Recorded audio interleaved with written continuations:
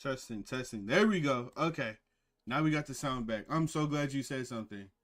I don't know what happened. I don't know what happened. For some reason, it wasn't connected to my Yeti mic. It was connected to something else.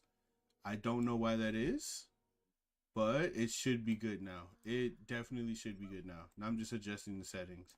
I appreciate you for hitting me up with that. I had no idea my sound was off. Holy shit. I was talking to myself this entire time. Yo, that's crazy. I was talking to myself this entire time. Oh, no. Oh, man. I can't think of a more embarrassing way to start. Oh, man. But the sound is back. We got the sound is back. So I got to start that shit. Can you believe that shit? I had to start everything I said all over again because for some reason my OBS went into the default mic, which is no mic instead of my Yeti mic. Insane. Actually, insane. Okay. My bad, guys. My bad. Okay. We'll start over. Hold on. Let's start over. All over again. So, first things first. I was saying before that we're going to start revamping our Discord so we can make the Discord a little bit more live. We're going to have a little bit more collaborations in the future. I had another YouTuber reach out to me. He wants to work on a collab, which I thought was really awesome. I typically don't like to do collabs. It's not something that I'm really into, but he said he wanted to do something together. So I might actually look into that. So we'll see how that goes. On the other hand, I'm going to start jumping on TikTok. I'm going to start, doing some TikTok videos. I'm not a big fan of TikTok, but, we're going to see how that goes, okay? We're going to see if TikTok works, even though it's going to get, shut down by the end of the year, which is crazy. Banning TikTok is wild, okay? Banning TikTok is the wildest things. But today, getting off of that, we are going to talk about VTubers, more cringe, ladies and gentlemen, because we love it. We love the cringe, right? We absolutely love cringe videos. So, we're going to talk about some of the worst cringe VTubers on YouTube, Twitch, and other streaming platforms. So, without further ado, we're just going to jump into it. This is a video, by Rhythm Rev, I'm assuming. I thought it was what's his name who made this video. TikTok is banned where you are. Dang, insane. I did not know that. But TikTok's banned in a lot of places. But this is going to be the story of Yakurisu, who I'm hoping I said the name right, the world's worst VTuber, which I feel like is a title that's kind of been thrown around because there's so many worst YouTubers out there. I can't tell you how many times I see somebody call themselves the worst YouTuber. So without further ado, we're just gonna, as usual, jump right in.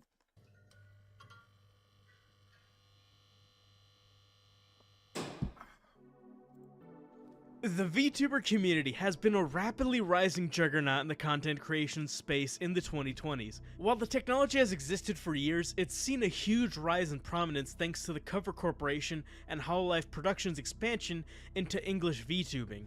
While I have mixed feelings about the genre and content, it's at least more neutral now than it was previously. But an underlying issue with the concept of VTubing is that in a sea of cute anime girls, bad actors are bound to blend into the community and appear inconspicuous, despite the disturbing truth of the person behind the model. Of course, the easy joke to make here is that the cute anime VTuber is actually a middle-aged man in disguise. Oh, I didn't mean to do that. No, I didn't mean to do that. What was it? The cute anime girl in disguise. There it goes. Today is okay. There we go. I'm trying to make sure my settings is set up to, there we go, 1080p. So, just as a, heads up, I'm never going to do VTubing. I'm never going to have a VTuber model. I refuse. Holy shit. I personally think VTubing is super cringe. But I do know that there's quite a few people who are interested. I know people love VTubers. I think it's cringe personally. That's just me personally. Much, much worse. Yaki Risu, often referred to as simply Yaki, is, or should I say was, an up-and-coming content creator online, primarily known for her VTuber streams and content, but is also known to a lesser extent for her cosplays. Yaki would often adopt Oh, she did the power cosplay? That's dope, actually. I'm not mad at that. That's dope. That was a good power cosplay. You know what I really hate about Wuthering Waves right now is as soon as you start the game, there's like this heavy lag. The game's fine now, but there's always like some kind of like movement lag. It's just like a whole 30 seconds for the game to actually VTuber persona when she appeared in content on the YouTuber Alpharad's channel. Yes, that Alpharad. And just when it looked like her career as a content creator had just begun to pick up steam, all that momentum was lost when on May 30th of 2023, content creator Deputy Aru and editor/public figure Ultima came out with a joint Google Doc telling their experiences behind the scenes with Yaki Risu. Their document being published was the catalyst for many other individuals coming forward and writing their own Google Docs, giving their own unpleasant histories with Yaki Risu. That effect snowballed into a complete shitstorm of allegations, forming a laundry list of unsavory things Yaki has done in the past, and that spiraled into an entire hate campaign raging on Twitter. Imagine having somebody make a Google Doc of everything that you did. I can't imagine that ever happening. It might happen to me one day, who knows, but even still, it's like, holy crap, what did you do? What did you do to make an entire community want to make a whole Google Doc about your behavior? Holy shit. Holy shit. Which grew so large that even people who weren't even aware of who Yaki Risu was to begin with began to take— Well, hold on, what is this? Genuinely, what the fuck is Yaki's bath, man? This is fucking putrid. What is this? Oh no! What is this? Is this her bathtub? Oh no, bro, what happened?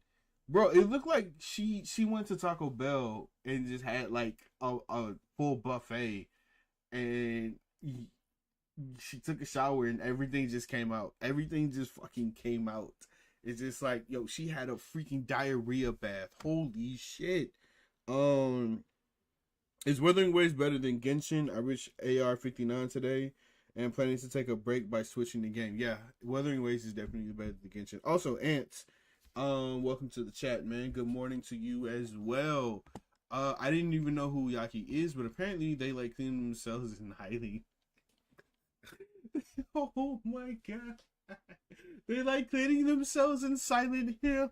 Holy shit. Which is crazy, because if this is her, what was it? What was that power cosplay, right? I'm trying to scroll and find it. Risu, often referred to as simply Yaki, is, or should I say was, an up-and-coming content creator online, primarily known for her VTuber streams and content, but is also known to a lesser extent for— Okay, so this is her right here. Which this cosplay is really dope. I really like this power cosplay.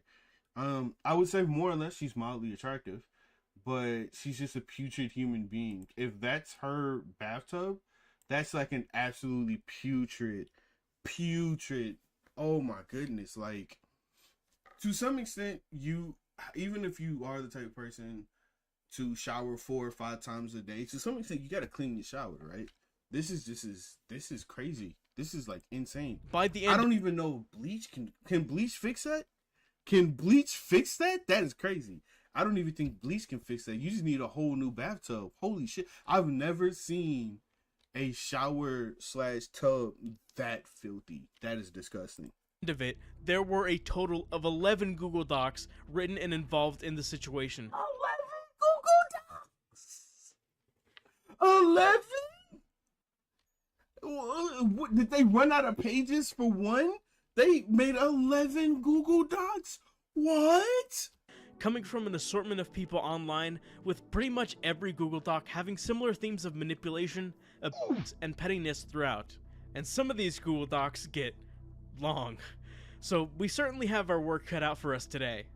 So without further ado, sit back, relax, and let me show you how deep the rabbit hole goes. This is the story of the world's worst VTuber. I want to know what makes her the world's worst. I want to know what makes her the world's worst. Honestly, if you're in the chat right now and you're watching, I want to know something real quick. In your opinion, who is the worst VTuber in your opinion? Or rather, let me rephrase. Who has the worst crowd or the worst fan base? Which VTuber has the worst fan base? Because in my opinion, it's Girl. That is, her fan base is the worst fan base I've ever seen. I won't even get into why, but she has some of the most cringe fan base of all time. Before we dive into the 11 Google Docs, we must first establish their subject and the subject of this very video. Mary is a Lithuanian-American woman from Michigan, and as we'll come to find out, has gone by quite a... Oh, she's pretty. She's pretty, though. Yaki is known as the worst VTuber, apparently. Allegedly. She's mildly attractive. I'll give her that aliases much. Online, but she is best known under the pseudonym of Yaki Risu, often shortened to Yaki, and sometimes remixed into new but familiar names. In March of 2019, she would create her Twitter account under the handle @YakiRisu with 2 U's. The account that would end up becoming her most popular one. According to Yaki herself, she also began cosplaying in 2019, with cosplaying becoming what she was best known for and what grew her follower base on social media. Soon after she created her Twitter, she would go on to create her Twitch and YouTube accounts, as she wanted to start streaming as well. Over the course of 2019, she would build a pretty respectable following for herself, having a nice 14,000 followers for herself only a year after making her debut. That's nothing to sneeze at. And her Twitch numbers, for someone just starting out, aren't half bad either. And with this influx of new followers, why not take the opportunity to cozy up with some of your new mutuals and start building connections with people? Although the outcome of that will be discussed later on in this video. However, this growth would soon peter out as she suddenly stopped streaming and would rarely put out a cosplay. This can clearly be indicated with the huge hiatus in streams seen on Twitch Tracker, as well as her stagnant follower growth on Social Blade. It's unclear as to why Yaki stopped posting content online, especially since, according to her significant other at the time, she wasn't employed at the time and was mostly relying on her partner's income. Whatever the case may be, this... Oh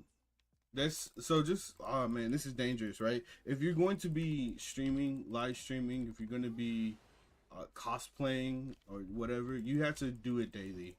I'm sorry, if you want to be successful, if you want to grow, you have to do it daily. It's one of the reasons why my channel had a huge decline over the past years. I went from like 10K subs to 8K subs, pushing 7K now, or 7K pushing 8K now, because I just stopped streaming. I just did not. I got a real job. I ended up doing focusing on a lot of my other hobbies, and I just, I fell off. So now that I'm coming back, I'm trying to make it a daily thing, which, it's actually a struggle.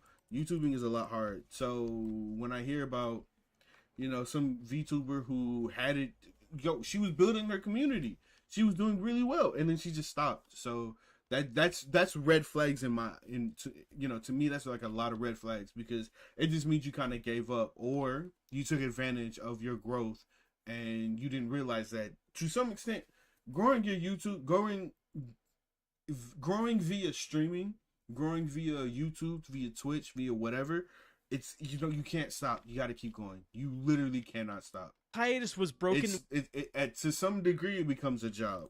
With the beginning of 2022, as she began getting back into content creation, both in terms of cosplays and streaming, and soon after began streaming as a PNG tuber, although claimed she was a VTuber in her titles and tags for some reason.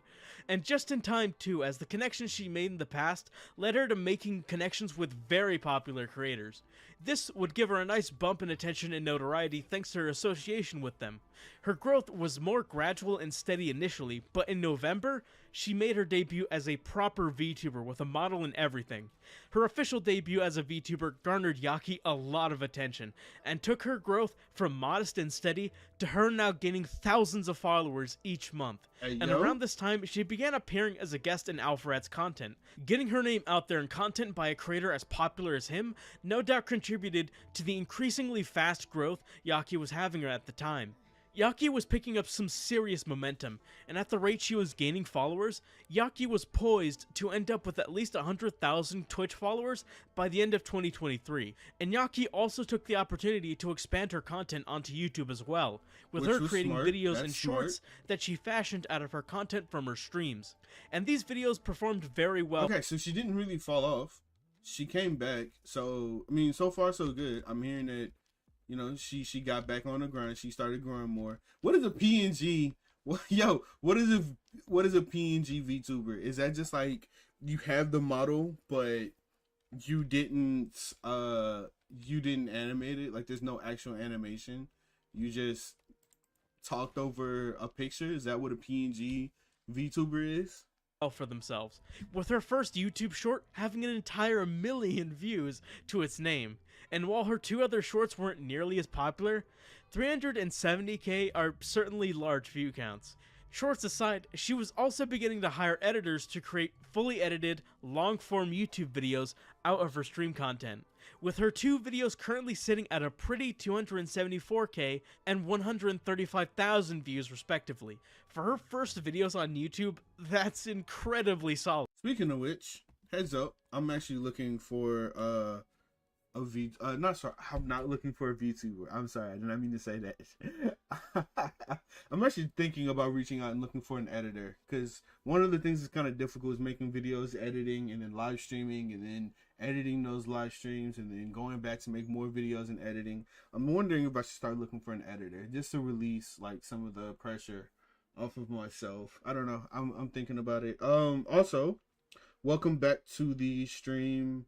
I can never say your name right. I'm just gonna call you Varma. I'm gonna use the last part of your name because the first part of your name I cannot say. I'm sorry, for the life of me, I genuinely cannot say it. But good to see you in the chat, man. Always good to see you. Most YouTubers' first videos don't have nearly that amount of views.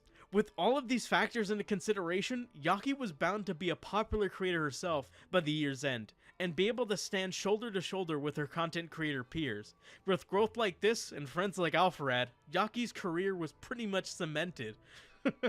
What could possibly go wrong? Oh dear. The first Google Doc exposing Yaki dropped on May 30th of this year, with it containing the accounts of Ultima Shadow X, or simply Ultima, as well as Deputy Aru. Not only were they the first ones to tell their stories, both of them appear to have been affected most recently by Yaki. We'll begin with Ultima's story, and move on to Aru's afterwards. Ultima works as an editor behind the scenes for YouTubers, with him working with such notable creators as Matt McMuscles, Vernius, and the VTuber Henya the Genius, as well as Alpharad. What a coincidence. Ultima and Yaki had been friends for well over 4 years. Wait, why? But after she was broke up with her significant other in 2022, hold on, wait she a minute. began facing some dire financial issues. Why was that name?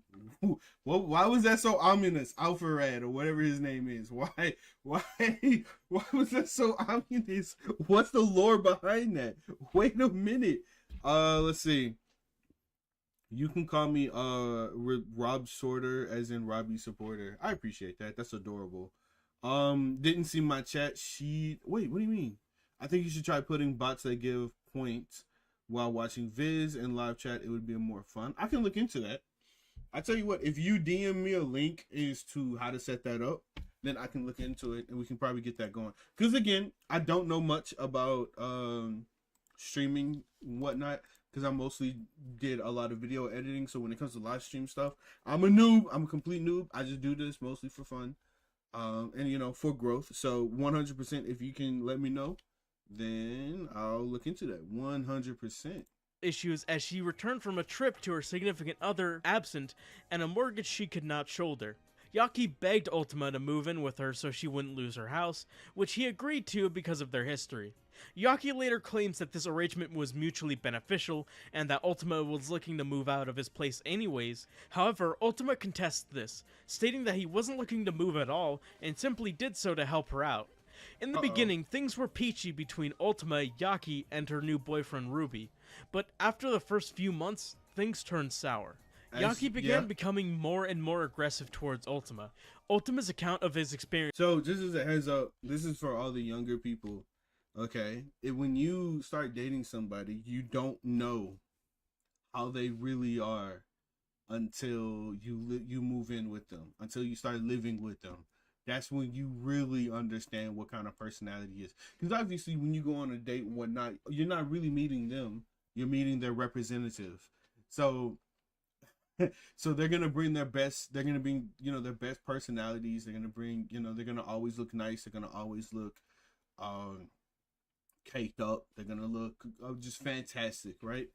But when you start to really get to know them, you only see the best parts of them. When you move in with them, it's different. It's different when you move in with them. You start to really see what they like. You start to see what their eating habits are like. You start to see what their living conditions are. Are they a neat person? Are they a messy person? I'm both a messy and neat person. When it comes to like my room, I'm pretty messy, but I do like to keep my bathroom clean because I don't like to take a shower in like a nasty bathroom, to be completely honest. The kitchen, I tend to keep clean because I cook a lot and I don't like a mess. So these are certain things that you got to pay attention to when you start to move in with them. I'll send you a YouTube video on your Discord after this. Yeah, absolutely, 100%. I appreciate that. States that she would verbally abuse him for some of the slightest inconveniences, particularly with getting him to pipe down.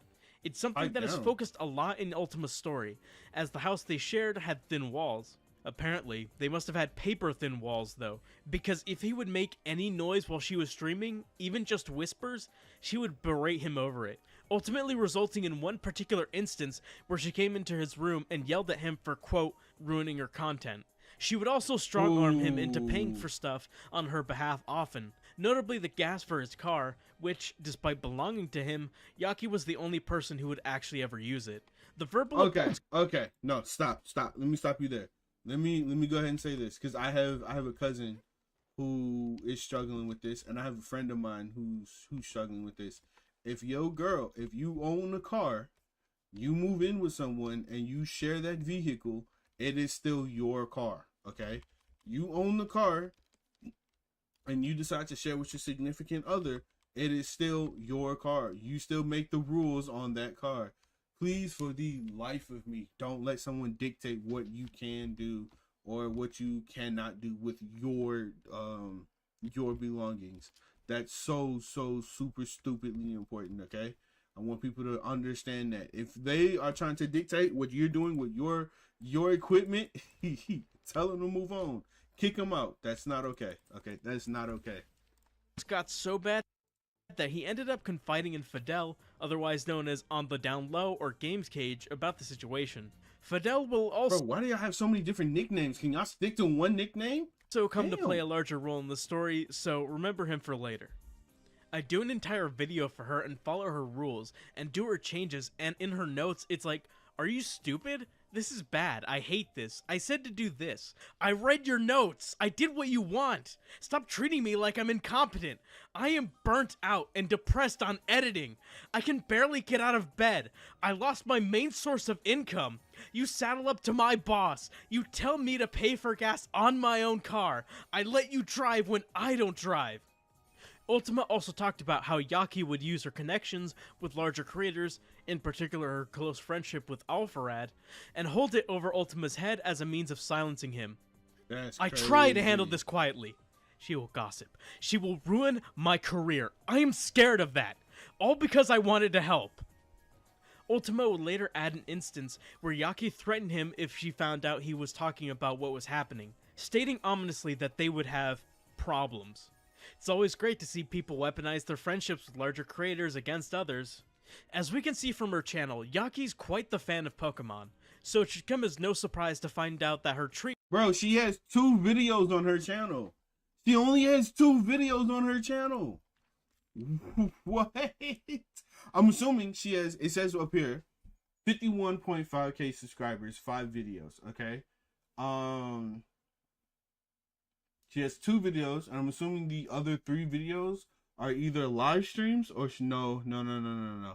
She doesn't have any live because it doesn't say live here. So the other 3 videos are shorts. She has 2 long form videos, and then I'm assuming 3 shorts. So where wait a minute. Wait a minute. Where's her main source of streaming coming from? Oh, Twitch. Okay. It does link to her Twitch. Okay, got it. Treatment of her pets is less than stellar. According to Ultima, he was the one left with the responsibility of taking care of them. Yeah, hold on. Life lessons with Robbie-san, absolutely. Going to someone's house and distracting and dictating him is wild. At this point, these kind of people ain't humans. They're worse than humans. Yes, they're called subhuman, is what we call them. Feeding them, cleaning up after them, and so on. Yaki would have the cats locked in the bathroom for over half a day and would tell Ultima, What? Half a day? You locked cats in the bathroom for half a day. What the hell? not to let them out. Also, if you're curious, this is what her bathroom looked like. Now, for a Oh, those are from the cats. Okay. No. That can't be just cats, right? That can't be just cats. I'm sorry. No. reference, here's what Chris Chan's bathroom looks like. That's really all that needs to be said. Funnily enough, in her Ugh, how do y'all live like that? How? response, Yaki unintentionally corroborated this claim, referring to this as putting them in, quote, gay baby jail. Cute. The worst of it happened during Yaki's recent trip to LA, as one of her cats at home had become terribly ill, so much that it was unable to walk. While Yaki extended her stay in LA for a bit longer, Ultima drove multiple hours to the vet and paid for over half the checkup and medical costs for it, to As which you she should. allegedly never paid him back for. Due to the aforementioned issue about Ultima being too loud for Yaki, she suggested that the three of them look at moving into a bigger house to alleviate the issue, with Ultima and Ruby finding a place that worked for them. Okay, hold on. No. That's a waste of money. If the house is too loud for you, right? What you could do is you could just get soundproof walls, or they have these oh my god, what are they called? These not window buffers, sorry. These things that you put on top of the wall that decreases the amount of sound that you get. I forgot what they're called. I genuinely forgot what they're called. But you could get one of those. I feel like that would be your best bet. But I gotta reset my internet on my phone because it's bugging, and that's affecting my chat. But yeah, you can easily get soundproof walls, which would be much cheaper instead of renting a bigger house. Isn't that kind of expensive? Unless you get a bigger house and they get soundproof walls from just that. Sure, I guess you could do that. Maybe. Ultima, Ruby, and Yaki, with the help of Ultima's dad, went to apply for a loan for the house, though. She refused to become co-owner to the loan, citing her mortgage on their current house. Problem is, as Ultima states, she had been making funny little jokes about moving to LA to be closer to Alfred's group of friends, and if she ever went through with that, which is highly likely if her streaming career kicked off, then she'd abandon Ultima with a loan that he couldn't pay. Thankfully, because of her flakiness, everyone backed out. In addition to working as an editor... Bro, I almost moved in with like some flaky people too, and I'm pretty glad that I didn't, because they did not do well, and they ended up like, what happened was that I was going to move in with a couple of my old college mates, right? And we decided that we were going to get an apartment, and instead I didn't do it because it was just like, he was being kind of shady about it, like especially with the pricing. He didn't want to pay any of the big bills, like none of the big bills. And so we were just like, okay, we're not gonna, I'm not gonna deal with that. He wanted everyone else to pay the big bills and not him. So that ended up being extremely problematic. Give me a sec real quick, because I'm having a little bit of issues. Okay, cool. I'm trying to keep chat up on top of my screen, but it always disappears every now and then. For other But creators, we move. Ultima also offered Yaki to help her out with editing a couple of her YouTube videos as well. These experiences, however, were hellish for Ultima. As he explains, anytime I would submit a video to her for revision, I would just be treated like a total idiot. Things like, why would you do this? Or, you just don't get it. Or, "This is baffling, what were you thinking?" And it made me very upset, as I was burnt out and Jesus. barely motivated to work as it is.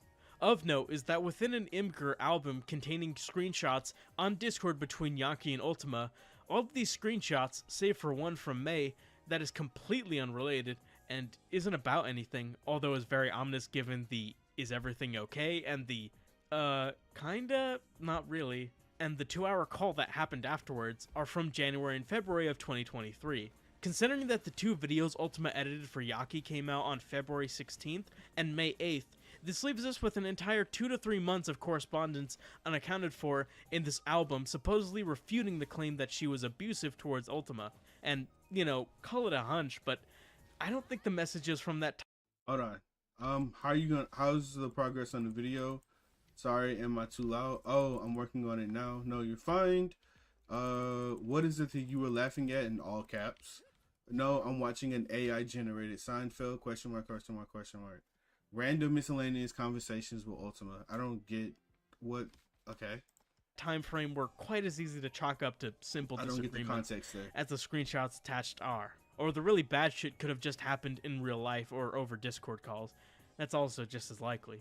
While we're on that topic, let's switch gears into Aru's testimony. Aru is a content creator online with a primary focus on Twitch streaming, but also dabbles in some VTubing and cosplay as well, which is what her and Yaki have in common. How Aru and Yaki came to know each other, though, was through their mutual association with Fidel. I mentioned him not too long ago. He's a streamer and content creator himself, and you might be familiar with him. He trends on Twitter semi-frequently from time to time. Fidel and Aru are close friends and were once a couple, as she explained in her doc, although the relationship stopped shortly after December of last year. Of course Things it just did. weren't quite working out between them romantically, and they have remained close friends to this day. Yaki, on the other hand, has a checkered past with Fidel. They were good friends for a while, and Fidel helped Yaki out and gave her advice when she began streaming in 2022. But her feelings towards Fidel soured as time passed. She began to hold a serious grudge against Fidel, believing that he was actively trying to sabotage her streaming career by specifically having their streams overlap so he could attract viewers away from her streams and throttle her growth. These feelings Isn't that being self-conscious? Isn't that just that's a little bit, you being a tad bit self-conscious there, man. That's a tad bit paranoid. That's overly paranoid. That's not, what are we talking about? You being overly paranoid. This sounds like a pre-made story, but it isn't scary.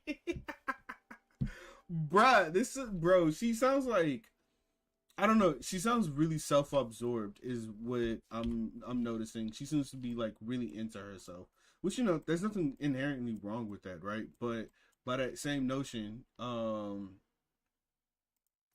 know what? I might do this. No, I'm gonna do it. Actually, no, I won't. I'm not gonna do this. There was something else I wanted to do, but it just sounds like she's really into herself, and everything has to be about her. And if something doesn't go her way, she takes it extremely personally. are largely a conspiracy theory that she made herself believe because Fidel had a minor issue with her self-promoting in his chat and Discord. This can be confirmed with DMs Yaki later leaked in a response where she basically verbatim states this. Not to be a tease, but I'll delve more into this later on in this video. But what's important to know is that Yaki really doesn't like Fidel, and when she noticed that Aru and Fidel broke up, she began to slide into Aru's DMs to, in effect, manipulate Aru into turning against Fidel. To quote Aru directly, that's insane. it ended up with her calling me and telling me he cheated on me, and since she had no reason to lie to me, or so I thought, I believed her. She also told me that he would say awful things about me behind my back for the past 2 years he's known me, and that he actively would sabotage my career. Because she was very close to Fidel, I had no reason not to believe her. Yaki used this opportunity to try and get Aru to move away from Fidel's friend group and try and move into hers. Aru described her introduction into the friend group to basically be a way for her to secretly humiliate Aru to her friend group behind her back, and as a vehicle for her vitriolic rhetoric about Fidel. And this ultimately culminated in a trip that the group took to LA in order to spend time together. Wait, y'all hate each other, but y'all took a trip together? Or rather, not that y'all hate each other, but y'all are like suspicious of each other. I don't get that. Which I mentioned not too long ago. At least, that's what it was supposed to be. till Yaki started pulling some strings.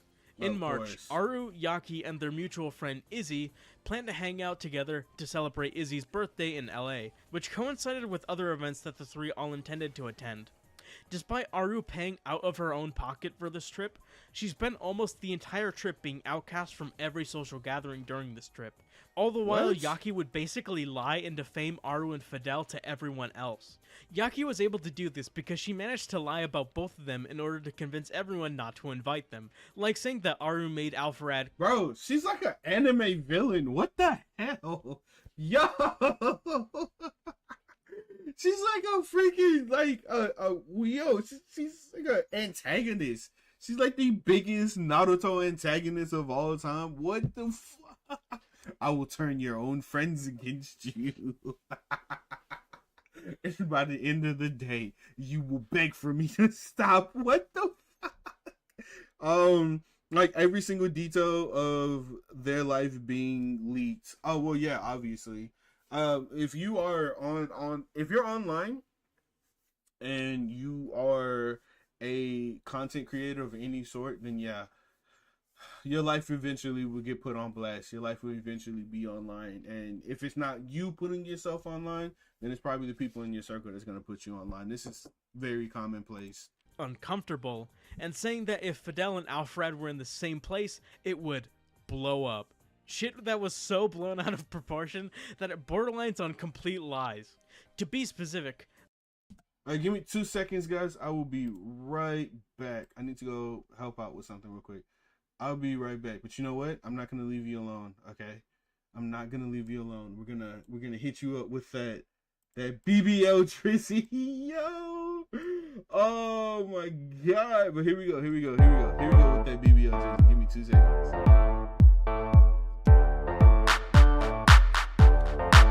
Yo, microphone check, make it a microphone check. Give it a microphone, I make it a microphone dead. Don't step to me, newbie, I could truly be moody. I could have played the fucking Grinch in the movies. I've been a part-time shadow cat, part-time. That is not a guy that I would ever want to try to battle rap. Snap, crackle, pop, mind fried to a crisp. Make an MC into a wide-eyed lunatic.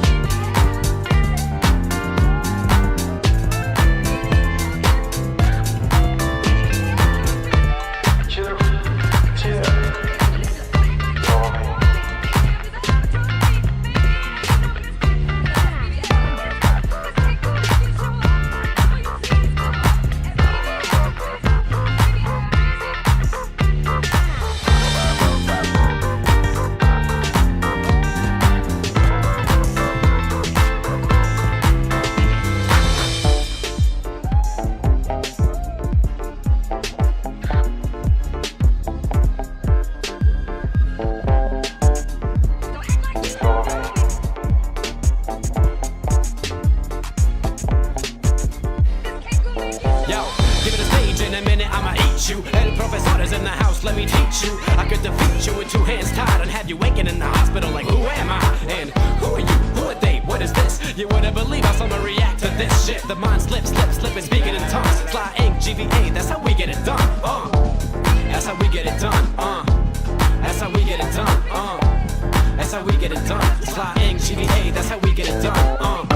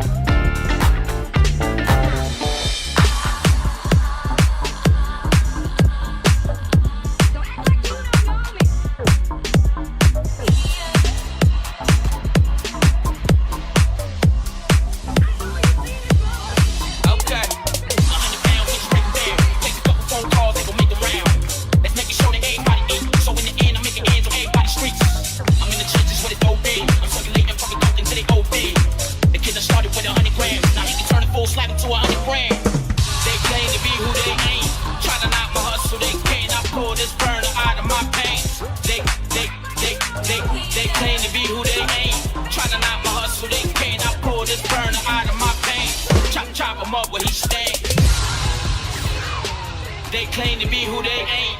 Try to knock my hustle, they can't. I pull this burner out of my pain. They claim to be who they ain't. Chop 'em up.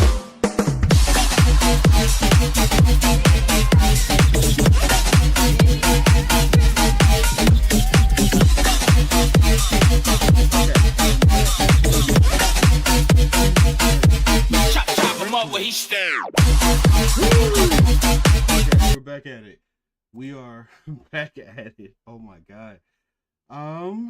Sorry, I had to go help out outside. Now I'm out of breath because Jesus Christ. Aru had been uninvited from a dinner with Alfred's friend group, a brunch the following day, a trip to the aquarium, and her own friend Izzy's birthday party. In particular, Okay, hold on. Hold on. Sorry, I'm a little out of breath. for being scared that she was completely stranded alone in LA in the middle of the night.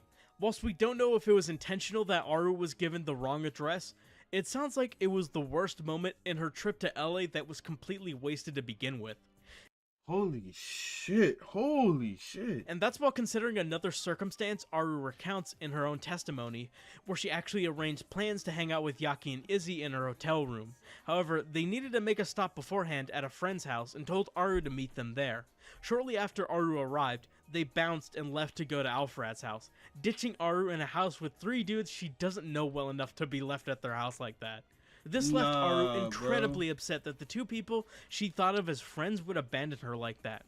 And according to Aru, the reason they did this, as well as not letting Aru ride with her friends to and from places, despite being in a hotel room close to Alfred's place, as per their suggestion, is because Yaki specifically orchestrated it that way. Apparently, she did this because she thought Aru was being weird with wanting to find out Alfred's address. And by that, I mean she asked like a couple times if she could Uber her friends there so they could drop off their luggage at his place for the sake of convenience. And not to the insane degree Yaki allegedly tried to portray.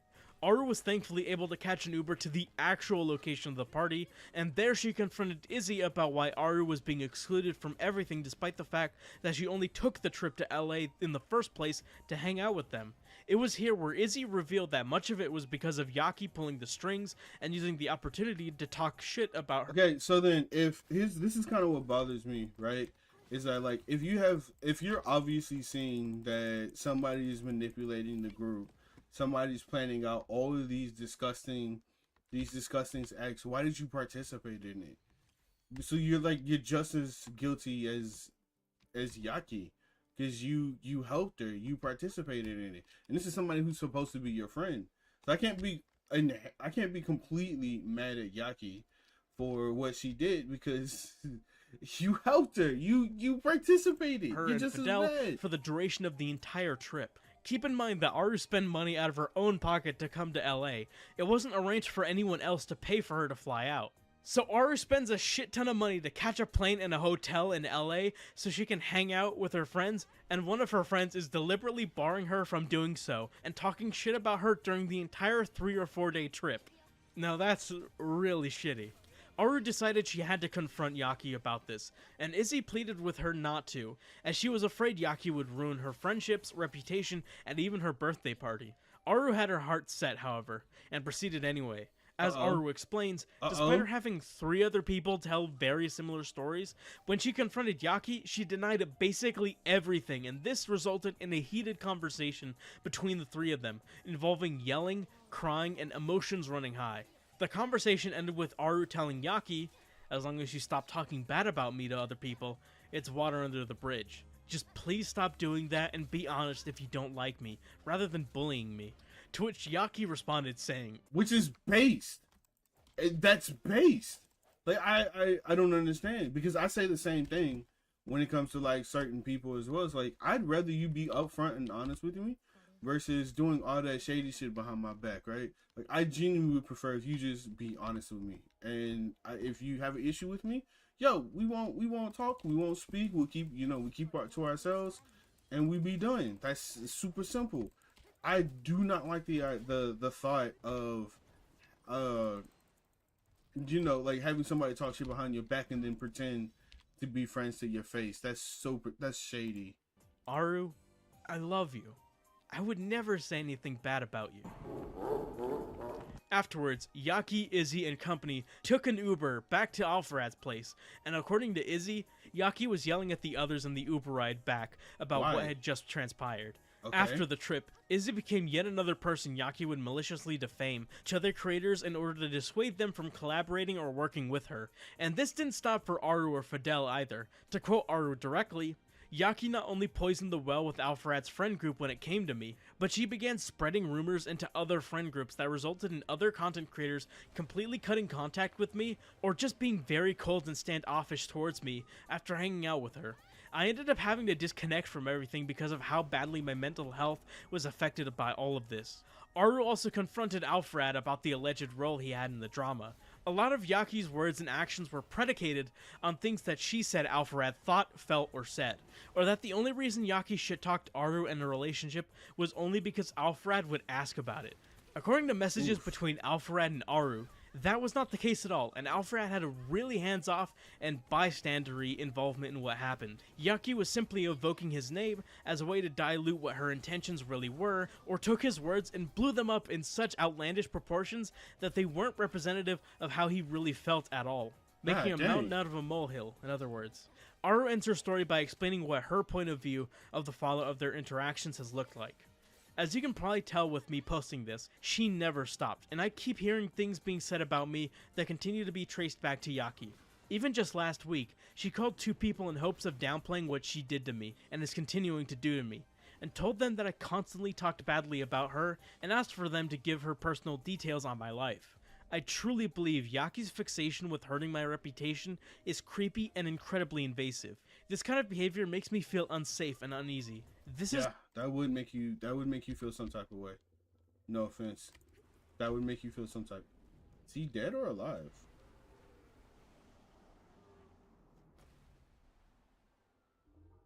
Okay, did he just die? What, bro? What happened? What just happened? Anyways, bro, I lost my train of thought. But yeah, dog, she just sounds like a horrible person. Like, this is the type of person that you should avoid at all costs.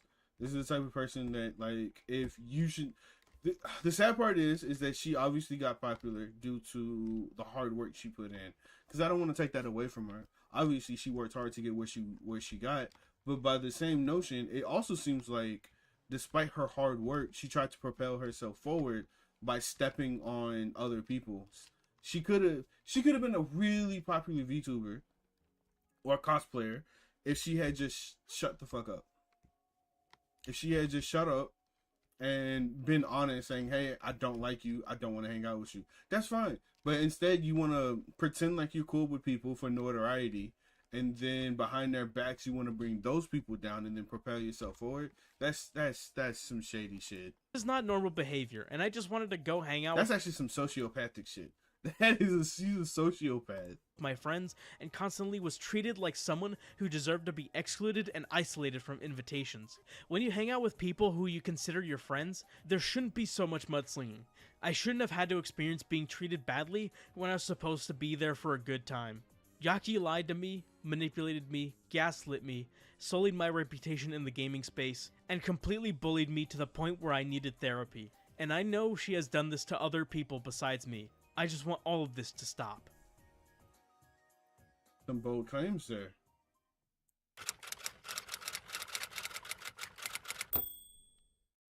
I'll just give a quick warning that this section in particular deals with the subject matter such as these that you can read on screen right now. Okay. This section mentions sensitivity topics as self-deletion, physical and mental abuse, and domestic abuse. If you would rather not hear about the discussion pertaining to these topics, skip to 2540. We gonna listen. If you would rather not hear about them, just skip to the next section. Yohane Tsushima, known simply as Hazel, is a former partner of Yaki's, with them dating from 2017 until they broke up in 2021. Additionally, they lived together starting in 2018 until sometime after they split up. During the time they lived together, a lot of what happened to Ultima was also happening to Hazel. Also similar to Ultima is how Yaki pressured her into buying the house that they lived in, along with it being the same house she would share with Ruby and Ultima later on. On top of that, Hazel was also the only one with a job, so she basically shouldered most of the financial responsibility in the relationship, while also being a full-time college student at the same time. According to Hazel, as Yaki became more and more popular... Okay, hold on. I just saw this comment. It says, I sent you 2 links. One has point system, didn't find the English tutorial, but has subtitles, and the other one is Nightbot. One is in English. Okay, I'll check those later. I'll check those out later after stream. Popular on Twitter and Twitch, she would become more and more aggressive towards Hazel, berating her over the smallest mistakes, tell her that everything she did was shit, and blaming anything that went wrong on her. She felt like more of a house cleaner rather than an actual significant other. It was around this time that their dog Pinto had been attacked by one of the other dogs, an event which became the last straw and broke up their relationship. Soon after, Yaki got with Ruby, and the abuse Hazel suffered at the home worsened even more, escalating to her being locked out of the house. Yaki physically assaulting her and strong-arming her to pay for even more things, with her manipulating Hazel into staying by telling them that their parents wouldn't take them in due to their gender/sexuality. What? Due to how bad the abuse got, Hazel attempted to take their own life in May of 2021 by ingesting sodium nitrate. They were admitted to the hospital and thankfully survived the attempt, but fearing what Yaki might do, they simply told them that they had a panic attack. Hazel soon moved out in June 11th, taking their belongings as well as their cat Gil, as Hazel had observed Yaki's abusive treatment towards the pet, describing their treatment as, quote, throwing the cat multiple times, locking him in closets multiple times, and generally confining him to a very small room, and left me to take care of him completely. Hazel's story is the most horrific that we've heard during this situation, as she experienced much of the same shit as Ultima, but to a much higher degree due to the relationship aspect, especially as that relationship became strained and broken. But don't think we're in the clear just yet. We still have a lot to get through. Oh, damn, there's more? So she's genuinely like a bad person. Like, quite literally, she's one of the worst of the worst people. Because, holy crap, if you get to the point where you almost cause somebody to self-delete, then you gotta check yourself. You need to like actually check yourself. I understand in some cases it's not really your fault, but like that's the physical and mental abuse. Holy, bro! Like I don't understand why she didn't get canceled earlier. Because apparently, if there's more stories that continue to go on, then she pushed it even further. What's up, Dark? Welcome to the chat, man. Good to see you. Hello, hello, hello, as usual. Yes, you read that right. The next person to call out Yaki goes by the username Ratbarf, and has gone by similar rodent puke themed names before. For the purpose of this video, I'm just going to be calling them Jake. Jake was good friends with Yaki for about a year or two, from 2019 until 2021. Jake describes Yaki's friendship with them and others as being one where she would berate and bully her close friends, including them, although they would mostly let it slide due to apathy. It's only now did they realize this became a pattern of behavior for her. Jake explains that there were aspects of Yaki's behavior during their friendship that raised red flags in their mind, and they simply shrugged them off initially. They explained how Yaki would act pretty rude to her friends and strangers, allegedly insulting them in a way that felt harsh and unnecessary. So she's just a bad person. That's all there is. She's just a bad person. I don't know. I don't know what to tell you. She's just a bad person. What's good? Robbie is broke. Oh, what's up, broke? Let's play Fortnite? No, not right now. Obviously, I'm live streaming, so I'm not gonna play Fortnite right now. Jake explains like so. Although I am excited to play the new Fortnite season because I saw they doing a collab with with Fallout. So I'm super excited to play that. I might live stream it tonight, to be honest. I recall times where she would call me retarded, stupid, and a pussy. Well, hold on. I recall times where she would call me retarded, stupid. Oh, Jesus. Often in a context that was really unnecessary. This would also apply to other people in the group. She would pick her favorites and actively avoid the rest, but hold power over our group since a lot of us were young and naive. There was even one instance where she claimed one of our friends was a, quote, fat loser that no one likes and is only around cause everyone feels guilty. What? In short, Yaki was over the top in her aggression to us, and I can get at least 10 people who can verify these claims and stories. Certainly not a good look, and that's not even the main point of their document either. Their friendship turned for the worst after Jake split with their then-girlfriend of 2 years at the time.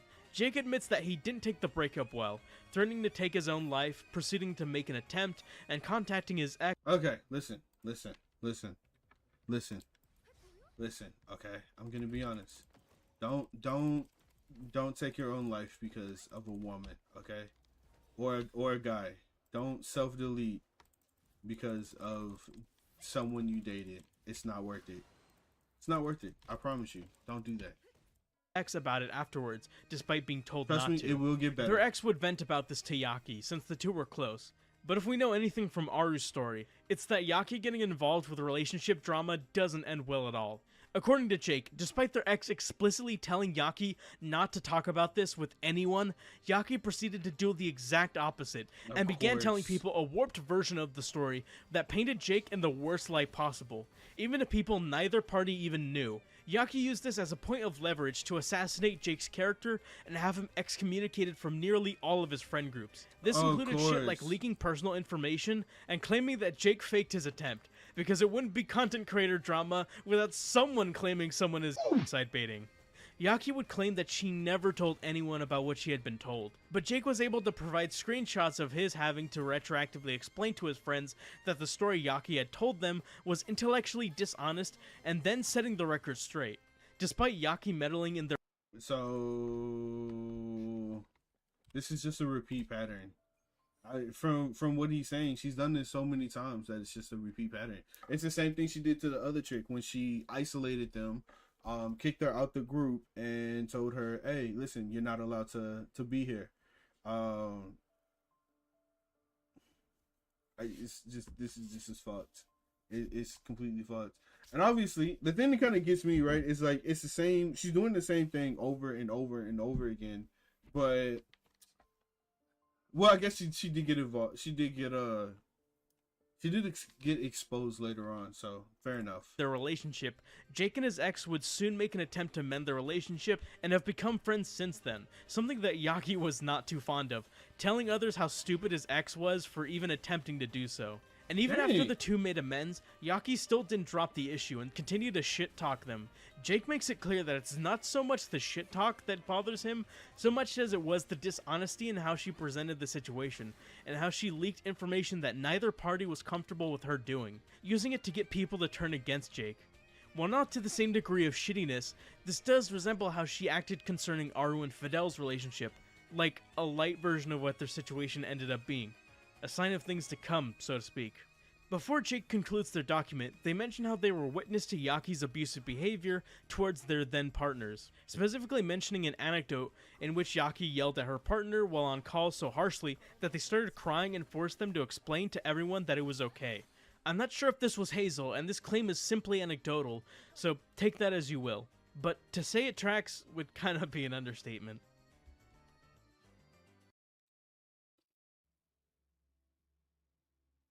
Oh man, I'm kind of glad she got canceled. Cause can you imagine if she had stayed on Twitch or YouTube much longer than she did, right?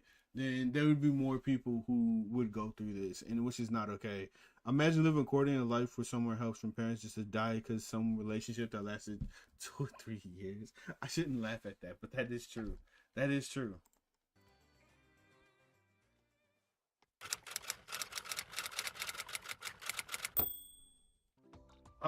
Mahado's story has some similarities to part of Ultima's story, as he was commissioned by Yaki to edit a video for her on her YouTube channel. And similarly to Ultima, Mahado's story working with Yaki was very poor.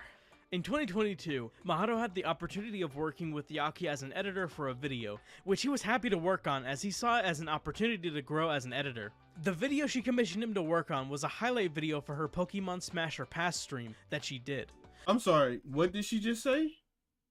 Did he just say Pokemon Smash or Pass? Bro, I know I react to some cringe content. I know I react to some wild stuff, but that is questionable. That is extremely questionable. That is not okay. That is not okay. Bro, is there a comment? Look at these comments, bro. Some of y'all need to hop off the internet. Some of y'all need to stay off the internet, never to be seen again. Look at these comments right here. Bro. Wait, hold on. There's the share button's interrupting me. It says, how have you done nearly 10% of all Pokemon? I hope you found more of yourself from this experience. Tentacles rise. They made a fish thick some. What the fuck, broski, broski. Whoever made that comment of them making a thick fish, you need to get that shit checked out. You need to get that checked out. That's not okay. That's not okay, broski. That's not okay. A smash or pass Pokemon. That's not. This is not okay. Mahato tried to make it the best he thought it could be, but she's just kind of passive-aggressive about the whole thing. I mean, I say that, but these messages just kind of have this tinge of unprofessional sourness. She's just kind of shitting on Mahato for not being able to read her mind and know exactly what she wanted. And when working with an editor, you have to give that sort of leeway. If you want a video to have a very specific, strict direction or be edited in a specific way, then you just have to edit it yourself. And when Mahato points out how editing a video out of a VOD she gave him was gonna take a while, she got all catty and acted like Mahato was trying to blame her for the video taking time to make. Well, I mean, it is your fault. No offense. It's definitely your fault. You wanna know how long the VOD is? 30 minutes. 1 What? hour. No, 2 hours. He had to edit through 2 hours of footage, and she gets mad that he's taking a bit of time to get it done.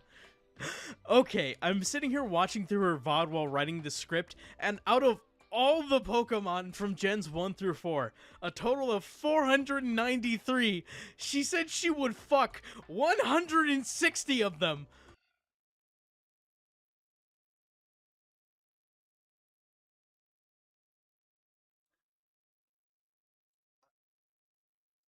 I don't.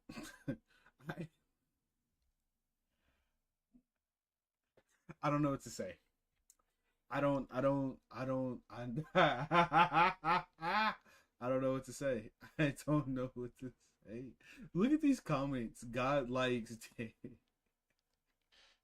God made it so he's gonna get. Yo, what in the fuck? Yo. So listen, all I'm gonna say, if you appeal to a degenerate crowd, you're gonna get a degenerate crowd, okay? And she's a degenerate. Her fans are a degenerate, bro. These are all fucking degenerates. Holy shit! What the fuck? I crunched the numbers on this. That's basically a third of all the Pokemon. 1 in 3. This bitch is on crack. Speaking of which, you want to know how much Mahato was paid for his work? You want to know how much he was paid for editing an entire I'm genuinely curious. How much was he paid? Tell me. 2 tell me hours more. of footage into Tell just me. 21 minutes? Tell me. $60. 60? That's it. $60 for all of that work. Or at least, that's what I would say if he didn't refund her half of the money for not being able to apply the changes that she requested and just to get her off his back. No. No. Come on. He refunded the money? Why? And if that wasn't enough, Yaki proceeded to shit-talk Mahato and his work behind his back. And I know this because if you read intently in the DMs that she leaked between her and Ultima, she literally tells Ultima that his work was, quote, horribly shitty. And in Mahato's document, he states that she's close friends with people that he talks to regularly. So there's a high likelihood that Ultima wasn't the only person she shit-talked Mahato to. In my opinion, Mahato went above the call of duty in trying to offer her some grade A customer service, and even after bending over backwards to meet her demands, she just throws that shit in his face. It's just shitty, pure and simple. That is kind of messed up. That's like really messed up. That's really messed up. Whenever a public figure is facing public backlash due to allegations being made against them, claiming said figure to be a reprehensible human being, it's always best to respond to such allegations calmly, in the correct tone, and with a deep understanding of what the controversy is centered Facts. Okay, Cook. on. We've seen dozens of YouTubers fail in this regard, as Bro, Mama Max. Oh. How recent is this video? How recent is this video? This video was made about a month ago, roughly. No, 2 months ago. 2 months ago. This video was made 2 months ago. So this was roughly around the same time is the Mama Max controversy. This, bro, I've never seen a YouTuber who does as bad as Mama Max did. And Mama Max's videos are like, or I should say Max. I hate calling him Mama Max, but Max's video, like, they're not bad. They're cringe, they're edgy, but they're not bad. My nose has been itching all day. They're not bad, but the way he handled the vampire edgelord or whatever that was, he handled that crap horribly. In which I guess I heard he's trying to come back onto YouTube, which, you know, do your thing, homie. Do what you gotta do, but good luck. They often approach controversy hastily, anxiously, and improperly by distracting from the main point by focusing more on their cute pet or with whataboutisms that leave the audience unconvinced. As such, it is infinitely better for public figures to wait out the shitstorm on social media, calm down, take the proper amount of time needed to release a response that effectively refutes the claims made against them or address them in the appropriate manner. One good response is infinitely better than 2 or 3 hastily thrown together ones. So you would hope that Yaki would respond in kind, seeing as this controversy had hit the Twitter trending tab and the site was abuzz with conversation about the allegations. Hopefully she would respond in a week, maybe 5 days, at least a couple of days so she could calm down and collect her thoughts before responding, right? Her response came not even 20 hours after the initial Google Doc come dropped. on, dog. Don't do that. If you get caught, listen, bro, I'm helping you guys out, okay? If you get caught in controversy and you feel like there's a lot of people going against you, listen. What you need to do is you need to step away for a good couple of days. Let it stew, let it cook for a minute, and then you come in with the extra seasoning, okay? That's what you need to do. You can't jump in the moment it happens, because chances are, one, you don't get all the context, right? And two, you need time to make sure that you have a way to go against the whatever allegations is made against you. You need to get the evidence, gather the evidence and whatnot, because chances are, if you jumping in on the boat as soon as it happens, you didn't have time to gather any evidence, which is not good. It's not good. Yaki wasted no time getting a response out, and it ended up being right smack dab in the middle of the controversy. You can look at the time bar right now, we're not even like halfway through this bitch. And due to her hastiness in trying to douse the flames surrounding her reputation, she ended up pouring gas instead of water. The best way to summarize Yaki's response is essentially her looking at what everyone else has said and going, nuh-uh. Fuck you mean? Her response to Aru can basically be summed up with her contesting Aru's claims by saying that things happen differently, just some he said she said shit. That, and also just throwing in whatever she can to make Aru look bad in her doc. Like her claim that Aru only talked about connections when she was introduced to the friend group, which doesn't contribute to anything and really isn't that big of a deal in the grand scheme of things when we compare to what has been alleged Yaki has done, both to Aru and others, as well as just coming up with weird flimsy counterpoints, like how she tries to refute Aru's claim that Yaki called her passive-aggressive by saying that she simply asked others if they thought so, because that's totally different. Do you guys think Yaki's being pedantic here? You see, I don't think so myself, but I'm just asking if you think so. This is completely neutral and isn't a leading question. Despite Yaki's claims being dubious to say the least, and were likely put out there in an attempt to save her— Ooh, he's going too fast. Wait a minute. He's going too fast. I did yell at Ultimo for making too much noise on one occasion at a stressful breaking point of 6 months, asking him to be quiet and respectful of my stream time. And when you slept? Well, hold on. How long did you stream and how long did you sleep? Because I don't think I don't think it's reasonable to ask somebody to keep quiet if you're streaming for 8 hours. If you're streaming for 8 hours and you demand silence throughout that entire time, and then you demand silence when you sleep, which is probably another 6 to 8 hours, assumingly if you're sleeping like a healthy person, then that's like 16 hours you're asking that person to be quiet in a 24-hour day period. That's super unreasonable. Because even for me, whenever I stream, I'll try to make sure I stream at a time where like it's already quiet in the house. That way I don't affect anybody else. And I don't stream when people are sleeping. At least I try not to, because I get loud. But you know, you gotta be more self-aware of the people that you live with. Her being upset that somebody's being loud when she's streaming, and then she wants them to be quiet for like 16 hours straight. You're bugging. At that point, I told him that we need to either move forward with a bigger place soon, or he needs to move out since it was clearly affecting us both negatively. Wasn't he paying most of the bills? He was. How will you survive if he's paying most of the bills? On May 10th, I found from a third party who wished to remain anonymous that Fidel had said, "I treated Ultimate like shit." You did. I genuinely didn't know how to react to this because it blindsided me and I didn't feel like the relationship I thought I had with my friend. I called Ultimate and asked him more about his choice to move out and made sure we were all good terms. Ultimate told me on the phone they had no issues with me and the sole purpose for him moving out was because of the reasons he stated earlier via screenshots. He told me that he vented to me about Vidal, complaining that he thought he was a burden to me because I was constantly complaining to him about being noisy. I reassured him that he was not a burden at all, and I appreciate what he's done for me and love him as a friend. The call ended with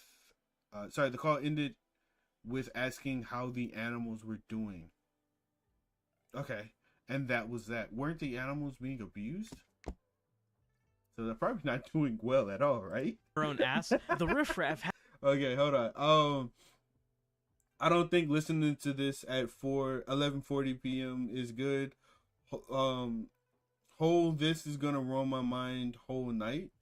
Tomorrow my results too. Sheesh. Oof. Wait, results for what? College? School? What's up? What results? Do tell. Had me concerned as to whose retelling of events was more truthful. After all, even if the other allegations made against Yaki have a lot of concrete evidence that solidified their legitimacy, that doesn't give us a free pass to tack on. Well, hold on. Because I'm reading, she did argue against these claims. I guess maybe they were just that bad could potentially claims, be untrue. I guess it's just bad responses.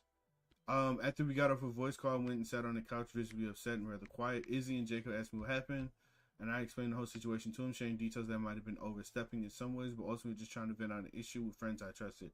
I felt that ever since I started hanging out with and appearing on Alpha Rad's content, Fidel was particularly hostile towards me, claiming that Jacob stole him from me, which is gross. I'm not an object. Okay. After all, I literally just made a video about how that can seriously fuck you over. Oh, your 11th final exam? 11th final exam? How many final exams are you taking? So I wanted to make sure that I had all of my ducks in a row and to get to the bottom of this. And thankfully, with Aru's help, I was able to do just that.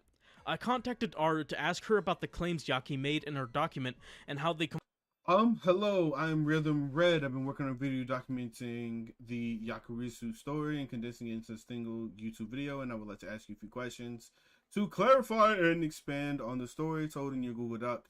I'd be very grateful to get your input on the video, but I understand if you prefer to move on. Thanks for reading. Hello, Rhythm. I would definitely answer some questions, provide any clarification on anything you need, as long as they are within reason. The truth comes forward. Conflicted with what she said, and she is able to provide some valuable clarification. Seriously, huge props to her for being so willing to talk to me about this. It's never easy to talk about something like this when you've actually experienced it in person. Yaki made the claim that Aru slept through her alarm clock on the day that their friend group scheduled a trip to the Aquarium of the Pacific. Ergo, Yaki did not make an effort to exclude Aru from the trip. However, in actuality, what happened was a lot more complicated, so I'm gonna break it down for you. Yaki and her friend group had initially made plans to visit the aquarium at around 1 p.m. the following day. Here we have screenshots provided by Yaki that show the group arranging the best time for them to visit the aquarium while this is going on. In a screenshot Aru gave me in DMs, she is also inviting one of her friends to the aquarium as well. Yaki's screenshots are 3 hours late, so these two screenshots take place at the same time. I can verify this because Aru also sent me her version of a DM. Yaki. Wait, did she say Yaki? Wait. Oh, okay, never mind. I heard that wrong. Attached to her response, verifying the time difference. And with that, it seemed everyone was in agreement that they would meet up at around 1 p.m. Oh, you mean the 11th grade final exam. Okay, gotcha. Until 4 hours later, where Yaki realizes that she had plans to meet with Adriana Figueroa. Yes, that Adriana Figueroa, at 1:45 p.m., creating a scheduling conflict. According to Aru, Yaki tried to reschedule the aquarium visit to around 10:30 a.m., which wasn't as unanimously agreed upon as the prior time, most likely because certain people already had their own plans at or around that time, creating complications. And due to those complications, the plans eventually fell through and nobody went to the aquarium that day. Oh, This was dang. after Aro had already been excluded from several other plans Yaki made with friends, so at this point, Aru didn't have any intention of showing up at the new time and just silently canceled her plan to attend. Yaki made the claim that she and Izzy hadn't ghosted her when it came to them arranging when they should have brunch together, but rather it was Aru who ghosted them when she stopped responding to their messages concerning it, and shared this image that appears to corroborate this claim. I asked Aru about this, to which she clarified that most of the Izzy was making those arrangements Izzy was making those arrangements for brunch with me via phone calls with no set time, and it was to the point where Izzy took way too long to get ready, and I had to talk to her about. I had to tell her that I had plans by that point. I waited nearly 3 hours for an update. I believe Yaki was telling Izzy not to go to brunch with me during all of this, but I could be wrong. It sounded like Yaki was always doing this whenever Izzy wanted to hang out with me during that trip. Conversations setting this up happened over the phone. She explains that Izzy had taken too much time trying to set up these plans, so Aru had already made separate plans before they could agree on a proper time to meet up. Aru claims that she had to wait 3 hours for Izzy to decide on a time that would work, and speculates that the reason for Izzy's sluggishness and indecision was due to Yaki telling her not to really meet up with Aru, and believes that much of why she was uninvited to so many gatherings was due to similar conspiracy by Yaki. As for the last claim Yaki made an attempt, So Yaki's out here dictating who you can hang out with, which is kind of foul, to be honest. It's kind of foul.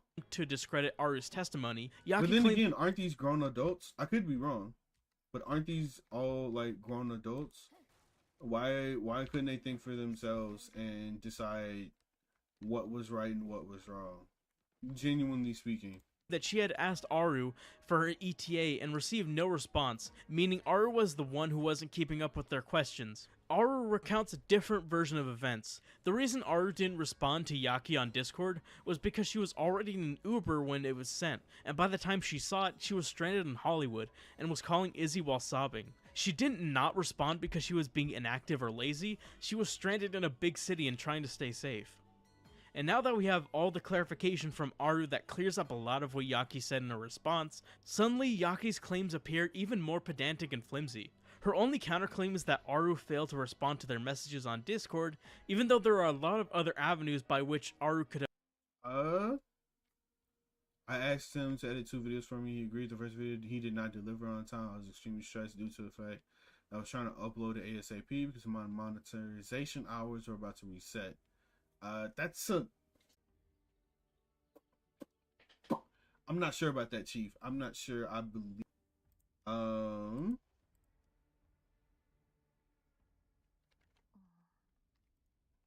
Hold on.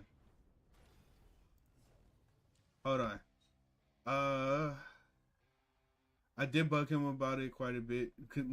The thing I'm kind of bugged about is he said monetization hours about to reset. Why is that a big deal?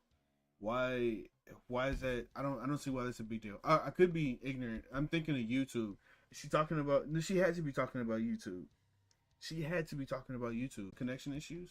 I hope not. I will say this, okay? I am having, I'm having a little bit of connection issues, it seems. I will say this, if you are editing for someone, then you do need to give them updates, okay? I don't know if it was true whether he was giving him updates or if he was giving her updates or not, but you should give them updates. You should give them like different screen clips and let them know like, hey, this is how I'm doing this. Are you okay with this? This is how I'm doing this. Are you okay with this? You gotta give updates. That's something that I do stand by, because I've had people edit for me before, and maybe it's just because I like the way that they edit. They gave me consistent updates. They asked me a lot of questions, and eventually, it's unfortunate that person no longer edits, but they were really good back on my old YouTube channel. So here it's just kind of like, I can see why she's upset, but it's just now a matter of is she lying or not? Because she could be lying. She to have definitely could be communicated lying. with them through. And besides from that, Yaki doesn't really have much else in the way of defenses for herself, save for one last thing. In her Google Doc, Yaki proceeded to leak a total of 111 screenshots she had taken of the beginning of her DMs with What? Aru. And I read all of them. And what I found was quite interesting. The DMs initially begin with both of them venting about their frustrations with Fidel's chat and the remarks they make about them. That's nothing out of the ordinary. It's completely understandable for them to vent about a rowdy Twitch chat. However, what's interesting is that Aru pivoted the conversation from complaining about a Twitch chat to complaining about a lie Fidel told. Something relatively small and not a huge deal, but Aru values honesty.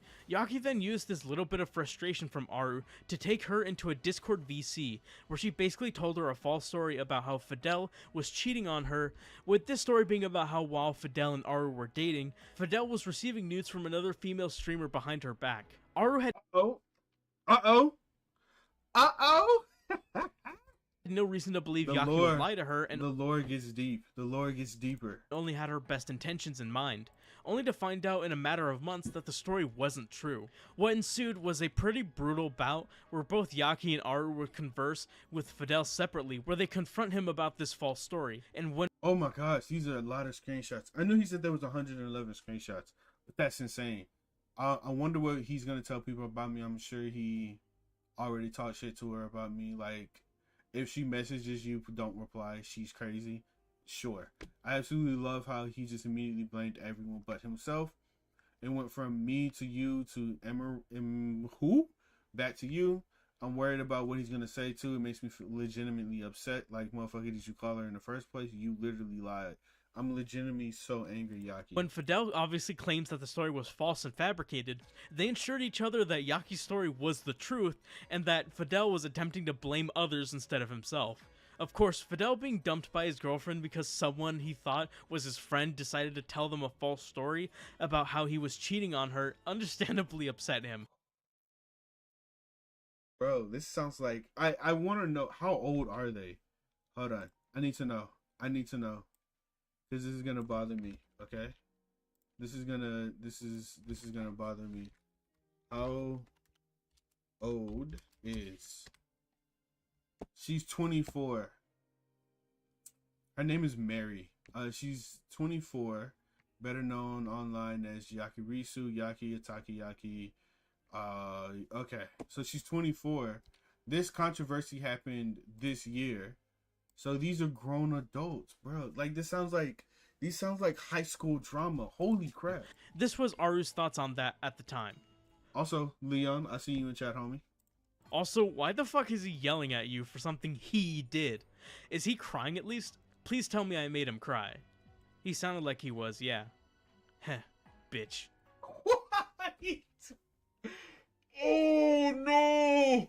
This is toxic. She's so toxic. Bro, this is like watching a Tyler Perry movie. Holy shit. Deserved. She would go on to repeat similar sentiments throughout the rest of the leaked DMs. The rest of them consist of the two of them completely shitting on Fidel and totally ripping into him. The one particular thing that stuck out to me is how Aru called Fidel a spoiled man-child whose own mom told him he has a history of habitually lying. So yeah, How do you know that? I'm sorry. When you bring people's parents into the fray, how do you know that? I automatically assume somebody's lying when you bring their parents into it, especially when you never brought up that you met their parents in the first place. The minute you go like, oh yeah, their mom doesn't like them either. Like, what? How do you know that? Do you have a relationship with that person's mom? What? Brother. it's not pretty. What's perplexing about why Yaki attached these Hold on. Wait, is on EU. The Yulin Bariner got forwarder. She comes out 6th of June. Ooh, I did not know that. I'm gonna check that out. Screenshots. But I mean, 6th of June is like, it's actually a few days away. That's pretty dope. is that they don't And yes, I do play on EU prove a whole because I was told to play on EU because you play on EU. But I'm never playing on another server other than American again. I'm getting tired of playing on y'all's server just because I can play with y'all. Y'all need to play on an American server so you can play with me. I'm no longer hopping on other servers for y'all. because fuck that. Whole lot.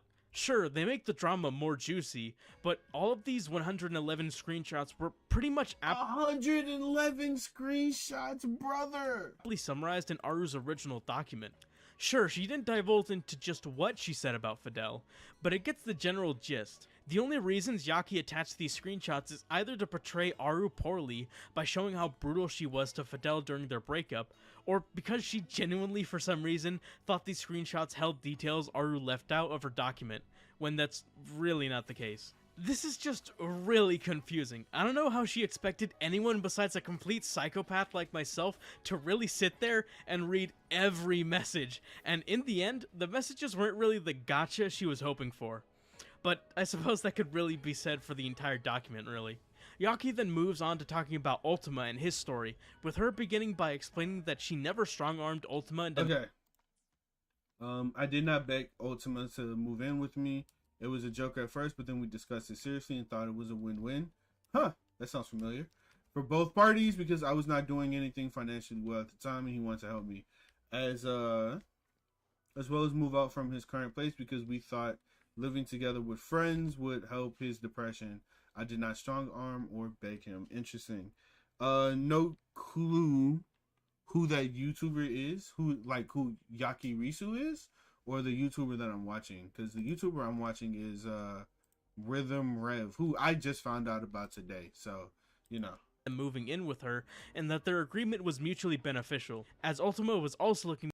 You said you added me, my boy, but I do not see any friend request here.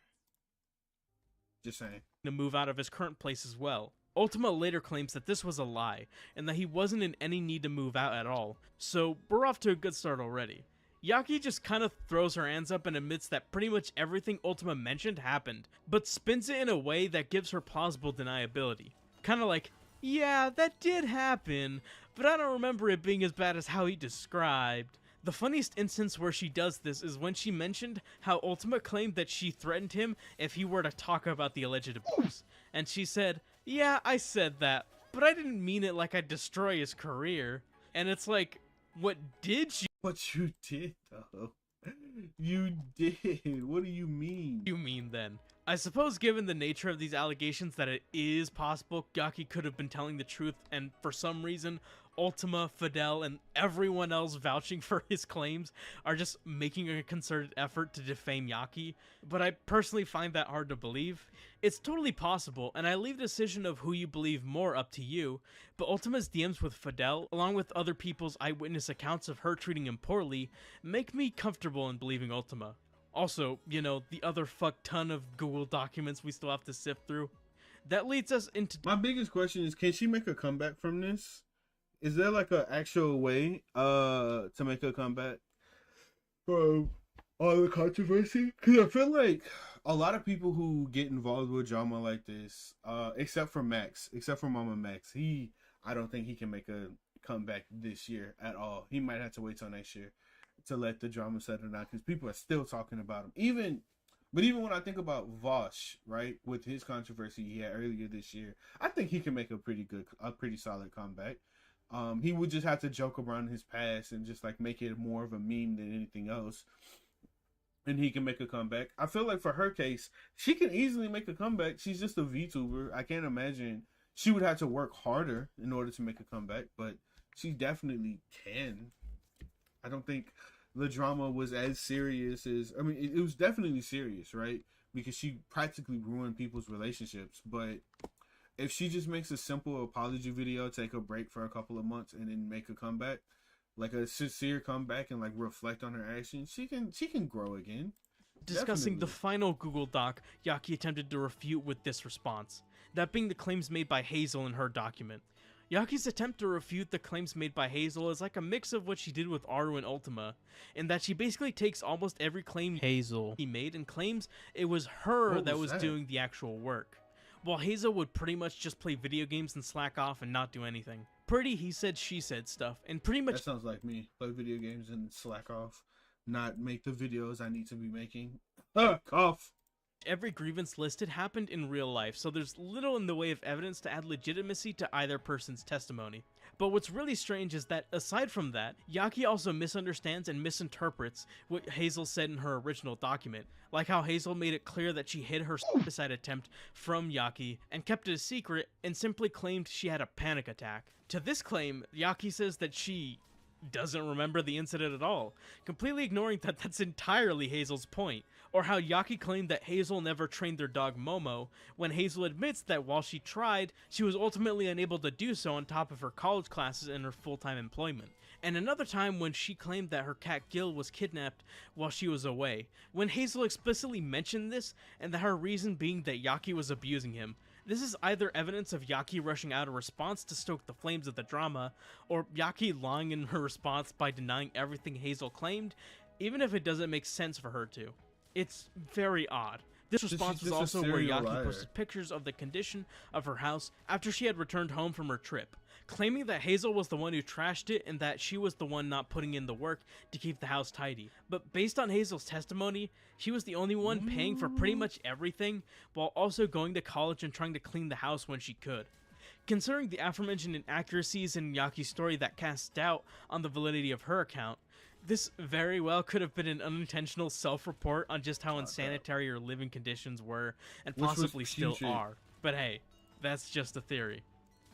Yaki just couldn't help herself and decided to drag in another person into the situation, who, up to that point, wanted to remain a third party.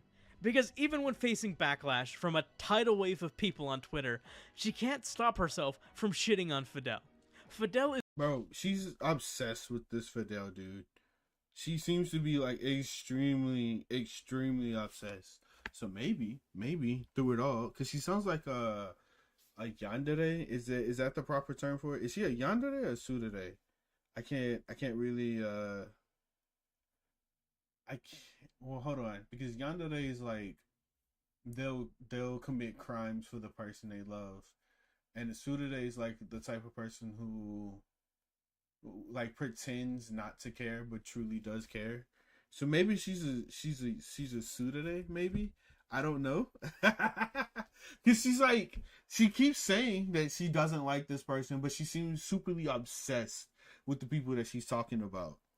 She seems super obsessed with them. So maybe she falls under that category. I'm not sure. Is mentioned in her response more than Ultima or Hazel, which is absolutely dumbfounding. The heavy focus on shitting on Fidel resulted in Fidel putting out a short statement. Yeah, hold on. Because I was mentioned so much in Yaki's response instead of her Oh wait. Okay, yeah. Because I was mentioning so much in Yaki's response instead of her addressing the actual abuse claims, here's my side of the story. This is stupid. This is stupid. I shouldn't have to do it because she's dragging everyone through the mud. It is what it is. That's a great way to end it. It is what it is. Damn.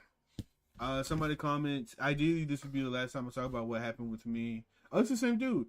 It would be nice if I could go back to my normal routine and bring back positive vibes. I'm sorry to everyone, but really know that victims have no other choice, and she tried countless times to blank. Statement on his Twitter detailing his perspective during everything that went down. To summarize an already short Google Doc, Fidel explains that though Yaki and Fidel were initially great friends, she wasn't very happy when Fidel expressed to her that he was uncomfortable with her constantly self-promoting her content on his streams and in his Discord server. While it initially seemed like a minor issue to Fidel, he didn't notice a change in attitude until she suddenly became two-faced and began to basically outright slander his reputation and image to other Again, why don't she just admit it? Why don't she just say, hey, look, I don't like this dude. I don't want to hang out with him. I don't want to be around him. And yes, I shit talked him because I had such a bad experience. Like, I feel like that would be a better way going about it instead of just continuously like doing it behind other people's back only to get exposed. It's so popular stupid. Creators and otherwise notable people when Fidel wasn't around, meanwhile still acting agreeable when around Fidel to make it appear like everything was fine. We've already gone over how the story she spun about Fidel cheating on Aru was completely fabricated, but despite how she tries to play it off in her document, she was more than willing to run this false story to more people than just the person who was affected by it. As Fidel explains, I found out during an LA trip to see the Mario movie with my friends, Johnny and Adam. specifically at Izzy's party, that Yaki was going around to her entire new friend group of mega content creators that are a part of Alfred's group, and Mario movie continues was the false dope. narrative that I was a cheater, manipulator, and overall an evil human being, which not only kept me from being invited to some events like Mario Party Summit or Stream Awards and such, but it got to the point where I wasn't even invited to my friend Izzy's birthday party because of Okay, I'm gonna be honest. I hate that. I hate those narratives. I genuinely hate the narratives where it's just like, oh, because you cheated, you're no longer invited to like these big events. What does that have to do with anything? Who cares? Genuinely, who cares? Like, oh, brother, who cares? It's just so stupid. It's so stupid. I hate hearing stories like that. It's just all retarded. the crap. fear Yaki instilled about me. He Hey, adds, you got caught cheating, so you're not allowed to come to this party. What? Like, who cares? there was a I just hate stuff like that. big friend award show in LA, Yaki slandered my character to as many people as she could. She also told Aru that if she really wanted to, she could ruin my connections within the industry by telling her Sega friend she can make it so that they never work with me or interact with my content, and since Sonic is my, quote, bread and butter, I would be left with nothing. Izzy and her friends that's later some confirmed psychopathic this. shit. Once That's some Yaki became aware of psychopathic Aru shit. contacting people to get to the bottom of my what was being God. said, That is some psychopathic shit. Oh, I don't like you, so here's what I'm gonna do. Okay, I'm gonna let everybody know you're a piece of crap, and yeah, you're not gonna be allowed to go to anything ever again. Okay, that's crazy. That's crazy, dog. That's insane. said about her. Yaki went to Fidel to try and patch things up in an attempt to manipulate him into keeping everything on the down low. Sorry. He just wanted the shit being said about him to stop, so they mutually agreed to just stop talking about each other and move on. Predictably, as seen in Ultima screenshots, Yaki wasn't interested in upkeeping her end of the deal. Speaking of Ultima, Fidel caps off his statement by describing what he personally witnessed of Yaki's treatment of Ultima, likening it to the way people would scold a misbehaving dog, but he didn't know how bad he was really treated at home until Ultima vented to him on Discord. Oh, and alongside Yaki was someone by the name of Ruby, who provided his perspective on the matter. Hey, how many? Holy crap! How many documents are there? There's even more. Oh, bro, the issue with our cat Lasagna. You named your cat Lasagna. That's crazy. The Garfield reference goes crazy there. Ultima did help Miyaki pay rent after issues with her ex, and she is incredibly grateful for everything as far as I could understand. At no point, however, did Yaki get pushy and strong-arm Ultima to pay for things or was verbally abusive to him. Oh, so somebody defending Yaki? Oh, so somebody stepping forward? Since he was the only other person who was living with Yaki and Ultima. While this might pique your interest at first, it's important to note that Yaki and Ruby are dating, and that immediately calls into question the validity of their statement. Not only are they obviously biased towards their significant other, but if Hazel's experience is anything to go by, their perspective could very likely have been influenced by Yaki, if not just outright sticking her hand in the pot. And as you might expect, Ruby's statement is just kind of a milquetoast support for Yaki, trying to vouch for her perspective in the situation. And it basically boils down to him saying, well, I didn't see any abuse, and him asking, if Ultima was so upset, why didn't he complain? Which is kind of strange, Ruby. Well, because isn't the reason he didn't complain because of the fact that she's scared of you? Or like all of these people seem to be like really scared of you because you're ruining reputations, you're causing discord amongst other people, and you're like being mentally and physically abusive. We would ask, considering he did complain to Fidel. Oh, on top of that, he did shit About this very I take situation. it back. Ruby's attempt to bolster his claims that since Ultima never complained, therefore he wasn't being abused, are screenshots where they're discussing who would take what rooms in their new house. Pretty insubstantial shit. If I can compare this document to anything, it's like that one guy from Parappa the Rapper that just kind of backs up his bully friend with one-word sentences. It's kind of like that, and based on what we know and will learn later about Yaki roping Hazel into her drama back when they were together, Ruby's statement gives me pause. I don't know. I don't want to completely dismiss it as just being ghostwritten by Yaki or anything, but there's too high a likelihood Yaki had a direct hand in the creation and or approval of Ruby's document for it to be considered with any real merit or weight. And sorry to spoil the rest of the video, but during the entire time that this situation was making the rounds on Twitter, not a single soul besides Yaki and Ruby came out in defense of them. Quite the contrary, actually, as we can see with the fuck ton of Google Docs written by different people of their poor experiences with Yaki. If Yaki's really as innocent as she wants us to believe, why are there so many skeletons in her closet, and why does everyone who she used Because she's guilty. to surround herself That's what it is. Because she's actually guilty, but she doesn't want people to know that she's guilty, so she's trying to hide it. I mean, like, I feel like that should be common sense, but you know, it is what it is. On top of that, what really bugs me about this whole thing is that what did she make a response on this?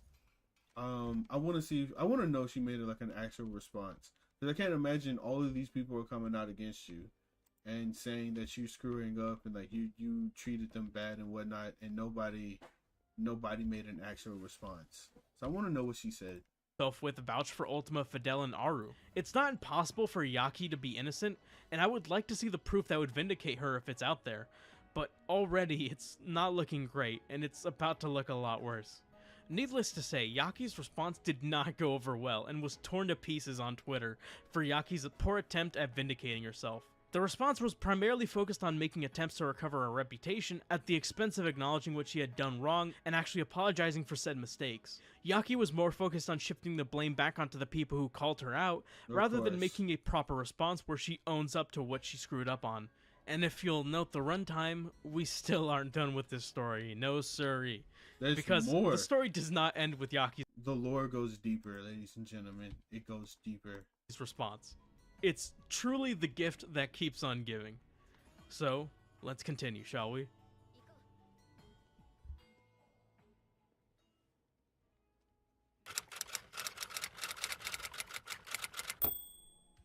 The central component for any VTuber online is their VTuber model. It's what's always on screen during their streams and videos. It's the focal point of their Which is cringe. I'm sorry, VTuber models are cringe. I can't stress it enough. What am I missing here?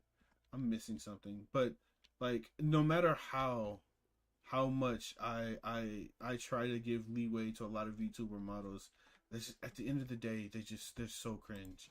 They're just so freaking cringe. branding, and it's what the graphic design of their branding is usually based on, and it's literally the entire point of a VTuber. I mean, a VTuber without a model is just a normal streamer without a face cam at that point. While VTuber models are the most integral part of the community, VTuber models are also prohibitively expensive. Provided a VTuber isn't creating the model themselves, commissioning an artist to draw a model for them tends to cost upwards of $400 or $500. You can get something cheaper for sure, but that's the general rule based on the numbers I've been seeing after sifting through quite a number of commission sheets. And with the vast majority of VTubers being slick, pretty anime characters with a lot of detail, it's the big contributing factor as to why the price tends to be so high. And that's just on the art itself. You also have to rig every separate section of the model, and if you don't know how to get that done, Live 2D, ladies and gentlemen, learn to use Live 2D. Also, brother, you guys should start rigging your own models. If you're going to become a VTuber and whatnot, you need to learn to rig your own models. Because what if you decide you want to like add a costume to your models and whatnot? You should learn to rig it. You should learn to do it yourself. And it also helps, you know, if you want to do other things as well. I heard Live 2D is complicated, but it's actually not as hard as people make it out to be. I've tried it. I have Live 2D currently installed. I think my free trial is almost out though. But I still find VTuber stuff to be like super cringe. And then of course there's drama around well, VTubers. you're gonna have to... That's even more cringe. Like at the end of the day, bro, what are we talking about? You guys aren't even how do I put this? You're a representation of a fictional character. You're not even yourself. Okay? You're pretending to be a fictional character with a VTuber model. And so all of this drama you're in is just so unnecessary. It's just so unnecessary. Pay someone to do that for you. And if you want to go the 3D route with your model, just forget about it at that point. Establishing just how expensive VTuber models can be is important, as it provides you a frame of reference for Oh, I like Beidao and Yor. Based? Tommy's story, as they are a former friend of Yaki's who was the artist who provided her both her PNG tuber avatar and VTuber model. At the time of their creation, Yaki had just split with Hazel, so Tommy felt bad charging her for their work. And since they were pretty close, as Tommy explained, Tommy decided to make these for free. Again, a VTuber model that... No, come on. Why would you... Okay, look, if you're gonna make a VTuber model for somebody, don't do it for free. Don't do it for free, because they're so time consuming and they take a crap ton of work. I would never encourage somebody to do it for free at all, because they're so expensive. Even if you are guilt tripped into it, don't do it for free, which I'm assuming he learned later on that it wasn't worth doing it for free at all. Based on how nice the art looks, would easily cost upwards of $500, and Tommy was such a lad that they decided to do it free of charge. Yaki assured Tommy there would be no deadline, and they said they'd try to get it done within 5 to 6 months, although advised them to look into potential other options if they weren't able to get it done fast enough. Seeing as they were doing this for free, that's pretty reasonable. Months passed, and due to having some personal issues as well as already having commissions, which obviously take priority, they weren't able to get a ton done. But when Tommy had most of the sketch done, Yaki requested some changes, and since it was still early in production, they were more than happy to oblige. Should be a win-win for both. They had a call a couple weeks later which served as the instance when Yaki changed her model from the first concept to the new final design she would end up using. But then... Which is not a bad design. It's not a bad design at all. Verma, welcome back. Tosay, I didn't even see you in chat, dog. Good to see you, man. A month later, I actually like this design, to be honest. Tensions began to rise. While Yaki didn't give Tommy a deadline, Tommy began saying things like, "It'll be done Monday," "It'll be done next week," and so on. To Yaki, she took this as Tommy setting a concrete day of delivery, which was not the intention. So when Tommy would postpone when the work would be done, Yaki became more and more peeved. This came to a head on August 14th, where Yaki confronted Tommy about this. She held his words over their head and was guilt-tripping Tommy over it, saying she felt like she wasn't being prioritized and being ignored. But as Tommy explains, this couldn't have been further from the truth. Tommy had been there for Yaki through her breakup. They donated to the GoFundMe Yaki created to fund the surgery for her dog Pinto, subbed to her Twitch and sent donations, and has also done illustrations for her featuring her VTuber. To try and guilt trip Tommy over not doing something for you for free, fast enough, and prioritizing things that take precedence, like commissions, is a shitty thing to do on the face of it, but for it to not even be correct is just a whole new level. And when Tommy began to explain to Yaki about his personal troubles being an issue, and how they've just barely been able to get their commissions done, Yaki just shrugs it off and says, "Okay, just get it done then." It's the actual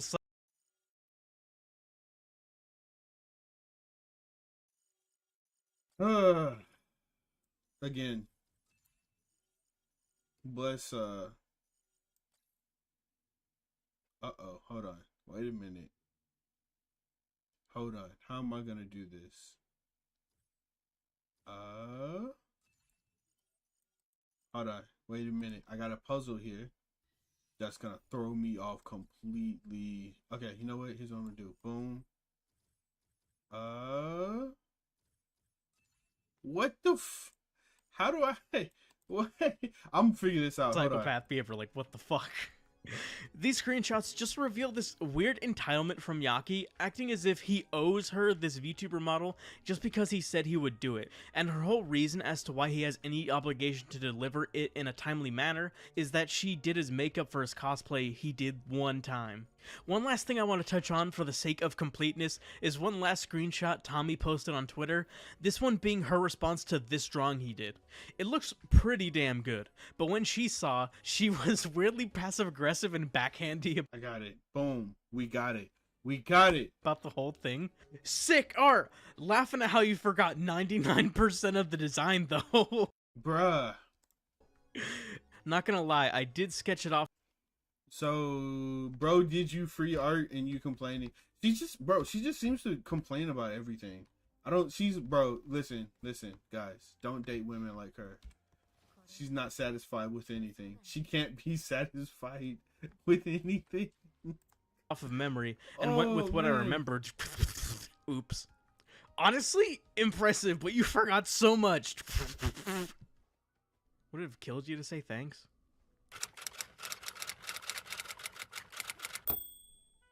Both of these stories have similar themes of giving Yaki money under a certain condition, which in one way or another was not met or was not the case. Both of these stories are also pretty short and the people involved weren't particularly close to Yaki, so combining them into one section later in the video makes the most sense. First, we have a person who goes by the pseudonym Frosty Klondike, although I think I'll shorten their name to just Frosty Klondike? Bro, y'all gotta be more creative with your names. Please be more creative with your names. These are some crazy names, bro. Also, if you're in the live stream right now, please don't forget to hit that subscribe button. I genuinely appreciate it. 100%. When I say I like crazy anime girls, I don't mean like this. Oh, but what do you mean, dog? You mean to tell me you don't like a... You mean to tell me that you don't want a woman who can ruin your life, right? Because she 100% sounds like a woman who will ruin your life. She's out to get you, dog. She's gonna try to... She's there just to ruin you. She's gonna ruin your reputation. She's gonna ruin your relationships. She's going to ruin your credibility. She's gonna ruin your outlook. She's gonna ruin your mentality. Bro, you mean to tell me that you don't want a woman who can 100% ruin your life? This is her. Not Frosty, not the chick who's on the screen. We're talking about Yaki Risu. That's the chick. You don't want Yaki to ruin your life. Frosty for the sake of brevity. Are you sure? Frosty was a fan of Yaki's streams beginning in September of 2022. They explained in their document that they particularly gravitated towards Yaki's community thanks to them being inclusive of their non-binary gender identity, as well as Yaki being a cosplayer, which Frosty is a fan of. When they saw that Yaki had a Patreon, they decided to become a top-tier patron, which included the benefit of requesting... So, I actually been thinking about it. Somebody asked me if I should start, when I'm gonna make a Patreon. I don't think I have enough content to make a Patreon, but regardless, you know, you really messed up, right? You know you messed up when somebody's a huge fan of you to be a top tier donator, a top tier Patreon, and they come out with a document against you. That's when you know you messed up. That's how you know you really messed up. Yaki to do a custom cosplay based on a character of the patron's choosing. Initially, this Patreon tier started at $100 a month, then doubled to $200 every month. Yo, she was a fan. $200 a month, she was a mad fan. Then $400 every 2 months. Frosty was Well, no, that's still $200 a month. $400 every 2 months? That's still $400 a month. understanding of Yaki adjusting the price of the Patreon tier so much, as Yaki would still need to turn a profit for each custom cosplay for the effort to be worth it. What they took issue with was instead Yaki's tardiness with delivering Patreon Reminds you of the Diamonds videos, I guess. rewards. This is what the timeline looked like. Frosty became a patron on September 26, 2022, and requested Yaki cosplay Nico Robin from One Piece. Yaki agrees and orders what she would need for this cosplay.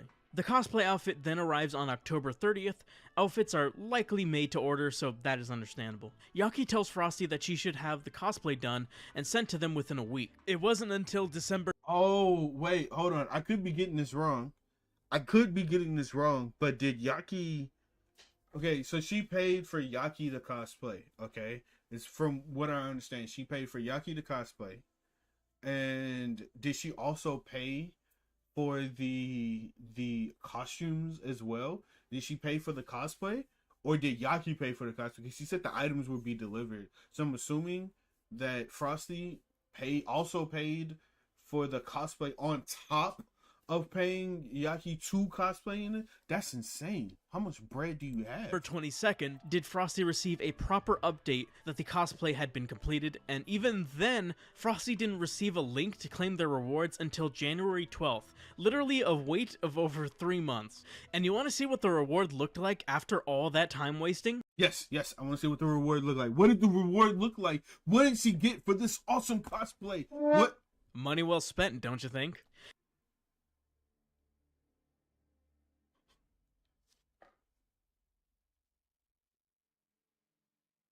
Oh, Oh no.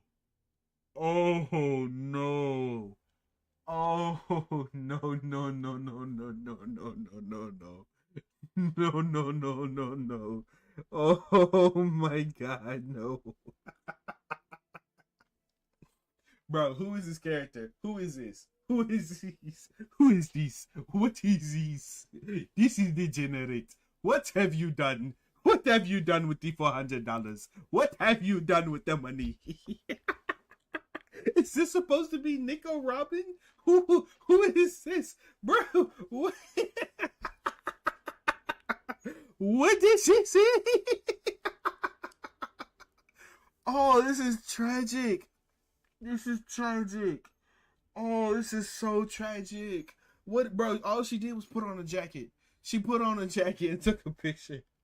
She put on a jacket. Bro, she took the remnants. She took what was left over from her Samus cosplay, unzipped it a little bit. No. Oh no. What is this? No. This is foul. This is foul. You paid. Let me get this straight. You paid $400 plus. I'm gonna say plus because I'm assuming she paid more than $400 for more than just the cosplay, the cosplay materials and everything that Yaki needed.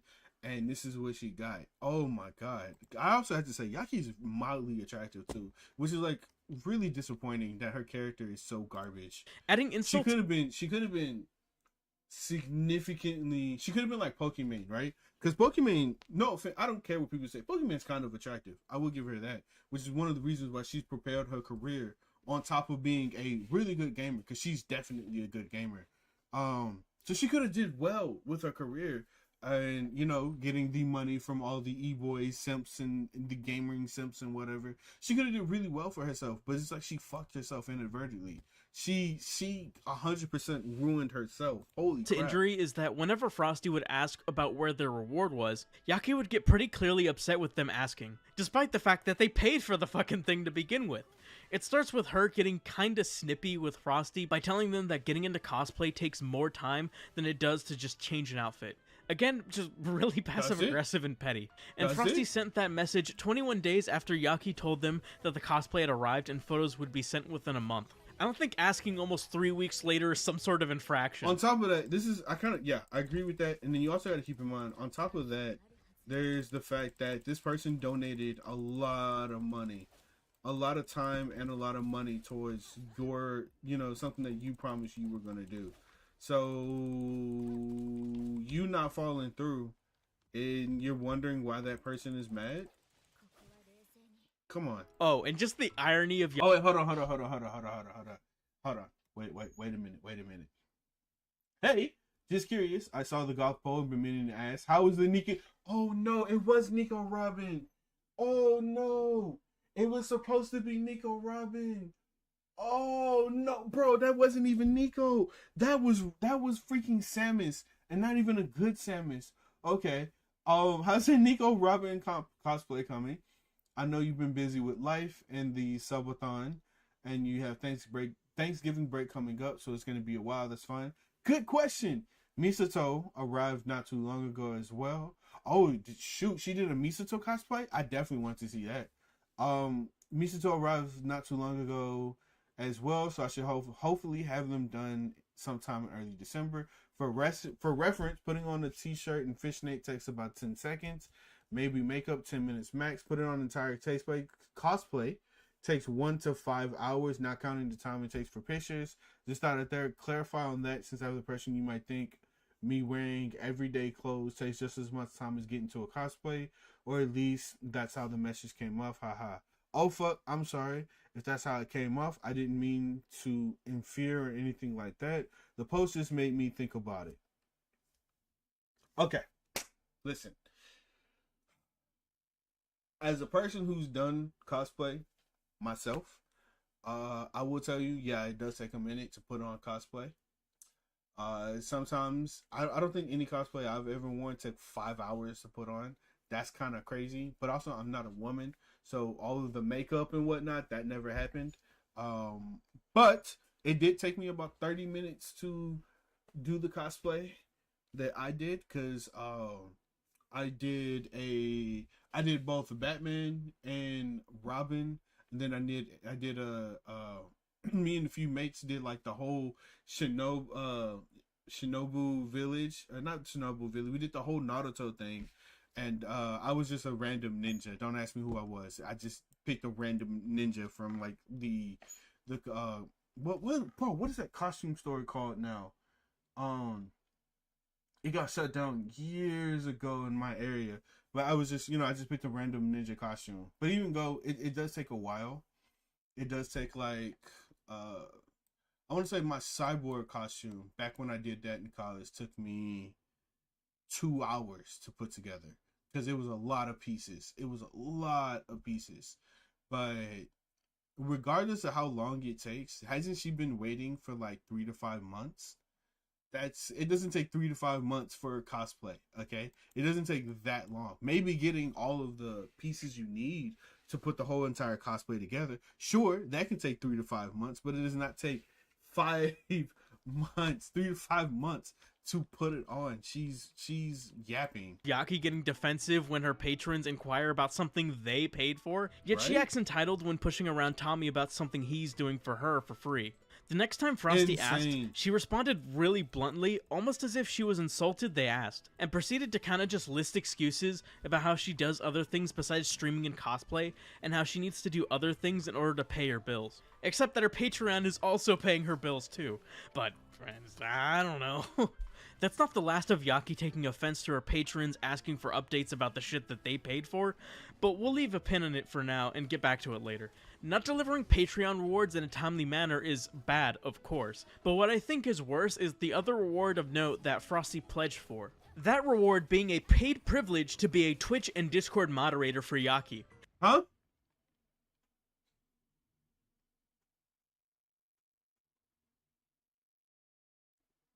Wait.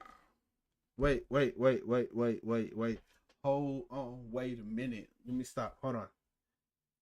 For $54 a month, okay, I'll record myself saying whatever the hell you want. Exclusions will apply. Use common sense. Also for $50 a month, you can mod her Twitch stream. Wait, hold on. Wait. I'm bugging. And the main reason I'm bugging right now is don't you pay your moderators? Don't they get paid? So people have to pay to be your moderator? That's crazy. For $214 a month, I will cosplay a character of your choosing. This may take some time, understandably. Fan sign of the character you requested. Everything else from the previous tier. For 8,000. Yo, this is crazy. For 8,000 a month, I will stop. Buy my silence permanently. That's crazy. Dog, if I ever make a Patreon, I'm definitely doing that. 8,000, buy my silence. Oh, but I'm gonna put troll. This is a troll. Do not do this. Do not pay 8,000 a month, bro. That has to be a troll. That's gotta be a troll. Now, on the face of it, this is a terrible idea, and you don't need me to tell you that. First of all, just the idea of going, hey guys, for just a simple monthly fee, you too can have the privilege of moderating my Twitch chat and Discord server is insane to me. It literally cements what is supposed to be the role of a chat hall monitor to a status symbol, something that was already prevalent. Not to mention that a good moderator is often donating their time to keep an eye out and monitor the chat or server. And if money's changing hands at all, it's usually not the other way around. To be fair, it's not like Yaki just lets anyone become a mod. They have to go through a screening process to make sure that they're not going to abuse their power, but that still doesn't alleviate the issue entirely. We know this because our friend Frosty here is an example of why. They explained in the doc that they were initially not really interested in the role to begin with, but felt they might as well be of some assistance to Yaki since they thought Yaki could use the help. However, they had no prior experience as a moderator at all, and made it clear when they applied for the position. Despite this, Yaki still welcomed them aboard, and Frosty was able to learn the ropes through some help from their fellow moderators. They seemed to be doing fine as a Discord mod, even letting Yaki know about the Twitter account of someone who had been— Also, that's another thing, right? I think having people donate to become a mod for your stream is dangerous. I think that's super dangerous. One of the main reasons I think that's dangerous, because just imagine real quick, someone is a massive degenerate troll and they pay to become a moderator in your stream. Can you imagine how much damage that they could do? They could do so much damage to your stream. Like, you could be getting hate rated in your stream and they let that happen because they think it's funny. Like, you need people who's going to be, you need like actual moderators who know what they're doing. Banned from the server. But after moderating their first stream for Yaki, Yaki suddenly had a change of heart and decided to demote Frosty. In the What? screenshots attached, it shows Yaki citing the reason being that Frosty slipped up on shouting out a couple raiders, for activating Mod Shield, and for making polls and shouting out people without Yaki's permission. But she had no experience. She had no experience being a mod. Why? She's gonna make mistakes. Why? And for banning people who should have been timed out. Generally being a loose cannon. Did you explain to her how to mod? Brother, what are you talking about? Did you explain to her what the obligations of being a mod was? Did you explain to her like how to do it in the first place? Did you tell her like, hey, you gonna like, it was her first stream modding. She made a couple of mistakes. Big whoop. She paid to be a moderator. How are you just gonna take that away from her after she told you herself she's never moderated before? Cannon, to put it simply. And while that's totally on Frosty for not taking more care and messing up something they should have already been aware of, I can't help but also look at Yaki and think, what were you expecting? Someone who has no experience moderating a Twitch chat before and isn't familiar with your moderation accommodations just gives you money and you just let them? This is literally why nobody else does this. The employee's at fault, but you also gotta blame poor management. Oh, and by the way, Frosty didn't even turn the mod shield on. It was someone else. They admitted it in chat and on their Discord, and Yaki was just like, yeah, I felt like it was you, so I'm just gonna blame it on you. That's fucking crazy. Brilliant, that is. And after Frosty began having some financial trouble, they had to lower their Patreon tier. They didn't even stop supporting Yaki, they were simply changing how much they were supporting her. But this small decision that was basically completely outside of Frosty's control, nor could they have predicted that they had to do so, resulted in the bridge burning between the two. Fast forward to the night of February 2nd, and Frosty's rewards for basically the entire time they were supporting Yaki had not been fulfilled at all. The only thing they had received was this photo I showed earlier, but they were missing several other rewards. Hold on. Wait a minute. Hold on. Wait a minute. This is important. Okay? Hold on. Hello to that. We normally send a monthly message at the beginning of the month, but life has been hectic. I won't go into that. I keep it brief so you don't like a lot of text. I'll bullet point the reminder of things that I previously pledged for. I know some of these things are not here yet, but I want to put them down for you still. Nico Robin fan sign, Nico Robin other photos, if any, fan sign for October, fan sign for November, fan sign for December, cosplay not here yet, fan sign for January, cosplay not here yet, Misato Katsugaragi cosplay, Zero Suit Samus cosplay not here yet. Wait a minute, hold on, pause. Wait, hold on, wait a minute. They admitted it in chat and on their Discord, and Yaki was just like, yeah, I felt like it was you, so I'm just gonna blame it on you. Fucking brilliant, that is. And after Frosty began having some financial trouble, they had to lower their Patreon tier. They didn't even stop supporting Yaki, they were simply Varma, welcome back, man. Changing how much they were supporting her. But this small decision that was basically completely outside of Frosty's control, nor could they have predicted that they had to do so, resulted in the bridge burning between the two. Fast forward to the night of February 2nd, and Frosty's rewards for basically the entire time they were supporting Yaki had not been fulfilled at all. None of this got fulfilled. So the thing that kind of bothers me, okay, about this documentary or this expose that he's writing is that one of these things says a Zero Suit Samus, okay? But one of the pictures we just saw was her, and I'm assuming was no. No. Wait.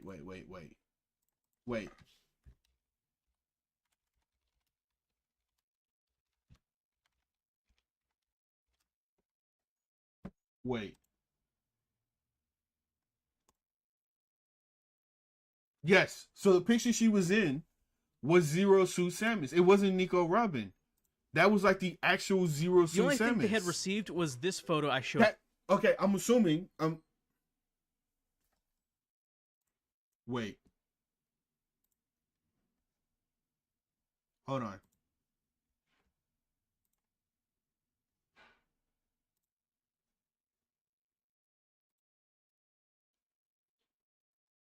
Hold on.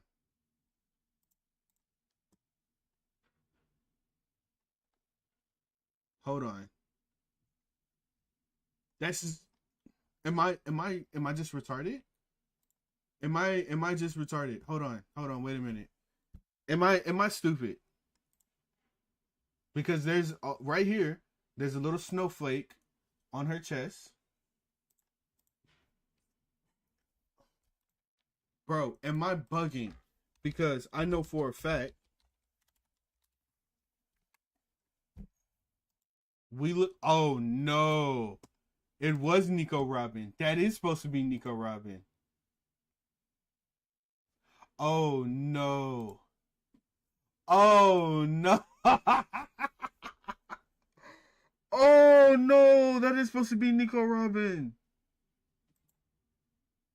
Oh no. Okay. See, I'm thinking it's the actual Zero Suit Samus with like the zipper down. But I'm bugging. That is Nico Robin. It's, bro, this is just piss poor cosplay. It's just piss poor cosplay. Earlier. But they were missing several other rewards you can read here. 5 fan signs, which are basically selfies with the person holding the name of a fan the selfie is dedicated to, as well as 3 other cosplays that Frosty had paid for. Frosty had asked for updates about their rewards previously, but when they asked in a direct manner on this particular night, it was clear that Yaki was upset, greatly so. She basically became fed up with Frosty, unjustifiably so, as the greatest crime they've done in these Patreon messages is sending long messages, which they only did because you asked multiple questions. Okay. Frosty, hello. I saw the auto message from one of the subs to Patreon, so I'll send a response to each one of the things below. I know it's the end of the month, so next month is cool for the stuff. I'm down for Nico Robin. So if that doesn't work, then do that one. Otherwise, Alpha from Yokohama Kadashi that last one throws me off. Would be cool. You can use Frosty Klondike for the shout out in the fan sign. You should delete this tweet because Peakmem 4 is not real. I don't believe them. Okay. You should say Garchomp is ugly. He's base, I guess. Say the Cynthia speech before you fight her. That will work for other streams of content. Thank you for the compliments. As someone who works with people for a living, I'm not surprised with people not being thorough. As for the Twitch mod stuff, take your time because I'm not always available to watch the streams. So if you take a minute, I won't be offended. With One Piece being one of the few series I keep up with, I'm excited for that. If I may ask, which Nico Robin outfit are you going with? Because she's a lady of many types of drip. Agreed, 100%. I'm on the Mpreg cult server, but just access to view the announcement and schedule channel. As far as the color codes for Discord Minecraft, do what you think would be good. I don't want to overlap with anyone and step on anyone's toes. If I pick one that someone else has, just take your time. She seems very, bro, she was on point with this. She's a very kind person. I'll say that much. Like, she was very patient. She was very nice. She gave a lot of leeway, and all she got was that Yaki. What, bro? I wonder if it's on. I wonder if she actually finished it. Yaki Risu, Nico Robin. I wonder if she actually finished it. No, she didn't do it. It's not even here.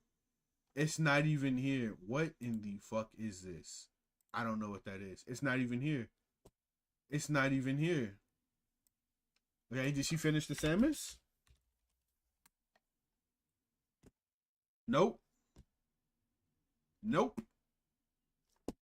Didn't even finish it. So she paid 600, what is it, like $400, $600 for nothing. At a For time, nothing. and sometimes using Patreon DMs like personal DMs. Where does this Frosty person get off? I tell you.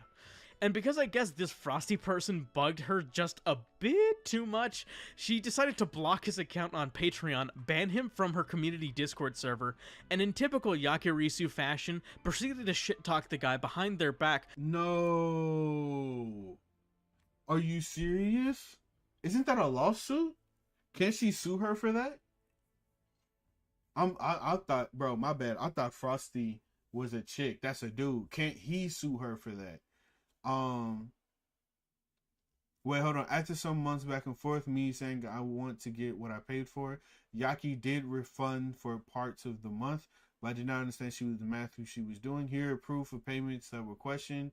I paid for 5 months of the cosplay Patreon, which equated to 2 cosplays, and one being partly funded by the time the goals were changed. She refunded 1 month and considered that to be a partial refund for cosplay too. So she did not have to do that one anymore. I'm fine with a refund, in fact. I was surprised a refund was offered, but to do it and then not get the math right on it and claim you did is surprising.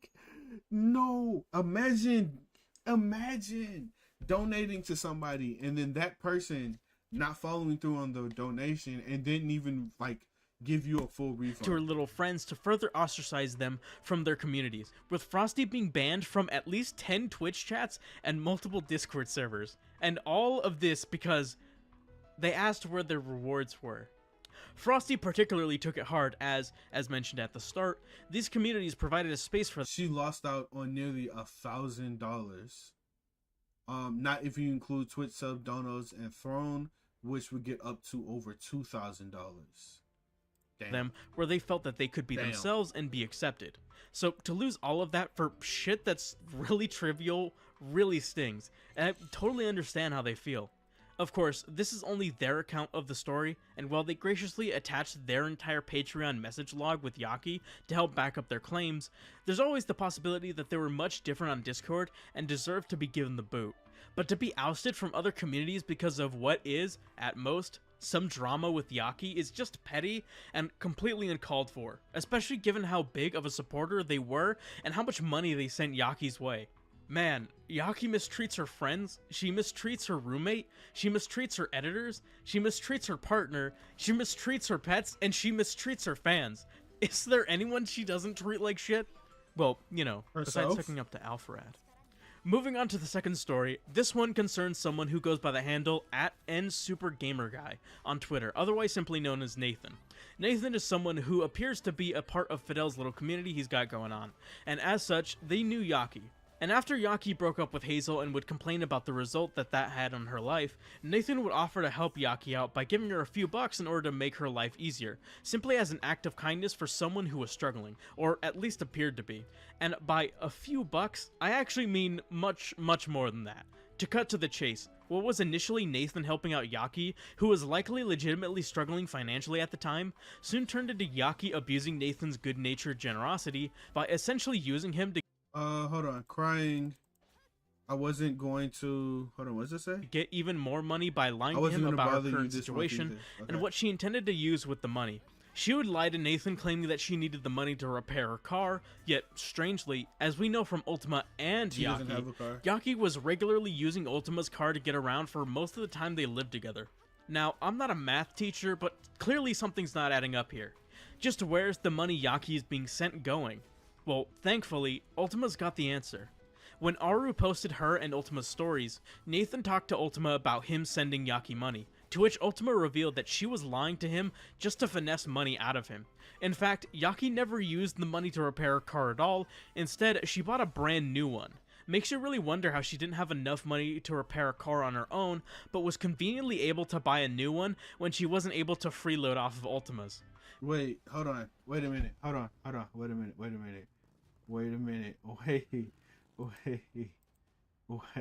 Total, Nathan sent Yaki 3 him just to finesse. Hold on, you're being extorted. Holy fuck! Please, if you ever feel confident to speak up, we all know. No, we don't support you because the biggest thing here, she told me repeatedly she had no money. I likely will once I'm calm, and that is why she couldn't get her car fixed. And plus, I lived there to help with expense. She clearly made more money than what we were led to believe. If I remember correctly, the first time she had was related to her trying to recover after she broke up with that person, and then from there on, she was from there on it was to help with fixing her car and other stuff. She never got the car fixed until this month when I left. Actually, she up and bought a brand new car. She said the entire month she had no money. Bro, this is awful. You lost so much more money than me. So, what she sounds like is like one of those e-girls who just take advantage of like her fans or the people who support her. You know those girlfriends that like gold diggers? That's the word I'm looking for. She just sounds like a typical gold digger. Money out of him. In fact, Yaki never used the money to repair her car at all. Instead, she bought a brand new one. Makes you really wonder how she didn't have enough money to repair a car on her own, but was conveniently able to buy a new one when she wasn't able to freeload off of Ultimas. In total, Nathan sent Yaki $3,682 over the course of 4 months, with most of it likely not going towards what Nathan believed the money would be used for. If you've been keeping track at home, Yaki's been racking up a pretty big list of shitty things she's done, and the number of people she's manipulated or has otherwise been shitty to is one of the highest I've ever seen in a situation such as this. But we've finally reached the final chapter. The best for last. While the next person isn't the person who got screwed over the hardest by Yaki, I mean, it's hard to get worse than Hazel's testimony, but this person's story is both one of the more hardcore of the testimonies, and it's also the most recent testimony, so it'll serve as a good way to cap off this video. Let's dive into...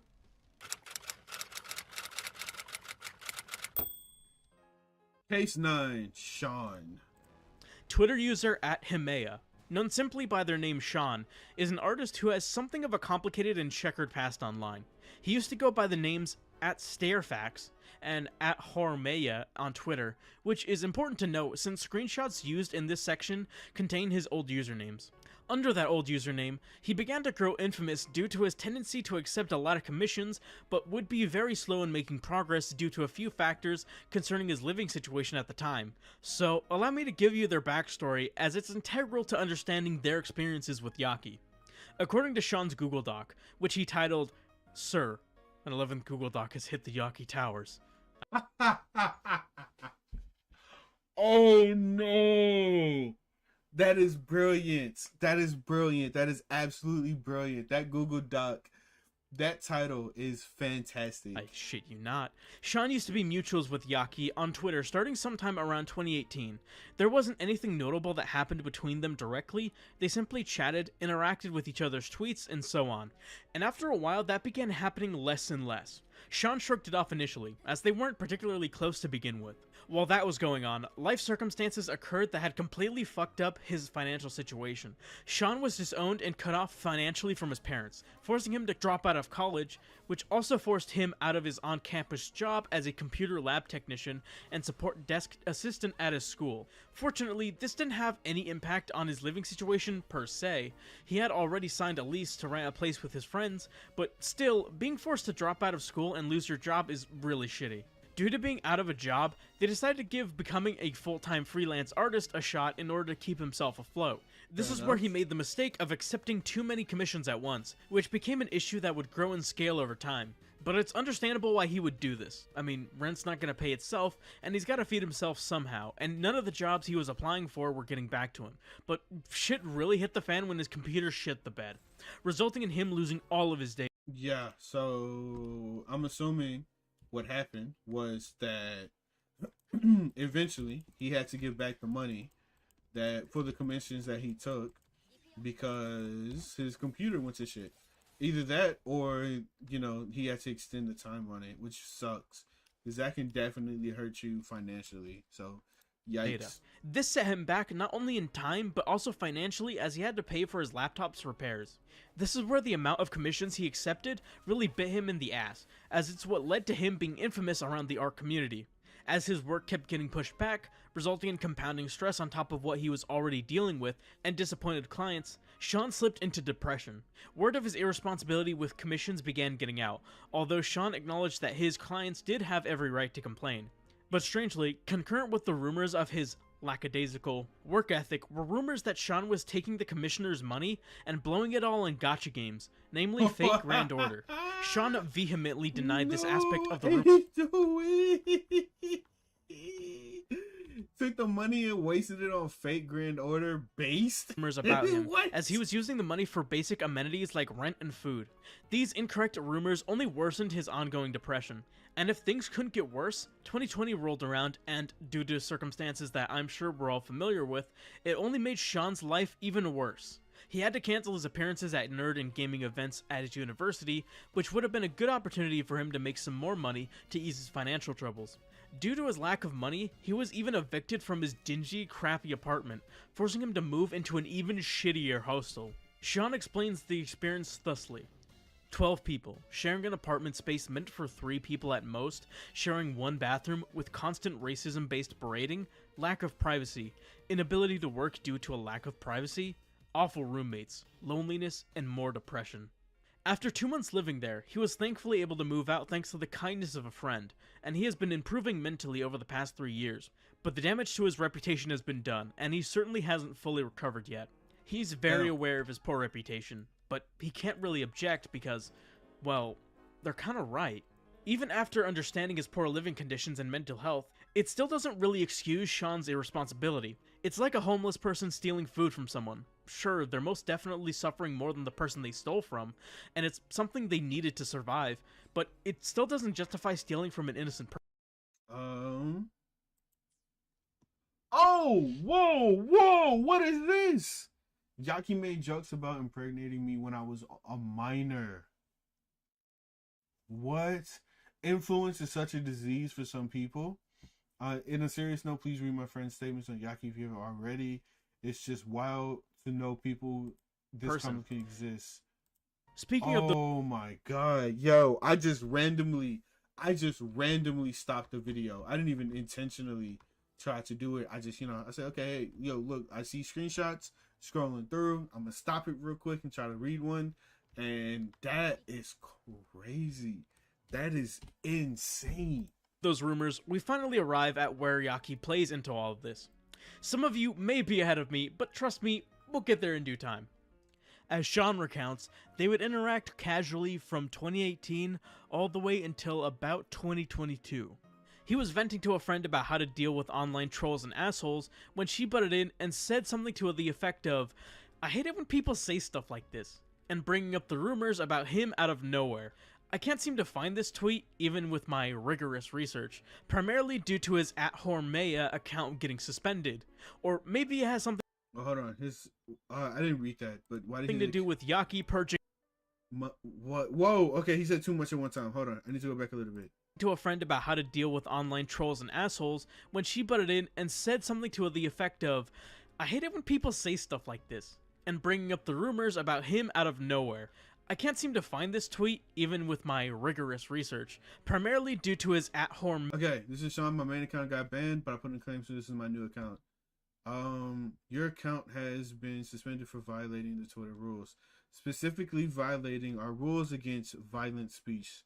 You may not threaten, incite, glorify, express your desire for harm or violence. And it's saying I should pour diesel fuel down your throat.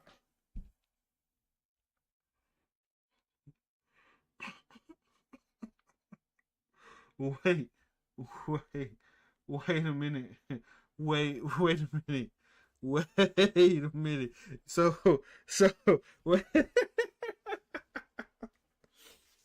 This is wild. The reason why I find this super wild is because that's not even the worst I've seen on Twitter.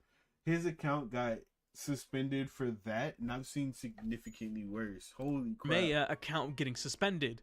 Or maybe it has something to do with Yaki purging 32,000 tweets from her Twitter last May. While I wasn't able to find the tweet Sean talks about, I was able to find a Twitter thread that piqued my interest. The thread starts with a now deleted tweet I'm unable to locate, but Yaki responds with Blackberry. In response, a third person pleads with Yaki to take it easy. Yaki, it's really not best to pester him about this, genuinely. Why can rumors about him out of nowhere? I can't seem to find this tweet, even with my... Okay, it just reset itself. Why? I'm really sorry, but you were the first one I saw just now. Just trust me, it's not a spot he wants to revisit. Blame Andrew, he put it on my timeline. Of course, I'm not, like, blaming you. I just wanted to look out and prevent any issues, because you, of course, wouldn't know why he doesn't want to be pestered about it. I apologize if I seemed hostile about it. Yeah, you were extremely hostile for no reason. Delete the tweet then if it's such a huge issue. Okay. And then the tweet got deleted. Original tweet was from Sean, as we can clearly see here, so I'm not sure if this is related to the rumors, but it's something worth mentioning. Sean's Twitter was suspended last May, the same month that Aru, Ultima, and Hazel would speak out about their experiences with Yaki. Initially, he didn't have much to say other than support for those who spoke out, but that was until he began hearing rumblings that Yaki was involved in pushing the rumors surrounding him. He took to Twitter to write a thread briefly going over what I've already covered, basically a TLDR of the story. In the comments of his thread, Fidel replied, "Yeah, she told us countless times on call that you were a scammer, and you hadn't finished commissions and convinced us you were awful. I'm sure Dang. we were not the only That's... group she said that Ooh, to, okay. with artist and friend Eurocrad backing him up on this. The same day that Aru came out with her Google Doc, a Twitter mutual who owned a Discord server for artists... Yo, Sean, do you remember I had to kick you out of my server? Well, it was because of Yaki. Figured I'd tell you now and apologize for unreasonably doing so. I should have figured, to be honest, she's been hostile towards me here and there, but I'm only thinking about it now. Interesting. to connect and collaborate came to Sean to tell him that the real reason Sean was banned just mere hours after joining was because of Yaki ratting him out to the owner and getting him banned. Sounds familiar, doesn't it? As they chatted about it, it started to dawn on Sean that Yaki might be the person who started the, quote, spending money on gacha games rumor all those years ago. The next day, Sean began talking to Andrew, the guy mentioned a bit ago, on Discord about Yaki. I think Yaki's the one that mainly spread the rumors that I spent commission money on gacha games instead of rent back in 2020. Oh yeah, she was. I remember that now. If that's the case, then I have an actual reason to dislike her. What, did she say I spent 200 or so from commissions on Skahawk and FGO? I don't remember, but I remember her talking about that. It was like, what if he spent money on gacha? Then it turned into, he spent money on gacha. I rolled for Skahawk and wailed for her back in 2017 when I wasn't disowned and I didn't need to worry about rent. The only correct thing she said is that I'm slow on commissions, but everything else is fucking blatant bullshit. Where's the proof, lol? Ain't no proof. She just wants to believe it, so it's true. After this... So there was no proof. There was like no proof at all. There was no proof at all. Oh, just straight yapping. Unfortunate. Sean made the aforementioned thread, but him putting his 2 cents out there led to him becoming reacquainted with Hazel, who revealed more. You're gonna want to sit down for this one, folks, cause this shit's fucking insane. Hazel revealed that Yaki had actually been screenshotting and documenting tweets from Sean where he was quote-unquote e-begging. And according to this compilation, this can either vary from asking his followers for $16 to offering to sell something to... I'm kind of short on cash, so I'm selling my S card Markov pre-con deck so I can have some money for food and bills and shit. DM me, I guess. Complaining about being broke?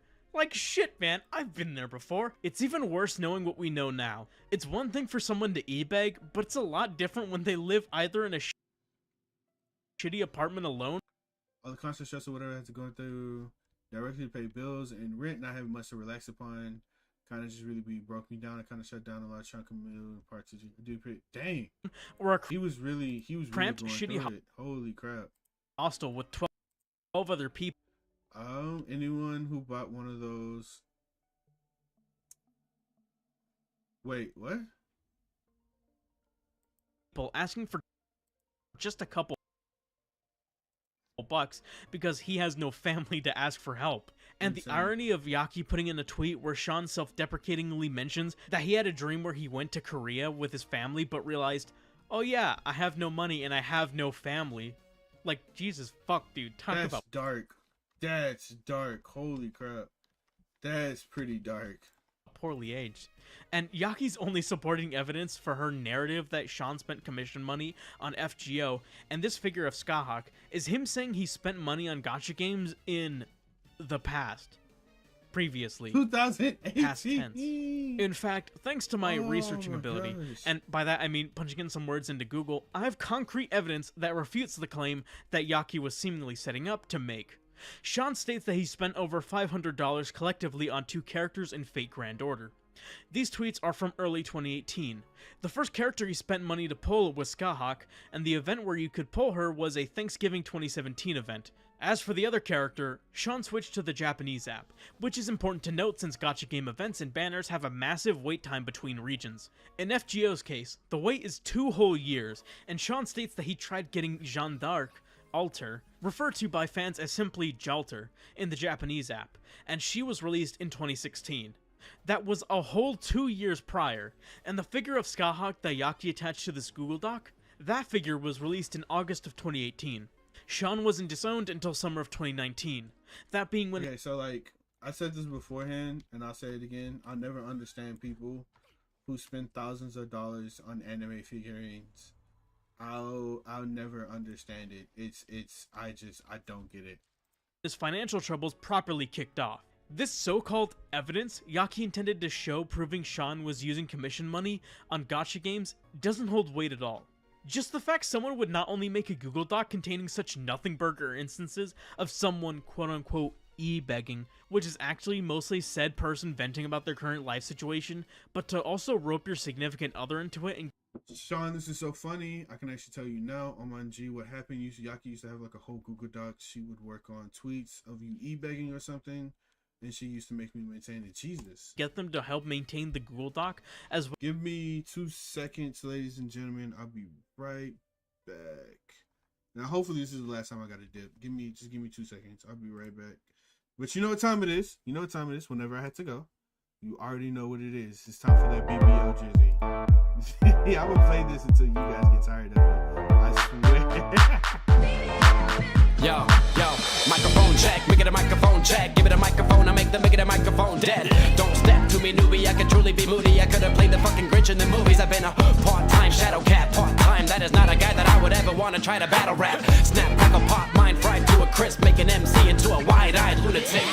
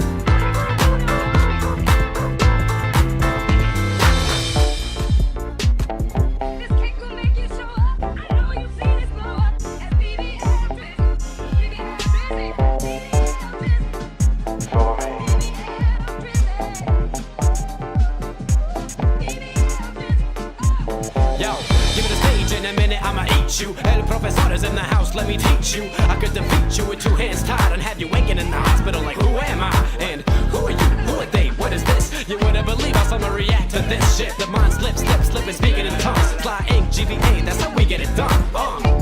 That's how we get it done. That's how we get it done. That's how we get it done. Fly ink, GVA, that's how we get it done.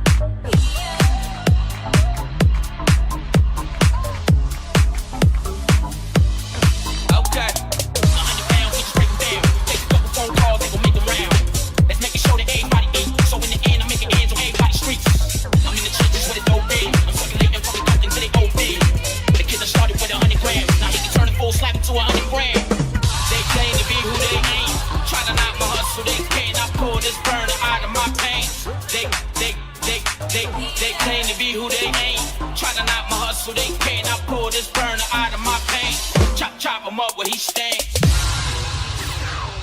They claim to be who they ain't. Try to knock my hustle, they cannot pull this burner out of my pants. They claim to be who they ain't. Chop him up.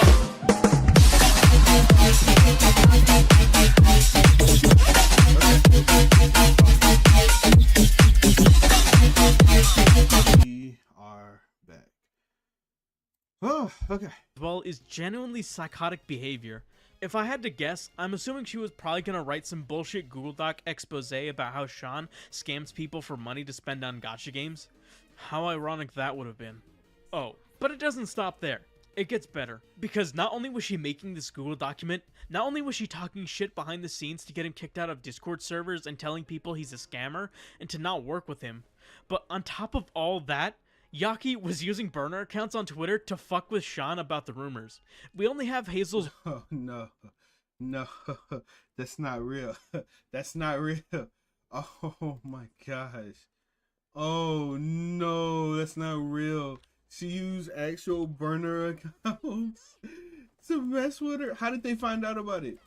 How did they find out about the burner accounts? How sloppy were you? How? Word to go off since the account is hard to locate currently, but contained in Sean's document is a screenshot of a tweet from one of Yaki's burner accounts accusing Sean of scamming his clients. You know? Oh, wait, how did they know that was her? No, if I had a nickel for every female content creator who got embroiled in controversy in mid-2023, who got exposed for using secret burner accounts... Is that Illuminati? Is that Illuminati? to fuck with someone they unjustifiably hated, I'd have 2 nickels. Which isn't a lot, but I'm not done yet, because it gets worse, ladies and gentlemen. Because in addition to all of that, she's a goddamn hypocrite. Not only would she spend copious amounts of money at once to get one character in a gacha game, she spent more than what Wait, hold on. I'm gonna beat my head against a fucking wall. She does this but can't pay off half her rent. Ooh, what gacha game is Sean this? did at once. And on top of that, she used the money she was supposed to use for rent. Oh, wait. I didn't even see this at the bottom. I had to spark. Motherfucker came home 6 before I needed to spark him. $324.28 I would never get back. Oh my god. Couldn't make this shit up if you fucking tried, dude. Yeah, smells a lot like projection on her part. Spread rumors about Sean being a scam artist in order to ruin his reputation, but is actually the one who spends her rent money on gacha games. That's just the kind of person Yaki Risu is, and Sean's story is truly just representative of just what's wrong with her. Sean wraps up his document by summarizing how bad Yaki's actions were when you get a sense for the entire scale and understand his perspective. A guy who was disowned and abandoned by his family, falling into financial troubles, barely making ends meet, needing to sell his own personal belongings just to feed himself, living in very poor conditions, and having the universe conspire against him with having his laptop crash like that. Why am I getting a new PC, you may ask? New laptop battery life is 20 minutes. Oh, wait, my laptop battery life is 20 minutes. Starting takes up to 30 minutes. What? Yeah. Broski, you need a new laptop. I'm sorry. If your starting life is taking up 30 minutes, you need a new Jesus. Hi, yeah. God. If I look at it weird, it turns off instantly. Actually, if I hit it in the back a certain way, it just turns off. Only game I can play is League of Legends. Okay. Living like that is hell itself, but to have someone come along, A-log you and maliciously spread untrue rumors about you to popular creators and public figures just to taint your reputation is a whole nother level of psychotic. It's one thing to be upset with Sean and his irresponsibility, but Yaki took it to a degree it should have never gone. And for what? Nothing. Sean did nothing to Yaki. It was certainly nothing worth having this much ire thrown his way. I would say this is kicking a man while he's down, but that's not even in the same league. When it comes to Yakirisu and just the sheer amount of terrible shit just one person can commit, you couldn't ask for a better, more representative story to cap off this video than with that.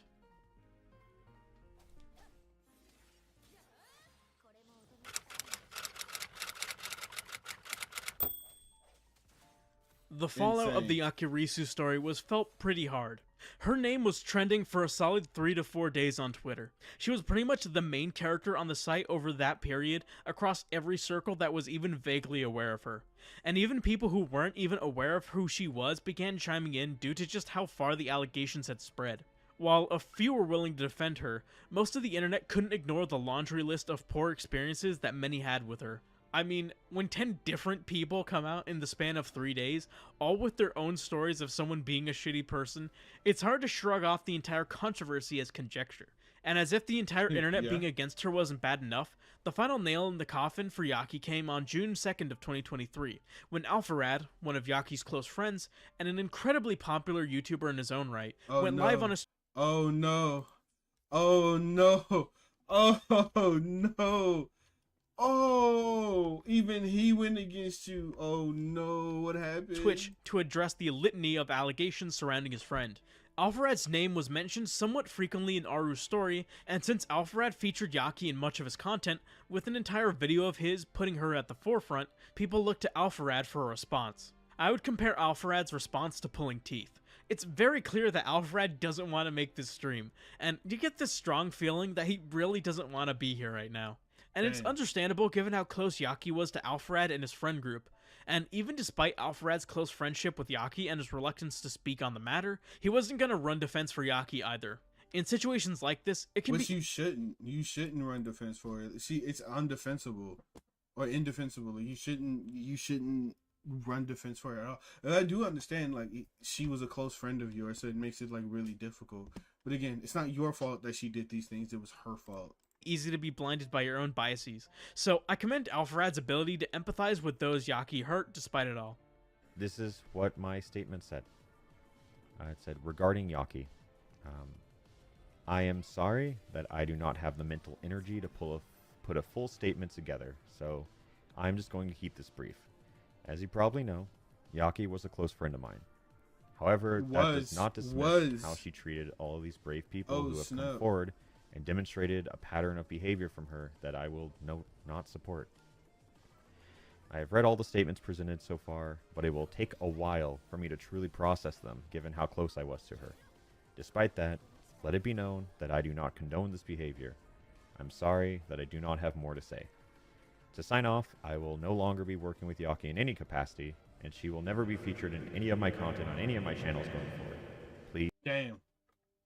Dang.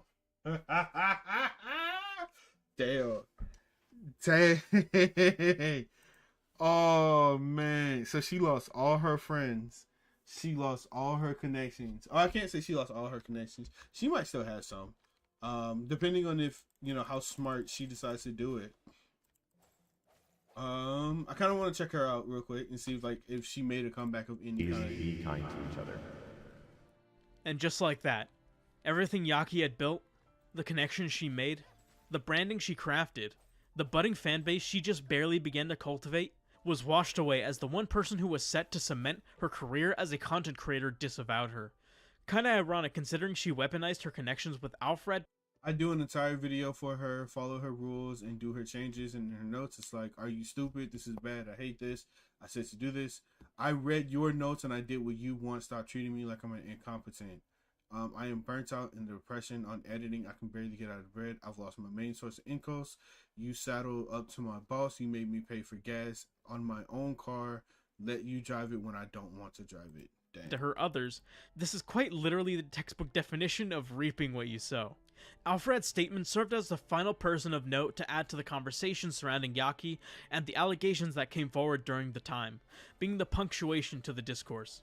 Alfred's stream was the final nail in the coffin, but the coffin for Yaki's career as a content creator was fully buried when she deactivated her Twitter and Instagram accounts sometime either late on June 26th or early June 27th. Yaki might have had a slight chance to make a comeback if she was lucky enough, but purging her Twitter that had over 100,000 followers at its peak has sealed her fate. Yeah, she screwed up there. She screwed up. She should have made like a formal... Again, I never understand. If you make a mistake, or I guess this goes a little bit beyond a mistake, but if you make a mistake with your content creation and this lifestyle that you're trying to set up, just apologize. Apologize and do your best to move forward with, you know, trying to make up for the mistakes that you made.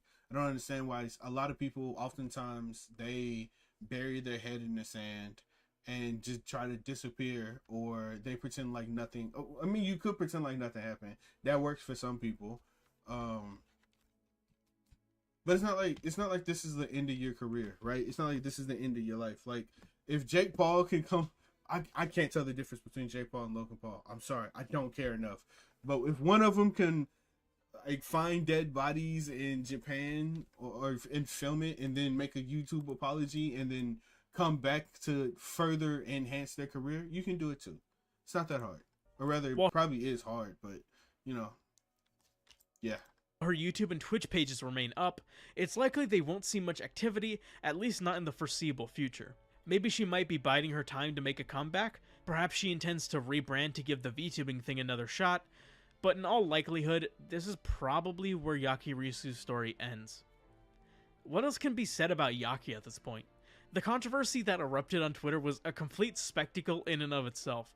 Admittedly, it's a bit of a you just had to be there situation, but the controversy spread so disproportionately far and wide that everyone across the internet, even people outside of Yaki's community, were putting in their 2 cents, often at how taken aback they were at the sheer scope of the controversy and some of the things said.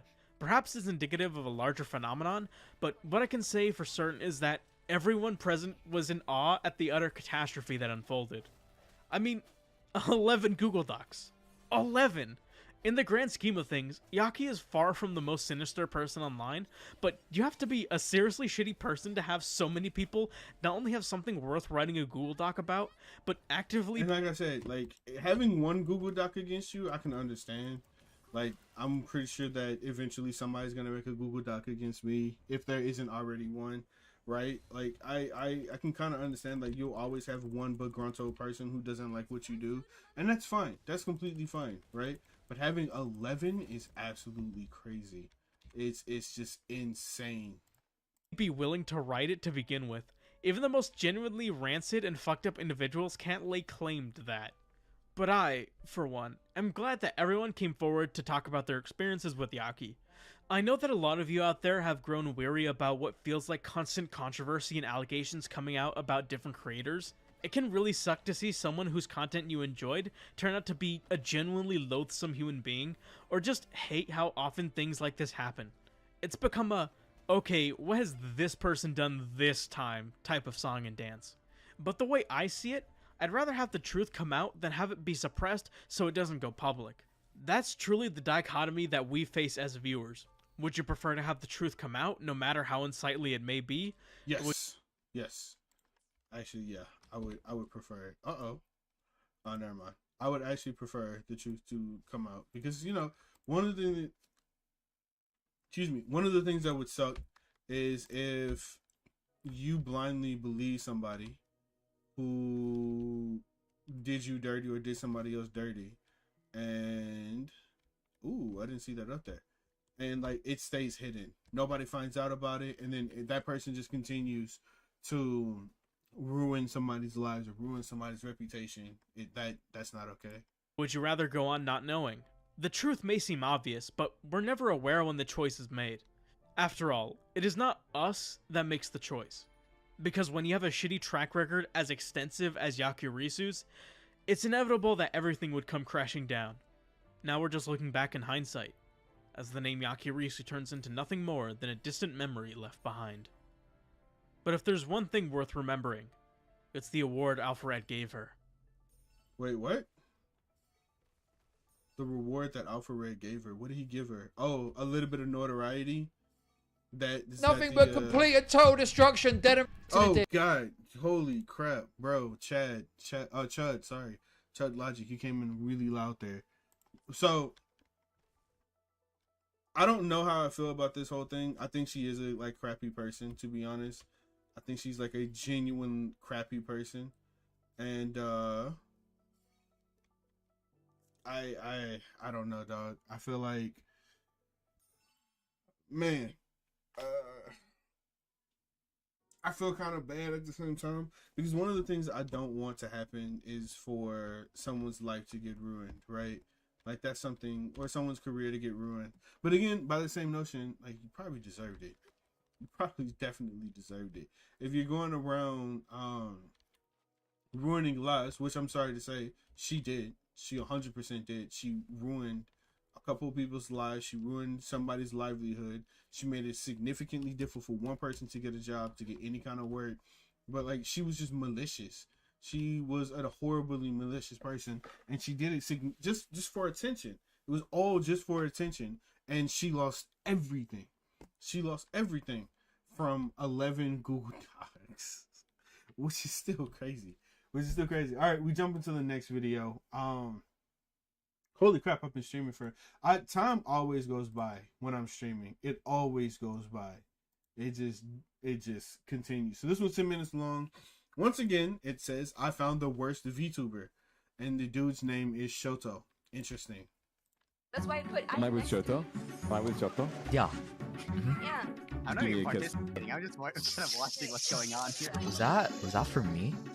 That was for you, big guy. Yeah. We just sat next to each other. I was gonna give you a big kissy.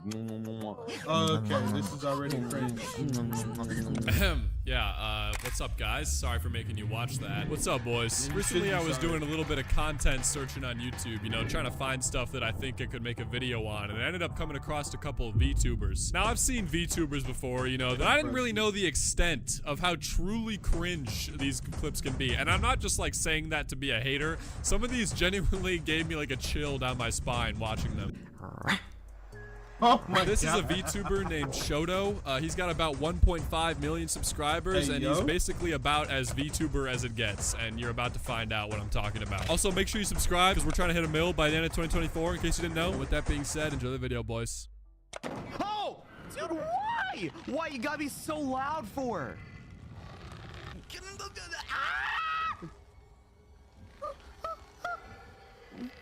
Okay. This is cringe. This is already cringe. I'm already cringing. Did I get it? I mean, dude, like, this is so obviously him just baiting to try and, like, get everybody to, you know, be like, whoa, Shoto, that was a pretty sus noise you just did there. and it literally works too, bro. The people in this comment section of this video are going absolutely rabid for this. Very top comment besides the pinned comment is somebody saying his noises are so cute. A person below that. I'll say this again. Okay. I don't know how many times I have to say it, but I'll keep saying it. You know, I'll do it one time for the Vine. Okay. VTubers are cringe. They are cringe. I don't think there will be a day where I don't say VTubers are cringe. They are cringe. They're so That said, It's like scared but curious puppy sounds. I know he's human, but he's just so cute. I gotta say, I kinda respect the hustle. I know a thing or two about farming comments because I do it in every video. So like, I get it, man. But maybe tone it down just a teensy weensy little bit. But I feel I don't know how he passed out. Where's my?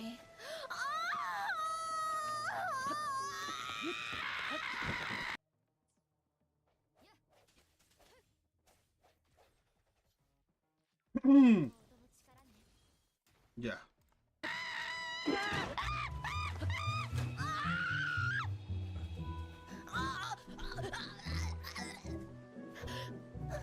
I hate VTubers.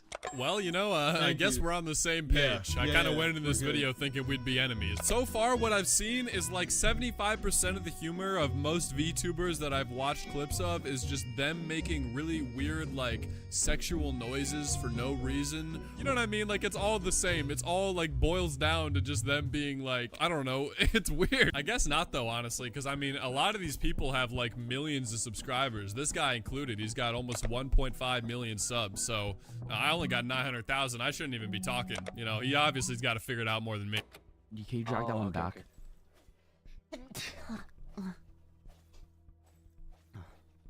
Wait. Okay. Was that a real sneeze? Don't look at me. Hey, bruh, I don't understand people who watch VTubers. It's cringe. It's so cringe. It's so cringe. I mean, yo, I respect the hustle. I respect the grind, but at the end of the day, it's so like I don't see what's appealing. I genuinely don't. Oh my god. Oh my god. That was so shut the fuck up, please. Shut the fuck. I'll kill you. I'll fucking kill you. What was that noise? Can we get an instant replay on that, please? Can we not? I mean, again, too, like, everybody in the comments is going absolutely buck wild for this. The first comment has 14,000 likes, and it says, I'm with Uki on this one. That was the cutest sneeze I've ever heard from a guy. I mean, it doesn't get easier than this. I mean, at this point, I should just get, like, an $8,000 VTuber model, start sneezing weird and making a lot of flirt.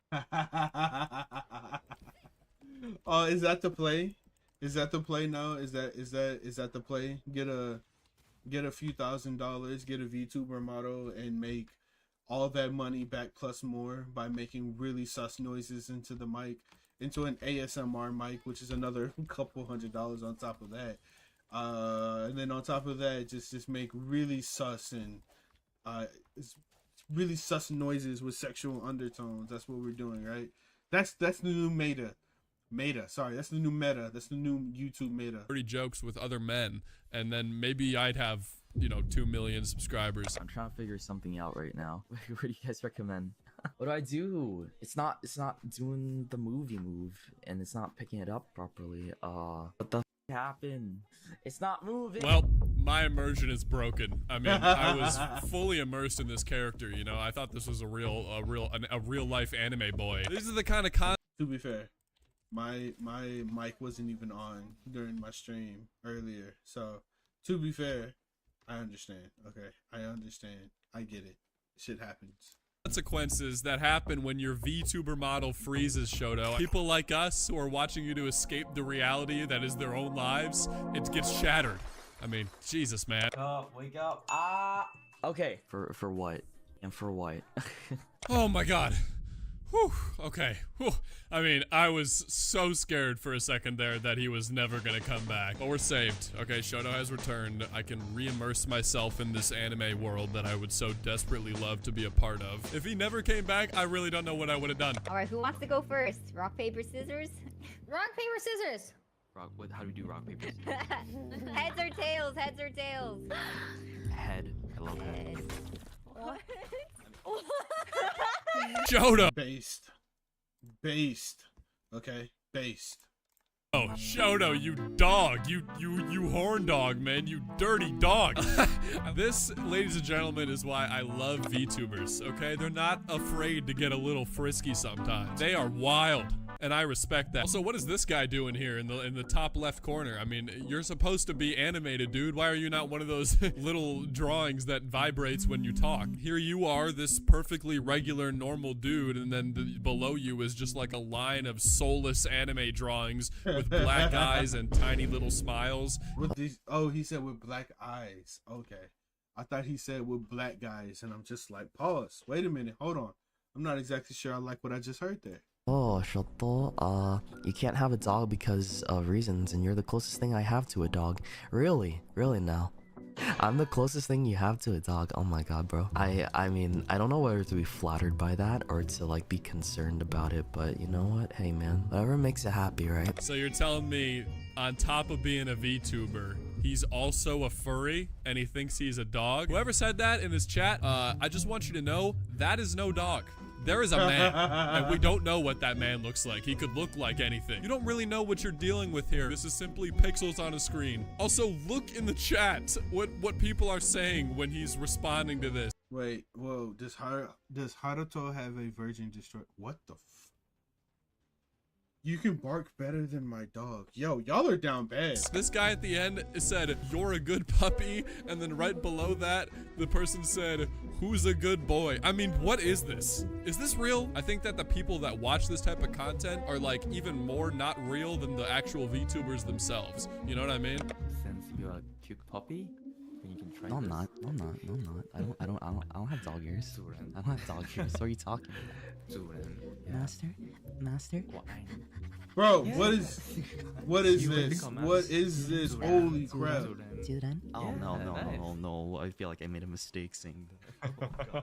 I genuinely, I'm speechless. I wish you guys could see my face right now as I'm recording this video, because it's probably the same face that you're making. How can I go on with my day after watching something like this? You know what I mean? And now by extension, all of you will never forget it either, which again, I apologize for making you sit through this, but at this point, if you're still watching this video, that's on you. You know, you could have clicked off long ago. That's true. I should have like yeeted, but I said I was gonna watch the video, so I'm going to watch. I'm gonna stick by it, and I'm just gonna watch it. You know, I'm gonna do this boss fight silently and just commentate when I need to commentate, and yeah, because you know, why not? Might come off a little sussy, right? Like, hold on, wait. What happens if I do this? Hold on. What happens if I do this? Okay.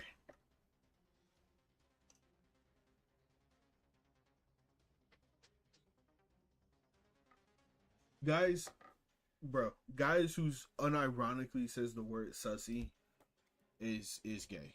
Okay, I'm just gonna say it. They're gay, unironically, and then I'll make that face on top, bro, bruh.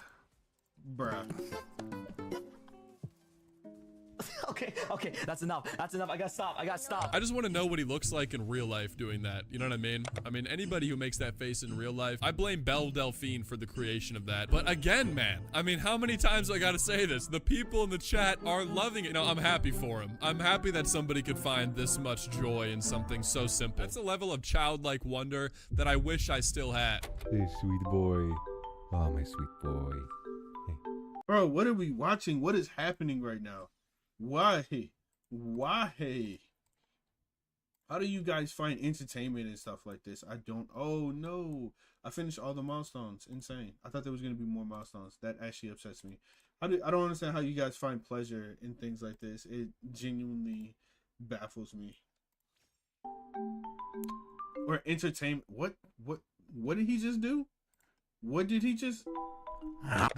Like, why are they pretending to kiss? This guy is literally in real life just in his room alone, like, being like, Pog! Go! This is freaking awesome! That clip is also from a 5-minute, almost 6-minute video of these two people in particular flirting. I mean, man, this genuinely is like the hardest thing I've ever had to watch. I'm watching Shoto's stream. What did he do just then? What did he do?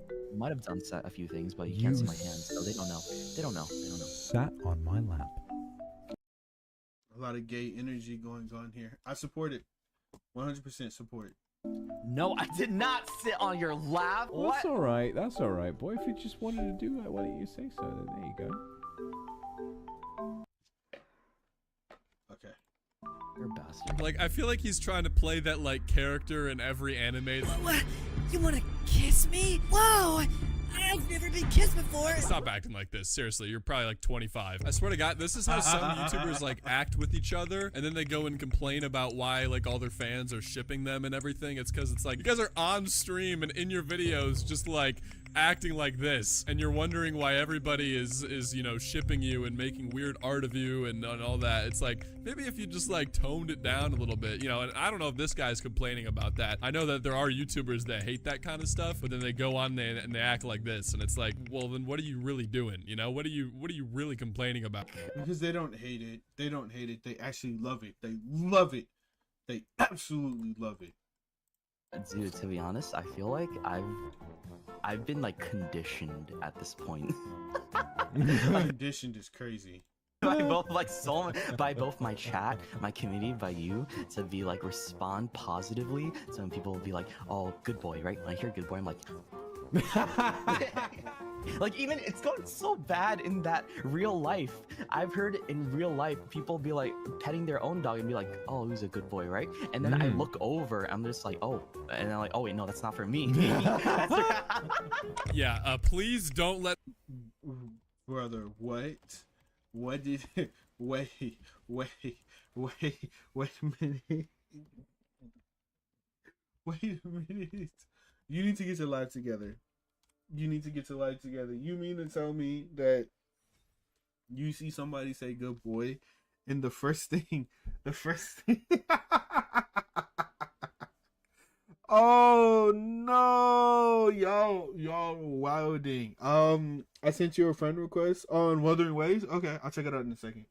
I got you. This guy anywhere near the dog park. If anyone knows this dude in real life and you ever see him at the dog park, I also don't trust VTubers with dog ears, tails, or anything like that. I don't trust it because, yeah, situations like this. escort him out, please. He's a threat. He is not safe to be in a public place with dogs and people calling their dogs good boys. Actually, I don't know what he'll do, but I honestly don't want to. I think I've seen quite enough. I'm a bit at my wit's end here. All I've learned is that, you know, it seems pretty easy to make it as a VTuber. You know, maybe I have a future in it. Maybe somebody could hook me up with a VTuber model and, you know, I could change the game.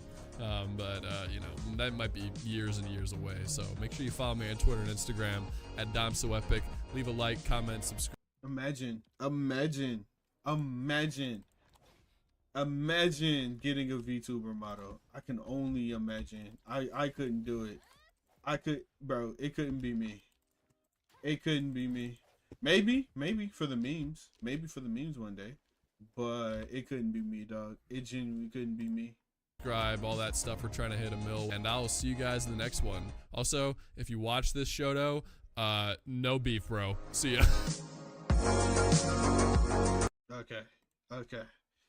Oh my god. So hold on. I wanted to see if what's her name? Yakirisu. Is that right? Yakirisu. If she's still active. Like, is her Twitch still active? It says that, oh, her YouTube is still up. As someone who's played a lot of games. Women want me, fish fear me. Huh? Okay, so she hasn't uploaded anything in a year. Holy shit. Her shorts, I don't know, it doesn't say when she uploaded the shorts. Okay, let's go to Twitch TV. I'd be scared to open Twitch. I should kid you not. Opt-out preferences. I don't want my stuff here. Okay. I'm always scared to go onto Twitch because people are crazy. She has nothing. There's nothing here. No videos, no schedules. She hasn't streamed at all. And she has 24.2K followers on Twitch. No chats, no nothing. Dang. Yeah, she disappeared. Join the Discord. Ooh, the temptation is real. Should I join the Discord? Ooh, maybe. But anyways, it's over before it's oh wait, what happened? Hold on, I'm watching ever this. since they announced the fight Give me a between second. Jake I'm Paul watching and this. Mike Tyson a couple of months back, a lot of people were very skeptical of the entire event. You had those who were saying this was absolutely pathetic and that Jake Paul should be jailed for fighting a man who is 3 years away from being a senior citizen. You had others saying it would be rigged from the start. But I'm sure you have some opinions about Jake Paul versus Mike Tyson. Honestly, I just think it's sad, bro. I think it's super sad. And overall, there was a lot of Yeah, because it is. controversy surrounding this matchup, especially once they announced that it would be a sanctioned bout that would appear on both fighters' overall record. We saw Mike training hard.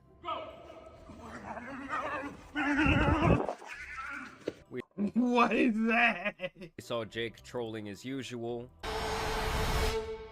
You heard it right, motherfucker. I'm fighting Mike Tyson. But now, due to recent developments, it looks like this fight might actually be over before it ever even starts. Bro, did they cancel the fight? I don't think they would cancel the fight. That's millions upon millions of dollars thrown away if they would have canceled the fight. There's no way they canceled it. And this would be the last official piece of training footage that we would receive from Mike Tyson and his camp. This was posted all the way back on May 7th, and like a lot of the videos that we've seen before, it's just Mike training on the pads. Bro, why would you fight this guy, bro? Why would you fight this guy? He's a monster. I don't understand. I would never want to hop in the ring with this guy. He's a freaking bro. Look at this guy. So he's still looking very fast, he's looking really explosive, but like all the other clips, this video is all cut up, and we still have not seen him fighting for a sustained period of time. They would actually head out to Dallas, Texas, where they would do this face-off. And now we say hello to the main eventers, Jake Paul and Mike Tyson.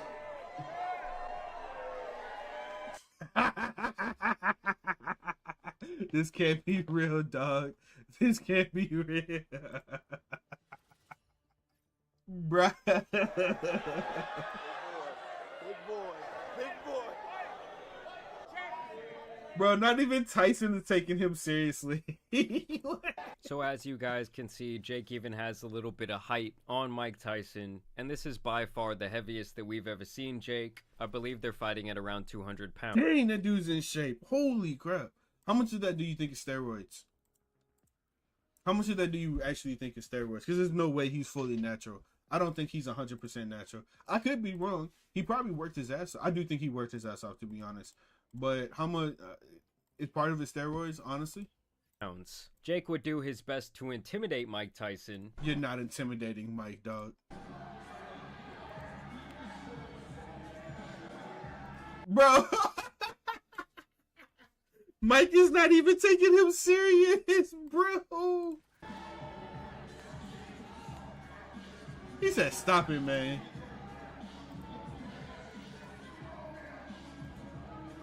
And obviously, Mike would remain relatively unfazed by the Disney star. Now, when I say that these two have a different definition of intimidation tactics, I really do mean it. Jake is over there doing that dumb shit, while Mike is out here saying psycho shit like this.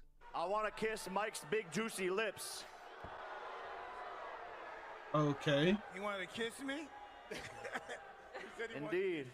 Huh? He said he wanted to kiss you. That's so ironic that he said that because I saw a picture of him dancing at 16 doing a little dance on YouTube, and for some reason I had an erection.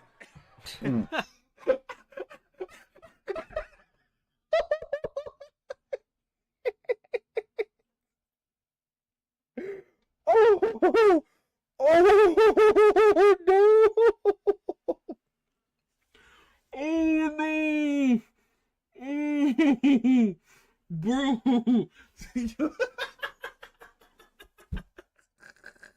Mikey is a psychopath, bro.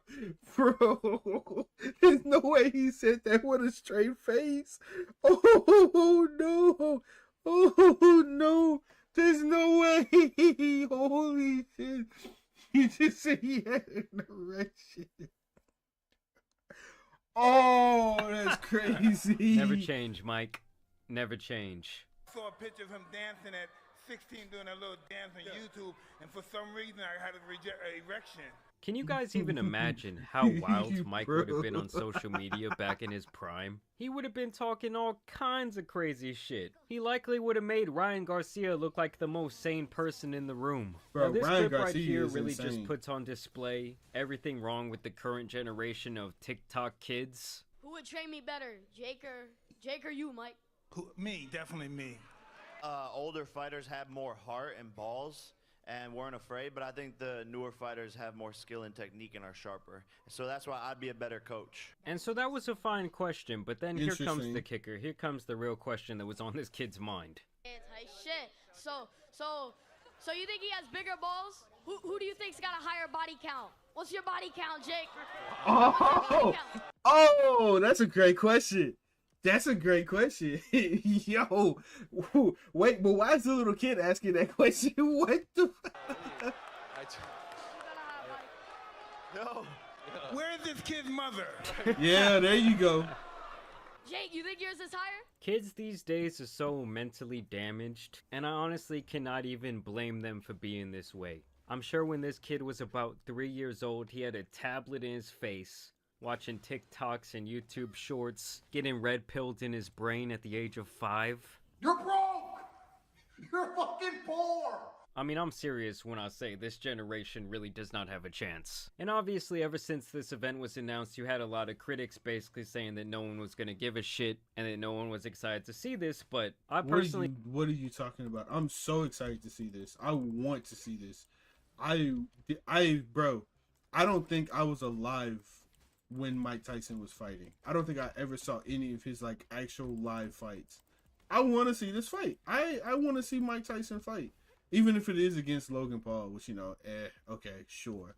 But I want to see this fight. I do think this will be a sold-out fight simply because Mike Tyson is involved, and there's a lot of people out there who think, well, this might be the last chance or the only chance I ever get to see him fight. I don't give a shit if it's against a Disney star Bro, or if he it's against a literally dead just said what I dog. said. I'm fucking going. I mean, I think the fanboys in this next clip really speak for themselves. Let's go, Jake Paul! Wearing a Team Jake shirt. Heck yeah, I'd probably be like that too. 100%. Please reevaluate your life decisions, young man. Let's go, Jake Paul! What do you think the outcome of this fight is going to be? Mike Tyson all the way, bro. Mike Tyson all the way. Hey, brother, I'll give you $100 if you say Jake Paul's going to win this fight. I mean, they even brought in Neon's cousin to talk his shit. Jake would continue to troll with the infamous Mike Tyson face tat. He had this guy doing the Evander Holyfield. Bro, you can't even bit. get $100 to say that Jake Paul is gonna win, bro. Yo, based. That's so based. That nasty ass syrup in his mouth. A mere week ago, Netflix was dropping promotional material like this, saying that the fight was 2 months away.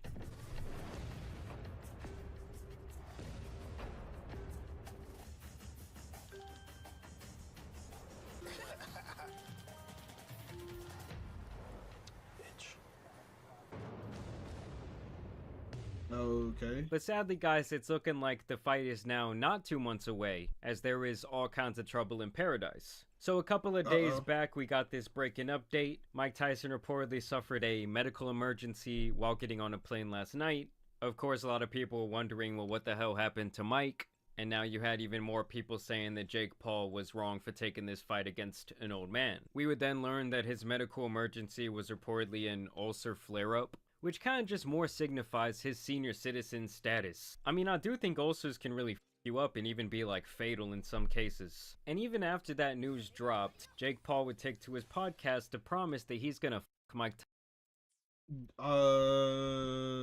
Man, honestly, I'm gonna be real with you. I don't know. I feel like Jake Paul is gonna get absolutely destroyed, but if Mike is suffering from like anything in the process, then it's probably going to be pretty easy to beat Mike, right?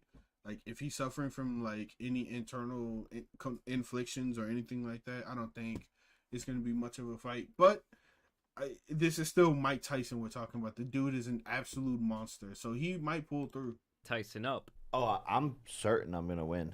I'm gonna fuck him up. Hell yeah. No, like for sure. It might just be easy actually. He doesn't want that smoke. He's like, I'm gonna punch that old man right in his ulcer. And it's a pro fight now, so it's just war. Gonna be easy? Hell yeah. I'm gonna fuck him up, but I'm excited. The most respectful way possible, because I do love him. But you know, you can love a son, and you still have to discipline him. Nah, that's crazy. Did he just call Mike Tyson his son? Oh no, I kill him. I kill him. If I was Mike Tyson, when we get into that ring, it's over. It's over. It's game over. Personally, I hope that we get to see Mike beat the brakes off of Jake Paul. And here was Jake's little motivational speech to his fans. Here we are. Biggest moment of my life. Biggest stage. From Vine to a stadium. 80,000 people. Breaking records. The highest gate ever. This is a testament to hard work, dedication, manifestation. Dallas was the first place I went to for a fan meetup when I was 17 years old off of Vine. Now back here, the biggest stadium possible. And that's why I do have to say, no matter how you feel about this guy, because obviously a lot of people hate him, it is pretty crazy but he's to go... successful though. Like one of the reasons why I try not to shit talk too much on Jake Paul and Logan Paul is they're successful. They're more successful than the majority of people who are on YouTube in general, except maybe Mr. Beast. I think Mr. Beast is the one person they'll probably never surpass. Mr. Beast is just like, he's loved by his community. He's very generous. He's extremely popular. They're not beating Mr. Beast.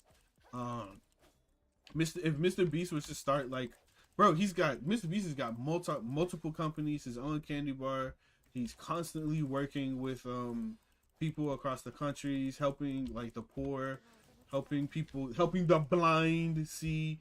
Like you're not beating Mr. Beast, dog, under any circumstances. But if we take Mr. Beast out of the picture, like he's doing significantly better. Both of them doing significantly better than like anybody out there. From Disney Channel and Vine to doing all this crazy shit. And the fucker does know how to sell a fight. Now in response to this, Mike would say that he's now feeling 100% even though he doesn't even need to beat Jake Paul's ass. He would then post this footage in the Dino Stepper 11s. What is that?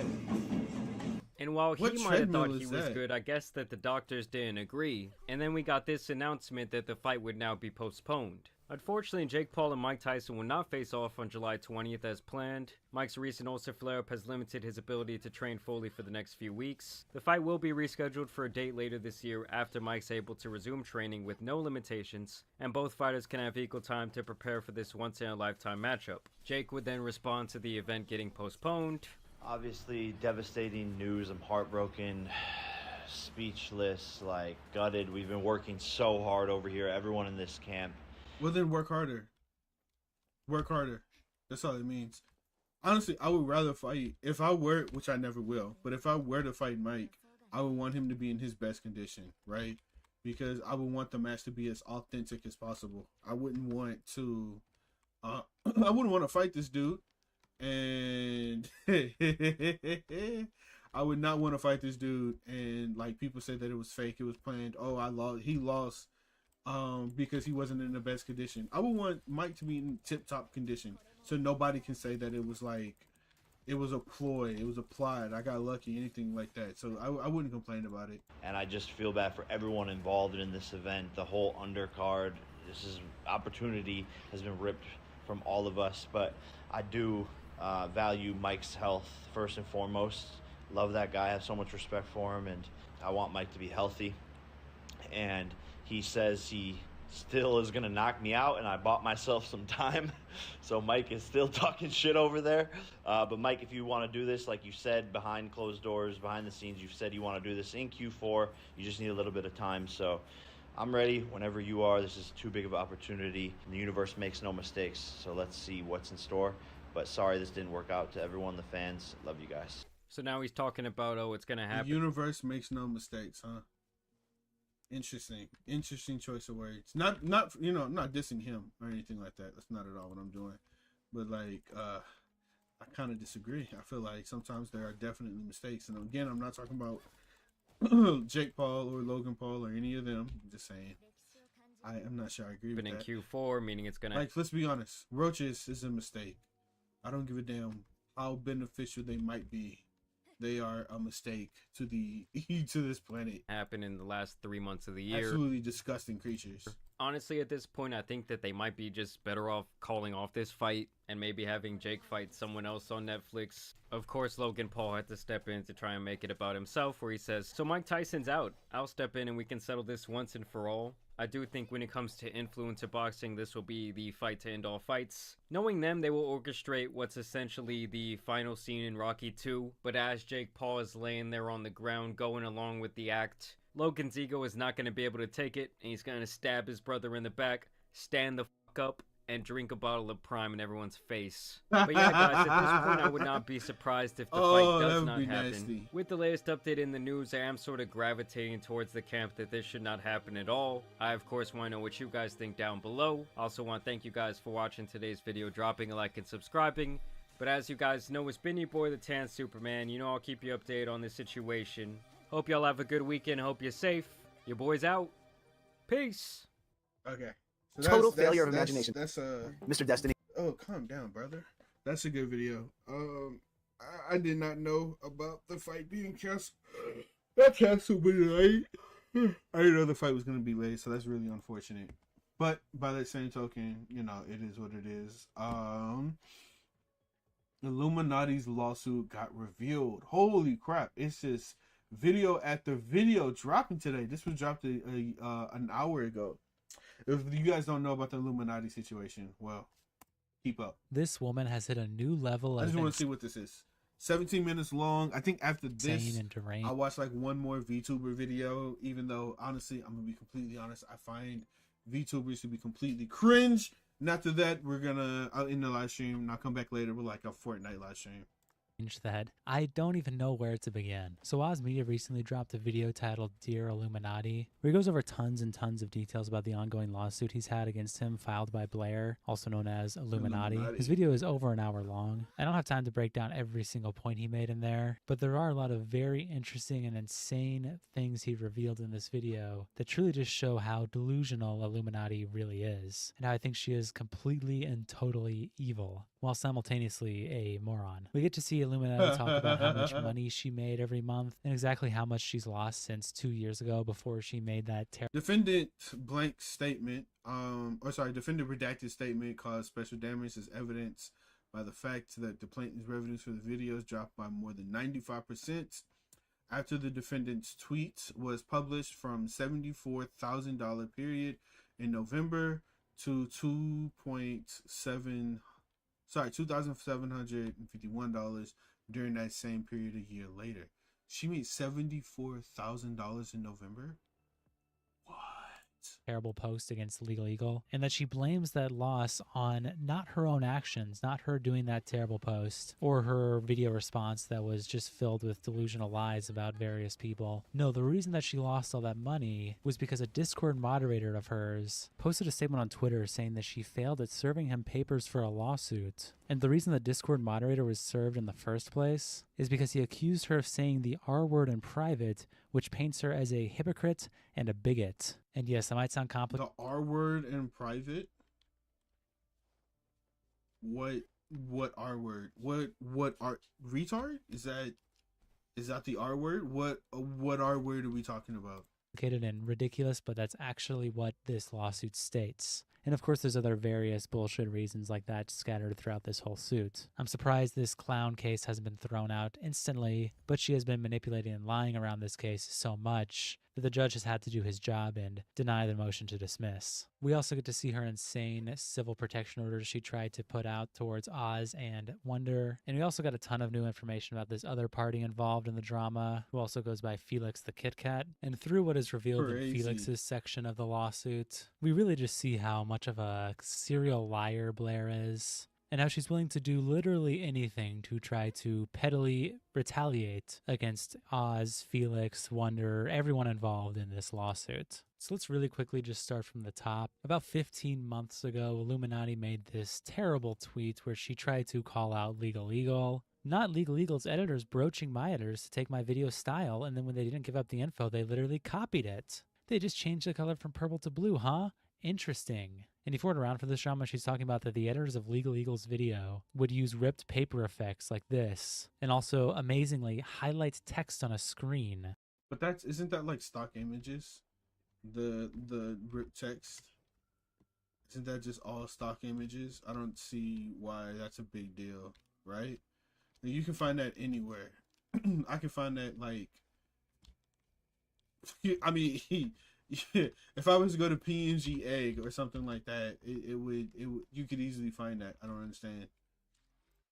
Which is one of the easiest things you can learn of all time. The other day with zero knowledge in After Effects, I was able to learn how to highlight text on a screen in 30 minutes. It is extremely simple and absolutely not something that Blair owns. And this was totally delusional when she did this last year, and Legal Eagle rightfully called her out for it, responding and shitting on her. Pretty shortly after this, a bunch of people that were close to Blair made Twitter threads, including people like Oz Media, whose video we're watching, Wonder, and The Click, who is going to be kind of central to this video today. All of them made tweet threads, and then eventually Illuminati tried to make a response video where she made a whole bunch of just terrible nothingness points, and then tried to falsely accuse Click of harboring PDF files in his Discord, which was absolutely untrue, and also accused Click of saying the R word, which she would never ever do because... What is, again, I want to know, what is the R word? Because honestly, who cares? Who cares? Honestly. It's so horrible and disgusting. And in this video, The Click included this screenshot, which showed that Illuminati was requesting someone she knew to dig up dirt. I need you to work with Redacted to help me find Click saying the R slur and Sad Milk's raw audio. I can do that. Let me get a shower and I'll be down. She claims she said it in the Sad Milk video, but can't remember which one, and she's over her head with shit. I paid $200 to find it. Ooh, okay. on the click and find clips of him saying the R word, and that she would pay this person $200 to do it. I need you to work with blank to help me find click saying the R slur in Sad Milk's raw audio. Blank said, I can do that. Let me get a shower. I'll be down. She says she claims he said it in a Sad Milk video but can't remember which one, and she's over her head with shit. I'll pay you $200 to find it. Now, obviously, this shows that Illuminati had some kind of vendetta against Click. There's a whole bunch of lore there. They used to, like, I don't know, work together or do stuff together. But she's had this vendetta for years and basically tried to save this information had this come up, where Click would try to distance himself from her and expose her. And Oz proved this by showing a DM where he says, "Wonder is where the you and Click will go into mutually assured destruction territory." And Illuminati responds, "Nah, I'm not going to attack Click unless it becomes public gossip or a drama channel picks it up. Then I will nuke him." And she pretty much harbored this resentment for years until Click decided to expose her for being the delusional, insane person that she is, which she only did in video form after Illuminati made her insane video accusing him of all that weird shit with Discord and saying the R slur. But anyway, that's just a quick recap. But again, what R brother? I don't get it. I didn't know the R slur was like non-friendly. Well, I'm sorry. Let me retract that. I didn't know the R slur was that big of a deal that for an audience, for a YouTuber that appeals to an adult, mostly adult content, mostly adult audience, that you would be super concerned with. I didn't know that was a problem. Okay, that's crazy. There's obviously a ton more information involving like Oz Media and other parties involved in this whole thing, but realistically breaking down this 1 hour video is not going to happen in this short video that I'm making. So if you want to watch that, I'm considering doing a stream going over this. Leave a comment below if you would like to see that. I might do a stream on this to just go over everything in a long form version, but I'm just going to show some new important details that Oz revealed. So let's start with this. First, he kind of shows some documents that really break down the way that Blair's brain operates, and that she is completely focused on trying to gag her opponents, forcing them not to be able to speak publicly on matters, when she is delusionally suing them for shit that was completely her fault. In June of last year, basically like a month and a half after like kind of everything went down, she attempted to send a civil protection order to both Oz and Wonder, which were rejected by the courts, but she accuses Oz of some really terrible things in these orders. And here's Oz giving his statement on one of the things that was alleged, which was that he abused the dog in their relationship. Watch this. I do want to briefly talk about a few details in the CPO ordered against me, which, again, was denied, where Blair accuses me of beating her dog, Casper. I deeply cared for him, and I find this accusation thrown into a CPO for sympathy from the judge to be revolting. I also, in my personal opinion, believe that this is further evidence of Blair twisting and manipulating facts, or in some cases, just outright lying. How fucking dare you accuse me of beating Casper after everything I did for you and him, which, in your own video, Blair, you said it yourself, how much help I provided with Casper. So, just a disgusting lie. Oof. Oof. Ooh. Oh, I don't like Illuminati. I'm sorry. But I think I'm a little bit biased because of the fact that all of the allegations and whatnot came out with against her with the what was it, YouTube plagiarism in you video. When that video came out, she was mentioned on multiple occasions for her blatant copyright abuse, or her blatant like plagiarism abuse, which is insane, just genuinely insane. I put out by Blair. Of course, it's typical of her. I mean, everything she's been doing is a lie. But another part of this request is that Oz delete everything he has ever posted on social media regarding Blair, where it says, Blair requests that this court order Oz to delete all posts he has made to social media since April 23rd, 2023, pertaining to Sad Milk, Blair, or her social media platforms. Refrain from posting about Blair or her social media content on any of his social media accounts or on the social media accounts of others. Refrain from posting in the comment section of any of Blair's social media accounts. Refrain from interacting in any way with Blair's social media posts. Refrain from encouraging any third party to post in the comment section of her accounts or repost any of Blair's original content for any purpose, and refrain from making any videos or media posts about Blair. So she's just openly trying to put out a gag order in silence. Wait, can you do that? Can you wait, hold on. I don't think you can do that. Wait a minute. So he can't make any videos about her, criticizing her behavior or anything like that that's the gag order that she's trying to get she's trying to get out. So if he does have like concrete evidence of her being abusive or manipulative, all of a sudden she's not allowed to post it because of this gag order. Is that a thing? Is that something that happens? I've never seen that. It's completely transparent. She's always been absolutely delusional and insane, but this is just a new level of just open transparency of an attempted gag order to silence her opposition, I guess, if you can even say that. But then 2 months later, she also tried to file a restraining order against Oz, which was once again rejected. And Oz explains the attempted restraining orders here.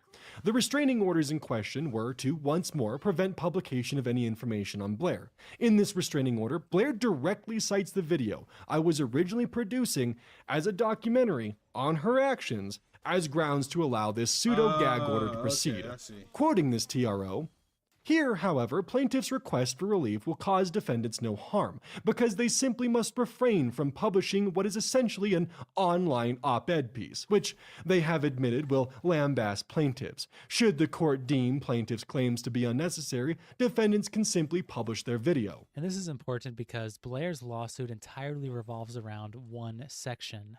So she just wants to silence her partner, ex-boyfriend, whatever he is, because he has information on him.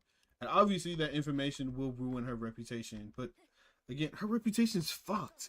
She's been at a fucked reputation. Who cares? Like, the only thing, brother, she's lost the plot. She's lost the plot. Oh my goodness. But again, it was rejected because that's not grounds to stop somebody from making a video. I don't think a lawsuit is going to stop someone from making a video, because isn't that like a suspension of freedom of speech? That's like a complete abuse of the freedom of speech, right?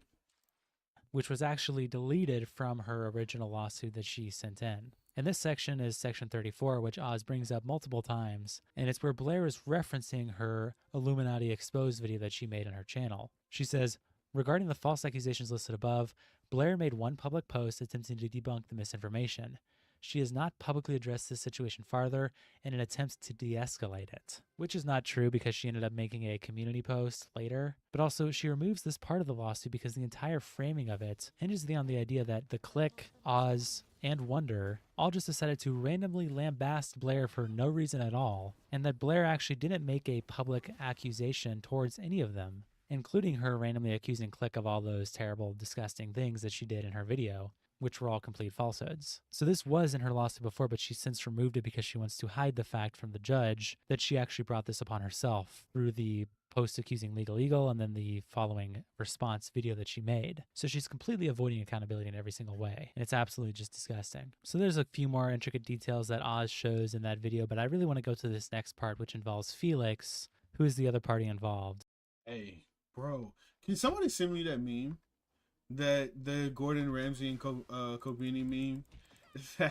Because that is an epic picture right there. That is goated. Bro, professionally unprofessional. Based. Which again was revealed to be the guy who sent this DM to Illuminati that the Clique showed in her video, the one about paying $200 to dig up dirt on the Clique. Felix also reveals the surrounding context around the DM request that Illuminati had sent him to find and dig up Clique saying the R word. And we get to see the entire context where it starts off where she says, hey, are you still short on rent? Interesting question to ask. Rent, no electric and phone, yes. I'm at -$2 right now. No idea what I'm doing for lunch tomorrow, but I'm in the fuck it, I'll figure it out phase of my life. Illuminati, I have something for you, but it's a little tedious. Felix, I mean, my life is nothing but tedium, so I can do it. Illuminati, I need you to work with blank, tell me find the R slur, and this is the part we already read. I'll pay you $200. Felix, yeah, just hand me the files and I can get started. 200 will help quite a bit. Then she sends a link. There's the file and a file and the file. Most will have Discord calls, and I think it happened within the first 10 minutes. Felix, I'll check the whole recording to be sure, so I'm looking at all 4 folders. And Illuminati responds, just go into the published file. So it's weird that she's also trying to use this like, hey, are you short on rent? Do you want to do dirt for me and go dig it? Not really. I don't think that's weird at all. I think she's taking advantage of somebody's desperation in order to get like information from somebody or to get to get dirt. Which, let's be honest, I'm gonna be completely honest, right? We typically like to look down on people who go scratching for dirt on other people, but it'd be the same people who do the exact same thing. Because but keep it a buck, right? This whole video is dirt on Illuminati. You got dirt on Illuminati,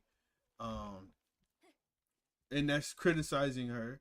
Like, you end up making this video criticizing her for the exact same actions. But like, bruh, I don't like that narrative. I do the same thing. I'm digging up dirt on somebody right now because they deserve it, and because I'm planning out a couple videos actually. So I'm digging out dirt. And I'm not gonna be like the type of guys like, oh, it's so disgusting that she's out here paying to dig up dirt. No, I do the same thing, and I'm pretty sure when Mudahar made his video against Cuffles, he did the exact same thing. He probably paid to get some information, or maybe he didn't. I'm just assuming, but he definitely got the information to expose somebody, right? I don't think that's inherently a bad thing. That's not a bad thing at all. So I don't agree with that particular narrative. I don't really agree with. Up shit for me behind this guy's back. It's very strange, very, very strange. Well, Illuminati's entire lawsuit hinges on the idea that this violated their employee contract, which would be for the company Pyramid Entertainment LLC. But it's shocking to me that Blair even expects this to genuinely work in the court of law, because this guy wasn't even hired to the Pyramid Entertainment LLC company until 7 months after this DM happened. So it's like she's attempting to act as if the NDA that he signed regarding information involving her LLC somehow applies to every interaction she's ever had with any employee at all times, including over half a year prior to something that had absolutely nothing to do with Pyramid Entertainment LLC. And Oz repeats this here in the video. The simple truth is, this conversation was held November of 2020, and he was hired May of 2021. Blair is trying to claim that these were company communications and has framed it as such to make the lawsuit stick. And so once this all was revealed and Blair saw this, she attempted to immediately serve Felix a lawsuit for defamation. Yeah, I was about to say, it sounds like she's just trying to get a defamation case going on, which, bro, I'm gonna be honest, you know how hard it is to prove a defamation case? It's one of the hardest cases that you can actually try to get through, mostly because bro, you have to prove that you're being defamed, because oftentimes criticism is not defamation. Okay, somebody criticizing your behavior is not defamation, and a lot of times these defamation cases, especially when it comes to YouTube channels, it's just criticism. It's just them being harshly criticized, and then people take it as like, oh no, I was defamed because this person was talking bad about me. No, they didn't talk bad about you. They simply just said you did this act. It was a very disgusting act. You are this type of person based on this act. It's not defamation at all. And bruh, people just so delusional. Defamation and violating the NDA contract, which obviously doesn't fucking apply to a conversation that happened 7 months prior. But she completely failed and dropped the ball at serving him his legal papers. And Felix made a tweet about it where he says, "My former employer, Illuminati, is retaliating against me for things I've said and done after my employment ended. She had falsely claimed to have served me papers and is trying to force a default. Any help would be greatly appreciated." And then he links his GoFundMe. In Blair's lawsuit, they say that this statement is completely false. They say this statement implies that Blair committed the tort of abuse process, alleging A, an ulterior motive for the use of judicial proceeding, Right. B, the willful use of legal proceedings in an improper manner, trying to force a default judgment without properly serving him, and C, damages, an impending default judgment against Felix. And they continue saying, well, the server signed a declaration that she served it on September to his place of abode, handing the required legal documents to an individual matching defendant's physical description, matching Felix's description. But it's actually just completely not true, because the address that they allegedly delivered it to was 2 hours away from where Felix lives. And it was also allegedly delivered by postage, where Felix's sister was able to get a hold of it. Just watch this part. Would have been delivered to Felix's stepfather's home within the official legal filing September 27th, 2023 at 6:40 p.m. This address is not his usual place of abode, which is even distinguished, despite the redactions I've made, by not being the address given for Felix in the very lawsuit Blair filed. At the time of delivery, Felix would need to drive nearly 150 miles an hour directly after his shift at work to be at said address in time to receive the papers from said processor. And so, yeah, they allege that Felix was there and there was someone matching the physical description of him, when really he wasn't. He was at work, and as Oz describes, he would have had to drive 150 miles per hour instantly to get home by the time this processor allegedly handed the lawsuit. 150 miles. What? Oh my goodness. Oh man. Okay. We're bugging. To him. So he made this post, which is true. He didn't receive the papers. And then this is what Blair blames her downfall on. This post that Felix made was the cause of Blair's 95% drop in revenue that I mentioned earlier, where she lost so much money, apparently. Let's just read this post. We can see exactly how much money Blair has lost now. Defendant Felix's statement caused special damages, as evident by the fact that plaintiff's revenue from videos dropped by more than 95% after defendant's tweet was published, from $74,000 in the period of November 23 to December 2023 to $2,700 during the same period a year later. So did she make that money? Hold on. Did I fail the challenge? Hold on, what the heck?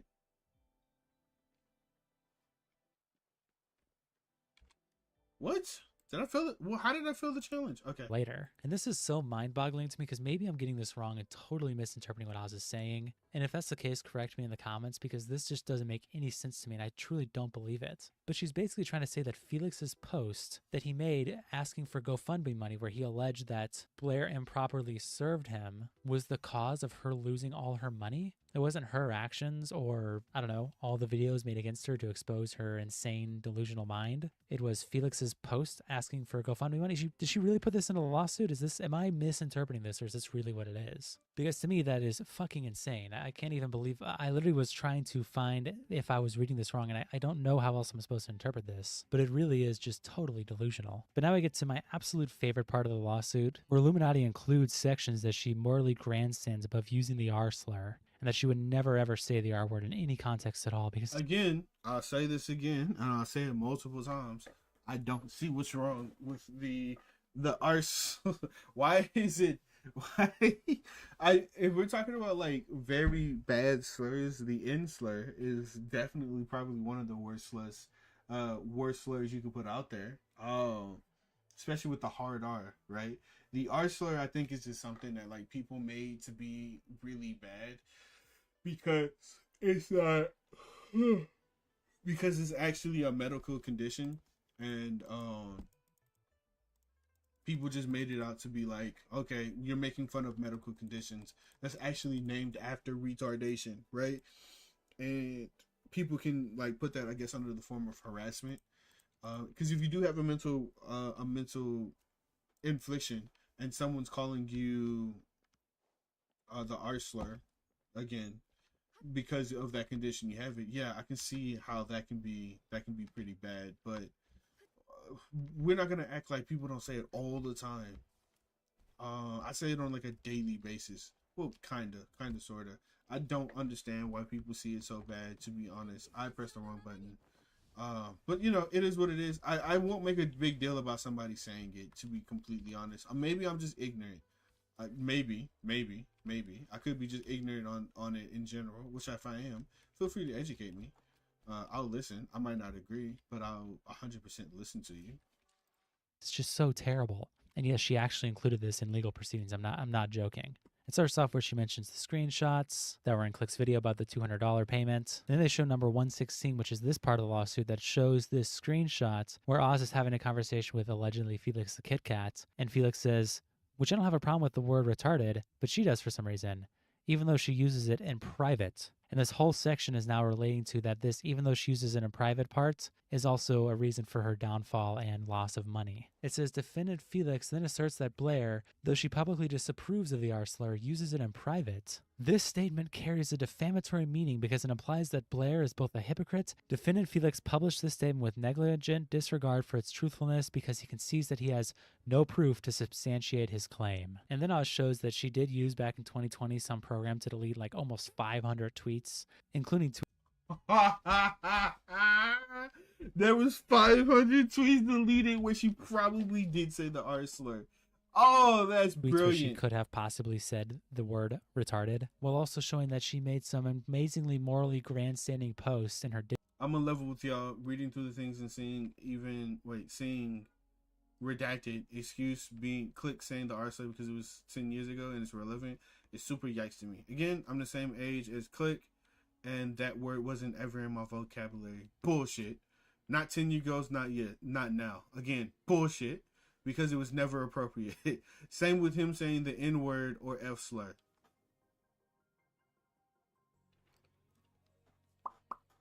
Okay. Being edgy is not an excuse, and seeing it being dismissed so lightly, like that is actually seriously gross. But do you have proof of that? Do you have proof of him saying the N slur F slur? Because you just kind of threw that out there, but you don't have proof of that. But there is proof of you saying the R slur. Okay. Discord, where she says, Click saying the R slur just because it was 10 years ago and it's irrelevant, that's super yikes to me. Again, I'm not the same age as Click, and that word wasn't ever in my vocabulary. Not 10 years ago, not now. Bullshit. Because it was never appropriate. Wow, she's really just so smart and intelligent. She's such a good person. Well, luckily that program didn't delete media, and we have an amazing tweet here that she made in 2017 where she's DMing someone who asks if she's a catfish after she posted some photo of her ass. And he says, Sigh, playing hard to get, I see. No, you're fucking retarded.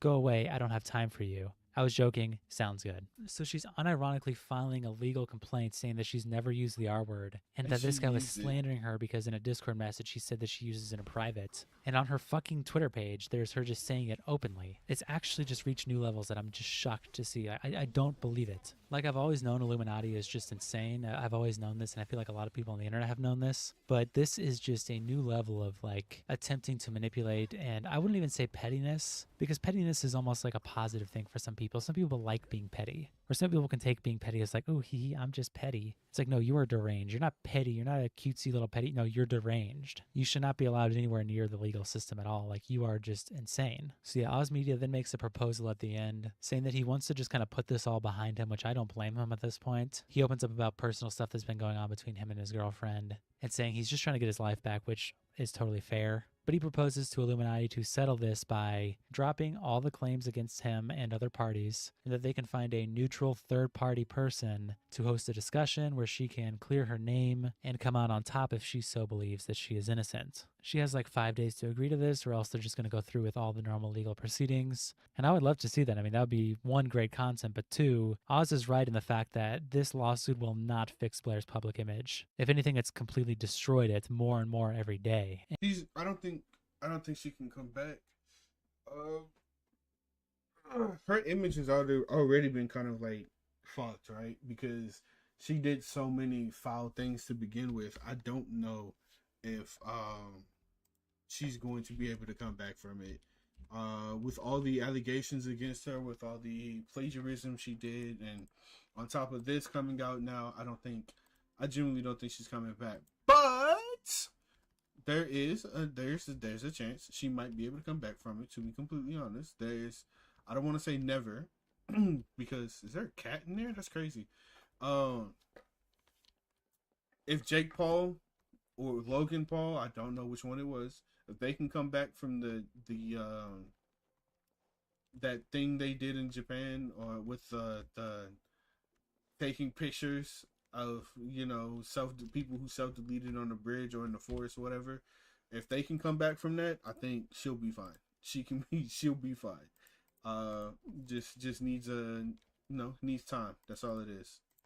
And if she really believes she's innocent, that would be a great way for her to put her words out there and make a case. But I don't believe she'll do it, because I think Blair knows that she is completely in the shitter and there's just no hope of saving herself. But anyway, like I said, there's a ton more details in this shit. I don't have time today to go over all of it in a video, but if you guys really want to see more, let me know in the comments. I can do a follow-up or maybe a stream. But I appreciate you guys tuning in. Thank you so much for the daily videos, support. I'll see you guys tomorrow.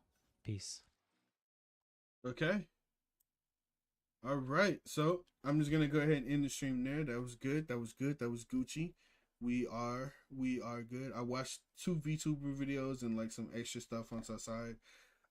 Oh no! I can't end it. I can't end it yet. I can't end it because I see this video. Uncle Roger, oh no! I have to. I was gonna end it, but I have to. Oh no, Uncle Roger. Oh no. We not done yet, boys. We not done. We thought we were done. We're not. With Jamie Oliver for a long time now. Wonder how my old friend doing. You're going to absolutely love this recipe. This... We probably won't, to be honest. ...is a modern-day fast food classic, pad thai. deliciously healthy. Why pad thai like that? Packed with Why so much vegetable? You sure this pad thai? chili egg. I love Uncle Roger, bro. That accent, because I know that's not his real accent. Uncle Roger is a character, right? But even still, just fucking fantastic.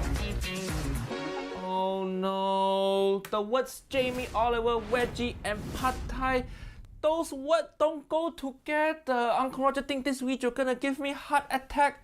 I need my good morning towel for me to scream into. A traditional recipe would have dried shrimp, it would have fish sauce, and we can't have that because we're going veggie, right? We're bigging up the veg, but I don't want to compromise on the flavour. No. Why would you go veg? Why would you not want any kind of? Oh, that is cool. Holy crap! I didn't know you could do that. Way, Jose. So I've kind of evolved this recipe and had some fun with it. No. Yo, when he says that, he sounds like that girlfriend who's like, oh, yeah. So I was following the recipe, but I added my own little twist to it. It's like, no, wait a minute. Don't add your own twist. Follow the recipe. No, don't do none of that. No, Jamie, don't evolve. Don't have some fun with anything. Those words coming out your mouth, that's scaring all Asian people all over the world. We've got some chili sauce. Chili sauce, wrong. Soy sauce. Soy sauce, wrong. Now tamarind. Tamarind, okay. Tamarind, correct. Sauce That's crazy. for pad thai is just tamarind, palm sugar, and fish sauce. That's it. If you really want to make it vegetarian, do you know, niece and nephew, they make vegetarian fish sauce also? Yeah? But Uncle Roger don't recommend that. Just eat the real thing, vegan people. Life too short. Just use real fish sauce. Fish almost vegan anyway. Because fish got no leg, got no feeling, can't make sound, it almost plant. Now tamarind, it's from a bean that's sweet and sour. It's a really important flavour in Asian cooking. And then a little sesame oil. Sesame oil, wrong. Tofu. It's made out of soybean. Tofu for pad thai, okay. But yeah, I was about to say, tofu is fine. Tofu should be fine. I also don't see anything really wrong with soy sauce either. But again, he knows better than I do, so I won't argue it. To be square fried tofu. Hopefully he do that. Tofu. It's made out of soybeans and it's a great source of protein.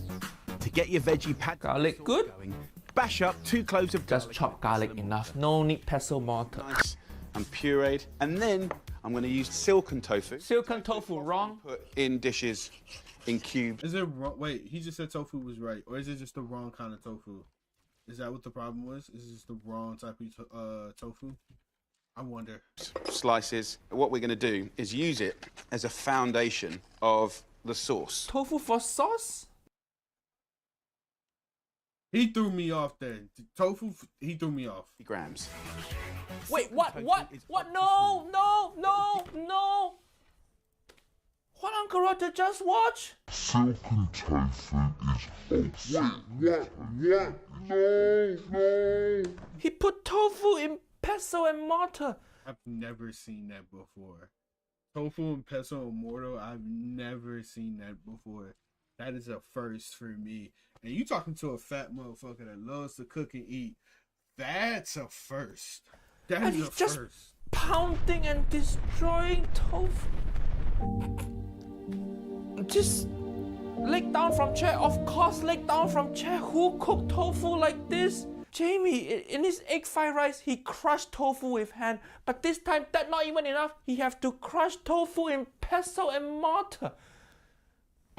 He just destroying tofu. Jamie Oliver really is the ISIS of Asian food. Silken. Oh, that's brutal. That's brutal. The ISIS of Asian food. Oh, man.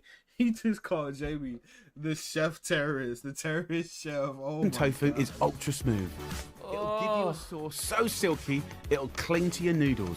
Any sauce will cling to noodle. That's how sauce work. That's how any liquid work. It cling to shit. Asian people don't crush tofu like this. Uncle Roger never see white people crush tofu like this either. Where you get this recipe from, Jamie? Outer space? This must be Jamie's worst recipe so far. Why are you trying to turn tofu into sauce? Uncle Roger's sad now. This video going so bad. Uncle Roger need to take break. Talk about our sponsor, ExpressVPN. Just like Uncle Roger want to save you from Jamie Oliver cooking, I also want to save you money. I'm gonna watch the ad because I want to support the homie. Okay. You're spending too much money on subscription. Look how much it costs to have Netflix, Hulu, Disney Plus, and all others. Hiya, if you And buy that's why I have none of those. all subscription, that's gonna cost you more than $1,000 a year. But you say, Uncle Roger, I want to watch too many things for just one streaming service. That one, niece and nephew, need ExpressVPN, an app that let Uncle Roger unlock thousands of new shows on Netflix alone. Watch this, Uncle Roger want to watch Oscar winner Oppenheimer. Just open up ExpressVPN, change country to Belgium. Just like that, Uncle Roger can watch whole 3-hour movie. Or maybe I want to watch Cowboy Bebop. Uncle Roger switch location to UK Bebop? and watch whole series. Maybe niece and nephew want to watch other type of video on internet, so you go on incognito mode. But incognito mode don't make you incognito from school, work, and internet provider. But ExpressVPN. Wait, why would you want to go on the? Wait a minute. Why? Make information travel through encrypted tunnel to make all your online activity private. That's why all of you should use ExpressVPN. And if you use Uncle Roger's special link, expressvpn.com/Uncle Roger, you get 3 extra months free when you sign up. Free, yo! And now we go back to getting tortured. Silken tofu is ultra smooth. Oh, so silky. That can't be good. What is that? Can't be good, dog. That can't be good. Just defeated now. Then get building flavor. A tablespoon of the whole thing gonna look like vomit. Or 2 of sweet chili sauce. Then the tamarind. You want a nice tablespoon of this paste. Tamarind's a key ingredient in Worcestershire sauce. So, you know, it's there in your life, you just don't know it. Okay, Uncle Roger understand why he do that. He trying to make tamarind familiar to British people. Uncle Roger use same technique to explain things to Asian people also. Like ketchup is white people's sriracha. And I never did understand why he compared sriracha to ketchup, because it's not the same. It's not the same at all. Ketchup is like really sweet. And it's pretty much, doesn't it have like the same amount of sugar that what was it? It's the same amount of sugar. I think it's like an energy drink or something like that. I can't remember. Holy crap! Was it Jello? But it's like it has like a crap ton of sugar. I can't remember what it was, but I wouldn't compare ketchup to sriracha at all. Cast iron skillet, it white people walk. It's the most brilliant flavor. That I can understand. And I'm going to put a little teaspoon of sesame oil in there as well. Oh, sesame oil wrong also.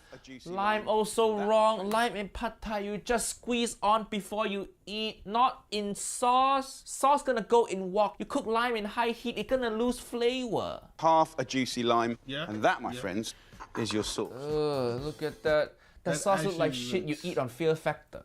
Yeah. Oh, no, he didn't. No, he didn't. Oh, my God. I was going to say something. But he got me there. That shit does look disgusting. That looks absolutely disgusting. That looks horrid. Bro, would you eat that? Ugh. For the all-important noodles, grab yourself a packet. So these are rice noodles. Rice noodle, correct. With 150 grams. No. You don't want to put in boiling water. It's gonna overcook noodle. Rice noodle, put in room temperature water. Pan, and you leave those for about 7-8 minutes, but check the pack, they're all different.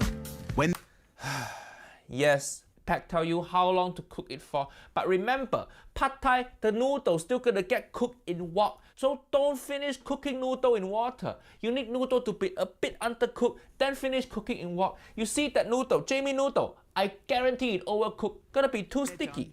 Run them under cold water. That stops the cooking process. See, it already overcooked. You leave those for about 7-8 minutes, but check the pack. Jamie, this Asian noodle, not pasta. Don't just follow instruction on box. Niece and nephew, you can't trust instruction on Asian noodle packaging. Anyway, it all wrong. You have to cook with feeling. And then just add a little sesame oil to stop them sticking. Sesame oil again? No, to stop them from sticking. Don't overcook it. Simple. Actually, that's true. That is actually really true. If you don't want, and that goes for the same for rice too. If you don't want it to stick, if you don't want it to get all nasty, don't overcook it. It's just like super simple as that. Because when you overcook rice, it gets all sticky and mushy and whatnot. It's just like for any kind of carb pasta, rice, anything like that, it's almost taboo to overcook it, because like you can't. It's inedible. If you overcook it, it's like quite literally inedible.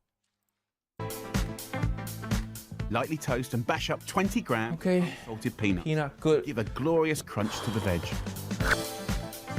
Pad Thai is that kind of brilliant mix of veggies, but then you get things like salad and herbs that are raw and cold and fresh. So there's that kind of jarring of hot and cold, crunchy and soft. It's just a brilliant thing. What is he saying? What is he saying? Honestly, Uncle Roger, don't know if I can continue to watch this. So there's that kind of jarring of hot and cold, crunchy and soft. What he's saying, Pad Thai jarring of hot and cold. Where got cold thing in Pad Thai? You eating Pad Thai with ice cube, is it? What? Pad Thai, no jarring of hot and cold. It's just noodle dish. Keep it simple. Jamie, olive oil. I've got some broccoli, some asparagus, Wrong. baby corn, Wrong. pak choy, the outer leaves. Pak choy. Classic mistake. Oh, how to make this dish more Asian? I know. Let's put this Chinese something vegetable in there. Pak choy. Woo! Yeah! Bro, I feel like Jamie Oliver would have been like a completely fine chef on YouTube if it wasn't for Uncle Roger. Uncle Roger absolutely obliterated him. Cut the core of the pak choy in half and the baby corn. Keep the asparagus tips and finely slice the stalks.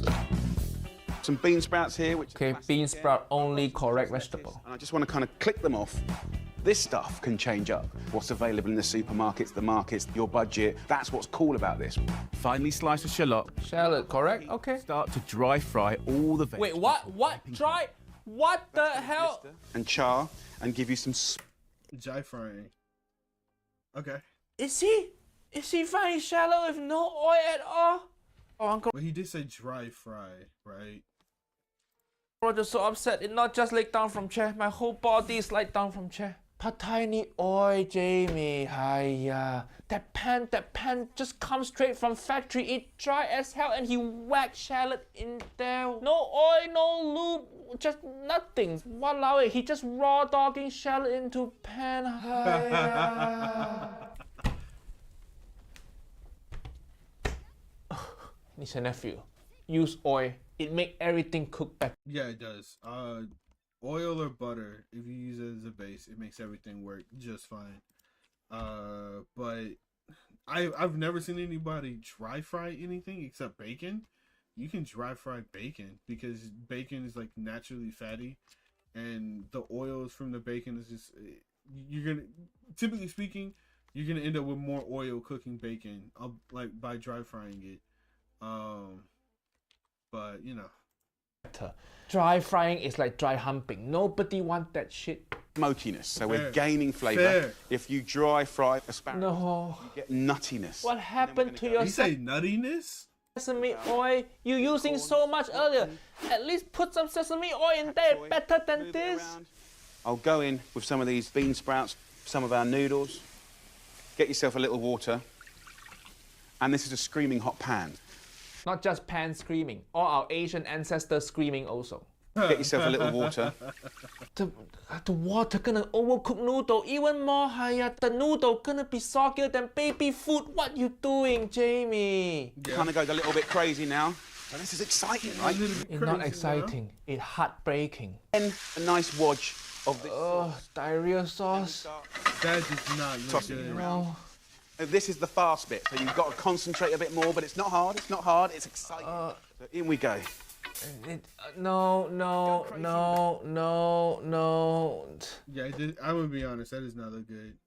That does not look good at all. Holy crap! Metal spoon in non-stick pan. Usually that biggest sin in Asian kitchen. But this video is so terrible that metal spoon in non-stick pan. That's the smallest mistake. Crushed nuts, lettuce leaves, get in some coriander, mint and basil, and wedges of lime.